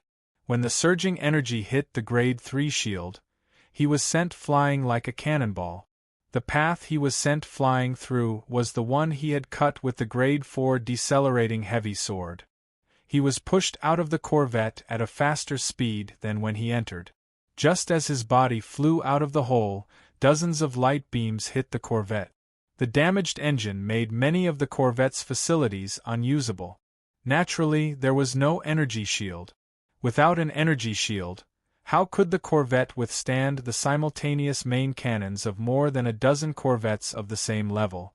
With a loud boom, the frigate was blown apart. David felt a greater force coming from the Grade 3 shield, which made his body fly out even faster. He had already observed the direction through the shadow attendant. When he was swept by the impact of the explosion, the energy jets on his golden exoskeleton armor also shot out energy to guide him in the direction he flew out. David ordered the shadow attendant to release the Anderson Transcendent Puppet as he flew. The Anderson Transcendent Puppet was wearing transcendent armor and wielding a Grade 3 decelerating heavy sword. It didn't have much transcendent power, but it was enough to drive the transcendent armor into flight. Why is there a transcendent here? Ships 15, 16, 17, 18, 19, 20, lock onto the transcendent and attack with everything you've got. Captain Ebenezer was extremely puzzled when he saw a transcendent appear out of nowhere. He knew full well that there was no transcendent here. If there was no way he wouldn't have shown up. David had given the Anderson transcendent puppet a combat order. As long as David didn't cancel the order, the transcendent puppet would continue to fight based on its combat instincts until it died or until David canceled the order. After sending 6 ships to deal with the Anderson transcendent puppet, the number of corvettes to deal with David increased to 2, which was still a lot. However, at that moment, the destroyer entered the attack range of the ion rail cannon. The ion rail cannon's attack was very concentrated. It only hit a single point in the center and had a very long attack range. The power of the ion railgun was very strong, but the reason it wasn't widely used was because it was too big, and the energy it required was too much for a normal warship to bear. Because the attack was concentrated, it needed to hit the enemy's vital point. Otherwise, a palm-sized hole wouldn't affect a warship much. It wasn't that Captain Ebenezer wasn't wary of the destroyer, but he had misjudged the attack range of the destroyer again. This time, the ion rail cannon's attack range was even further than before. One of the corvettes that was chasing after David was hit by the ion rail cannon. The attack hit the corvette's ammunition depot. A high-temperature beam shot through the depot and pierced through 2 missiles. The krypton crystal energy powder inside the missiles ignited. First, there were 2 explosions, followed by the rest of the ammunition in the depot. The corvette was torn in half by the internal explosion. David was in a very sorry state. He thought that he could easily approach the other corvette, but as soon as he was 200 meters away, the enemy launched 10 defensive missiles. The 3 corvettes from before were too close to each other, so they didn't have time to launch their missiles. That was why he was able to take advantage of the situation. Now that there was enough distance between the corvettes, it would be very difficult for David to succeed in a sneak attack like before. David didn't dare to face the 10 defensive missiles head-on. His body turned in an arc in space, bringing the 10 defensive missiles with him. After turning in a circle, he continued to fly towards the nearest frigate. The shadow attendant was 100 meters ahead of him. David was still 100 meters away from the corvette, but the shadow attendant was already close to the cockpit. The corvette's energy shield was completely useless against the shadow attendant. It passed through it easily. David paid attention to the 10 defensive missiles behind him. They were too fast, and he wouldn't be able to hold on for long. After flying another 10 meters, the shadow attendant entered the cockpit. David saw the situation in the cockpit through the shadow attendant's eyes. At this time, David was in a state of mind explosion. Because the time was too short, he didn't have much time to use, so he needed to react faster. In the cockpit, there were 2 Kaji guarding the cockpit door. The door was closed to prevent intruders from rushing into the cockpit. With a thought, David drew a bewitching rune with his mind. The shadow servant flashed back and brought the bewitching rune with it. It then appeared in the cockpit and threw the bewitching rune at one of the soldiers. David couldn't get any closer. The corvette shot out another 10 defensive missiles, blocking him from the front and back. David immediately turned away from the frigate from both sides. Due to the characteristics of the defensive missiles, he estimated that he could only keep dodging until the defensive missiles caught up with him. Just as he turned away, he felt a soul being controlled by the bewitching pattern. He didn't have time to think. He could only give the soul a quick order. This is the Federation's god of war. Doesn't he know that we have a way to deal with the Kaji? He wants to destroy the corvette by himself? The captain of the corvette sneered. Although they had left the military for a long time, they had always been fighting within the Federation. Their opponents were the Kaji and the Transcendent. Therefore, when it came to dealing with the Kaji and the Transcendent, they had more experience than the regular military fleet. At first, David's sneak attack succeeded because David was very strong. However, as long as the corvette was prepared, it was impossible for one Kaji to fight against the corvette.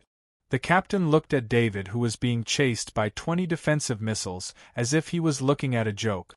It seemed like he didn't even need to wait for the corvette to come and help. He could get rid of David.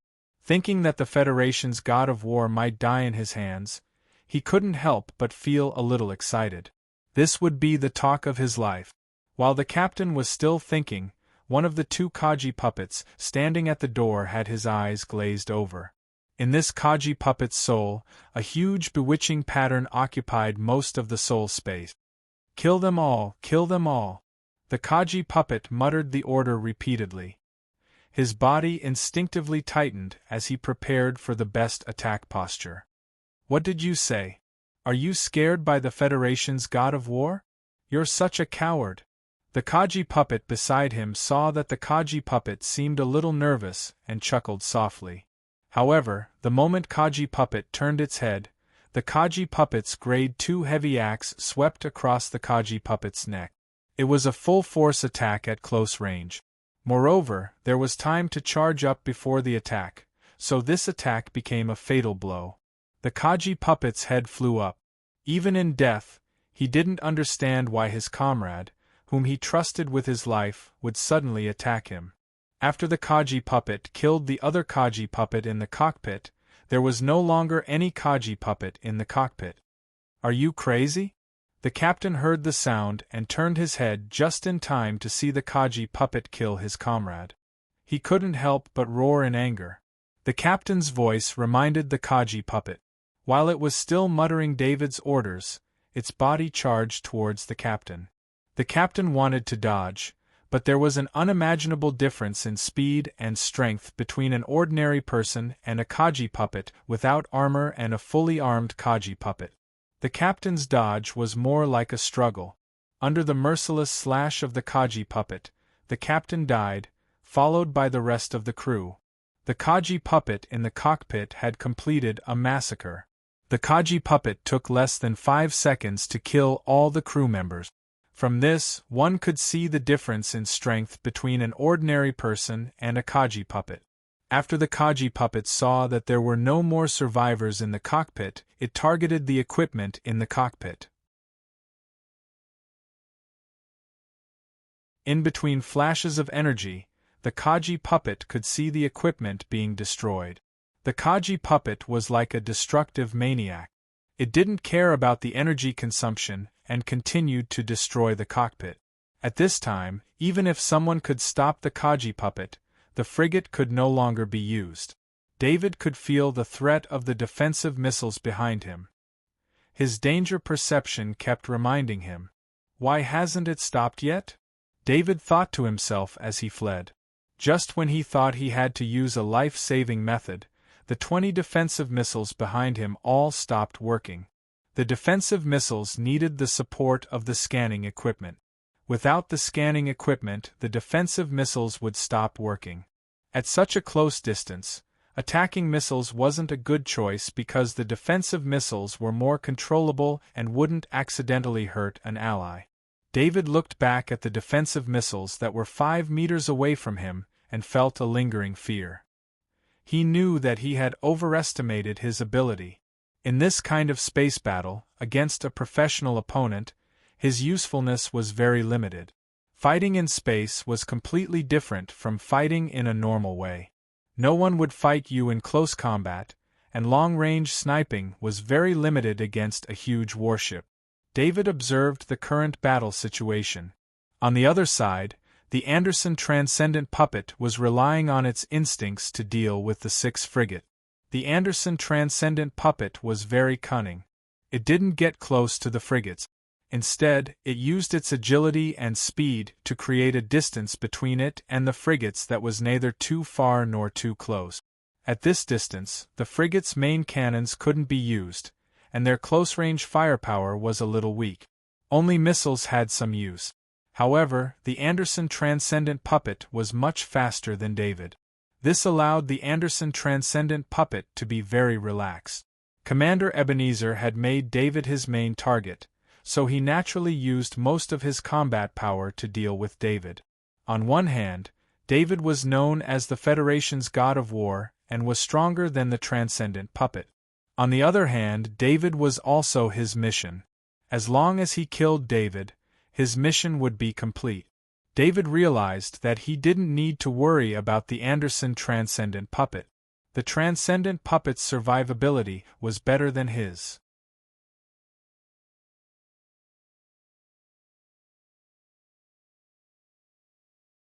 Chapter 580. On the destroyer's side, the Keats Advanced Combat Artificial Intelligence was even more cunning. It didn't engage the fleet directly at all.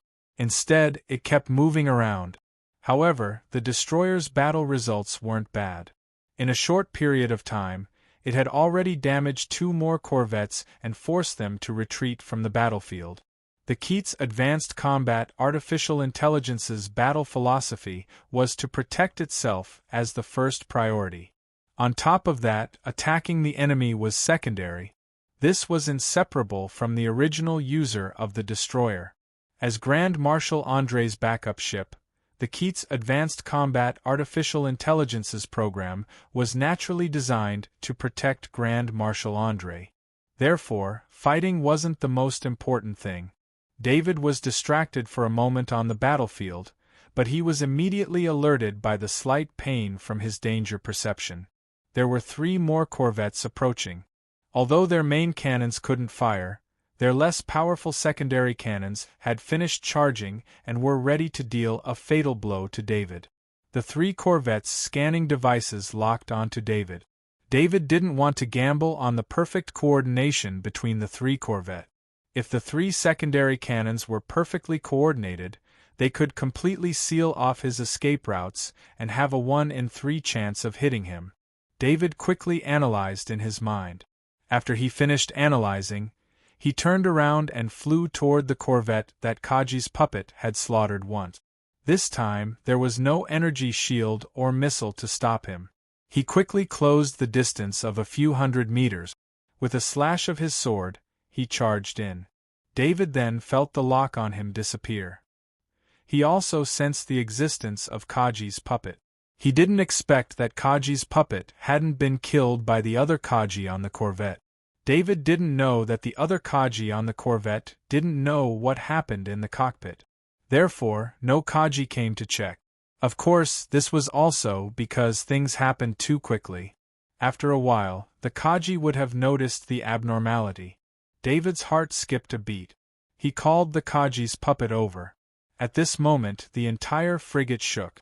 It was the 3 frigates that launched an attack on this frigate. Fortunately, the attack from the secondary cannons was not as powerful as the main cannons.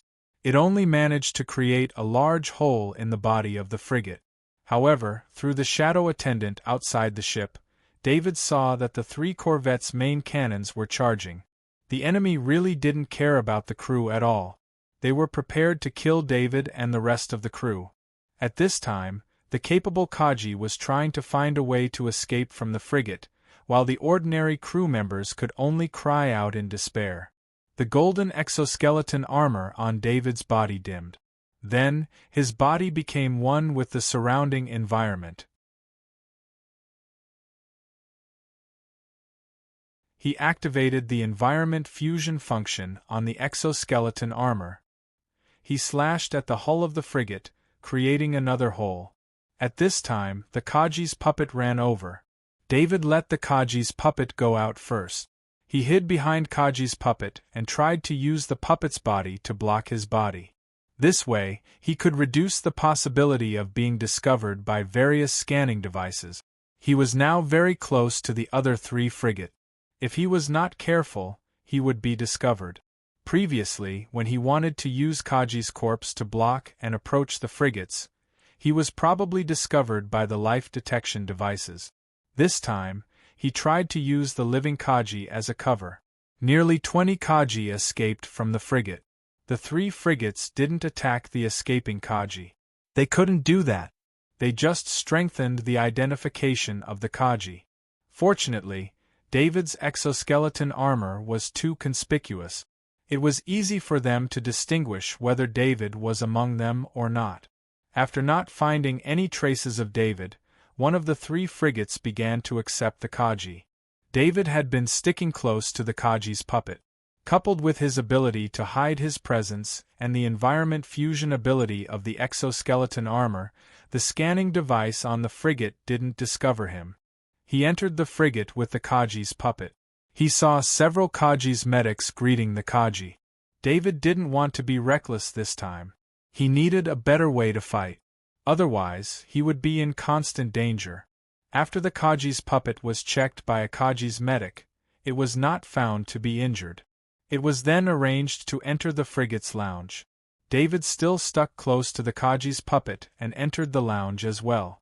At this time, the shadow attendant had already flown out and checked the surroundings.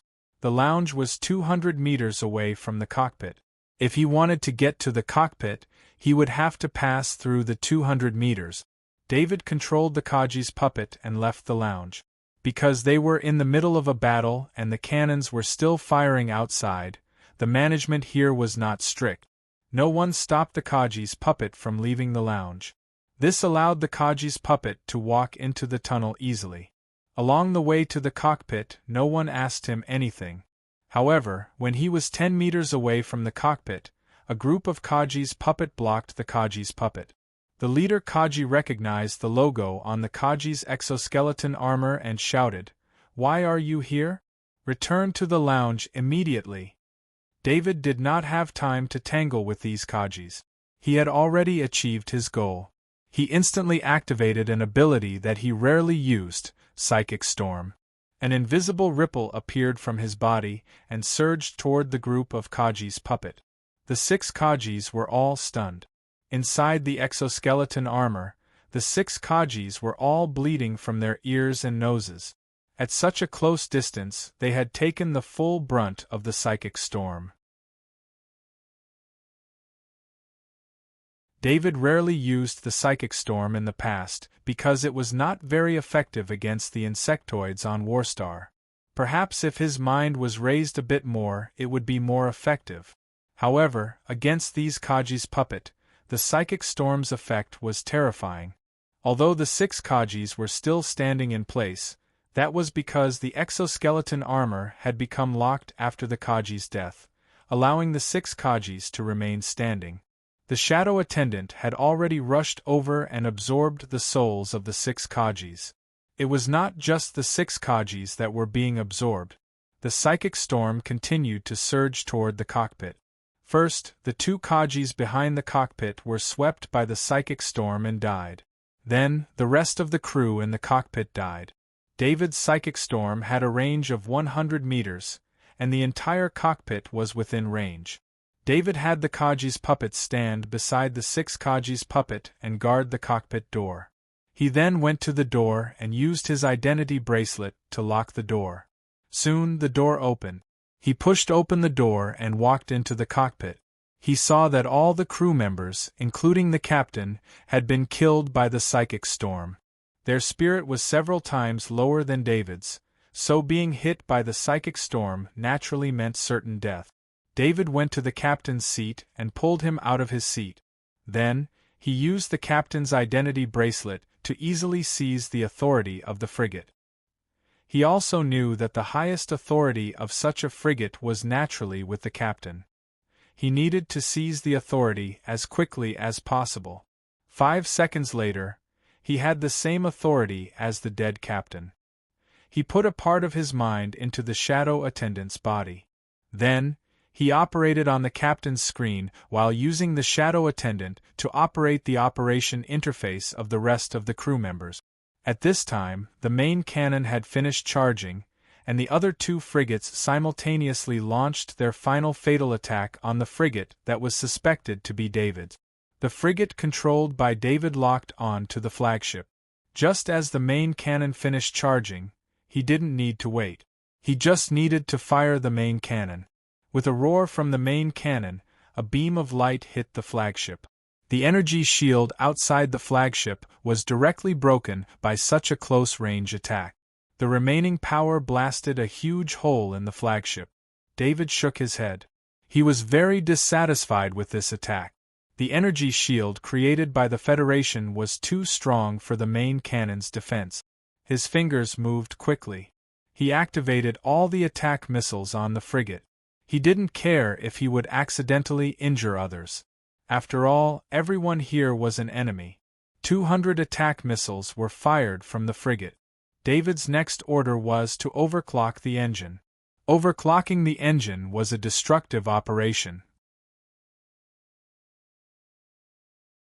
Normally, no captain would give such an order because the result was that the engine would be scrapped after a short burst. Once the engine was scrapped, the entire warship would lose all power. In space, the consequences of losing power were terrible. Without the temperature control, the survival system, and the gravity system, the interior of the warship would become chaotic.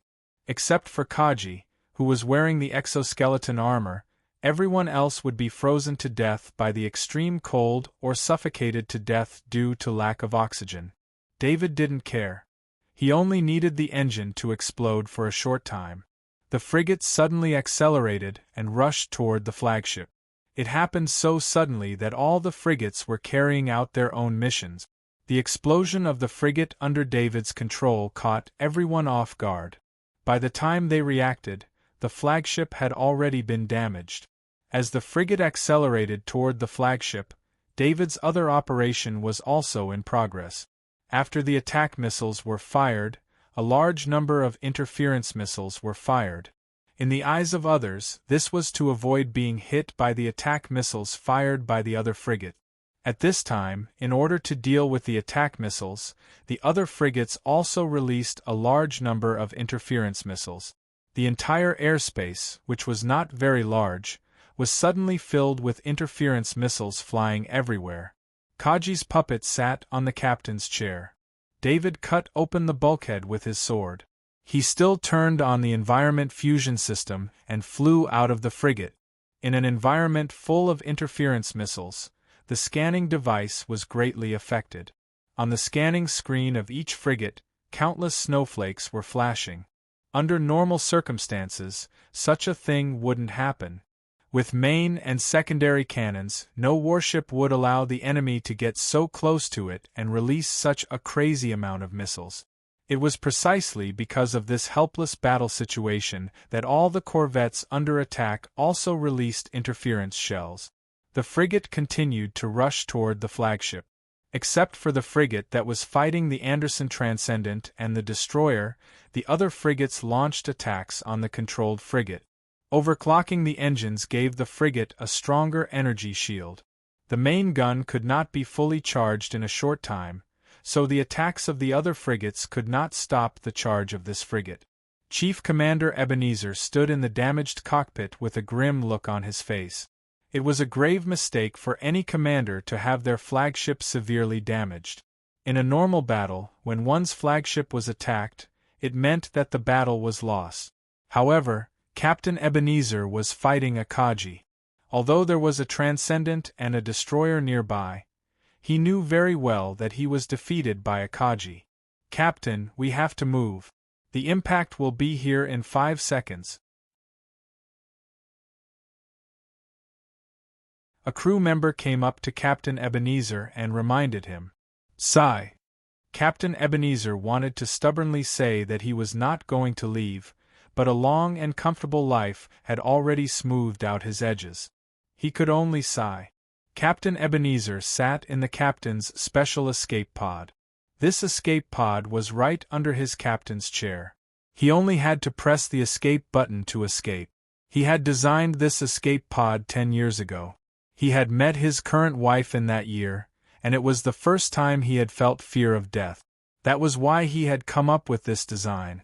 Captain Ebenezer flew out of the escape pod before the flagship was hit by the frigate. Captain Ebenezer watched as his flagship was heavily hit by the frigate.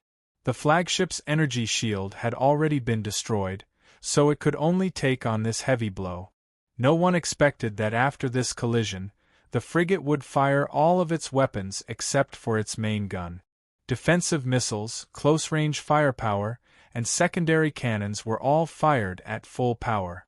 Launching such an attack at such close range was tantamount to suicide. Not only was the flagship damaged, but the frigate that was close to the flagship was also affected. Captain Ebenezer could only watch as his flagship was attacked by all kinds of weapons. After this, the flagship would probably not be able to be used again unless it underwent a major overhaul. David had already seen this escape pod during his flight. This escape pod was too special. It had a different appearance from the other escape pods, and it was much larger and more complex than the other escape pods. As such, David immediately knew that an important person was inside. Who would be an important person on a flagship? Of course, it had to be the captain. David accelerated towards the escape pod. The shadow attendant entered and saw Captain Ebenezer. David knew that he had found the captain by looking at his clothes. He did not immediately kill Captain Ebenezer. In his opinion, Captain Ebenezer was definitely going to die, but he still had some value. Just like before, David stuck close to the escape pod again. The environment fusion system allowed him to completely become a part of the escape pod. The escape pod flew toward a corvette. This corvette was the backup command ship, and Captain Ebenezer needed to continue commanding the fleet there. You're tuning in to the Phoenix Knights YouTube channel. Don't forget to subscribe and join us on this journey to catch the most captivating stories.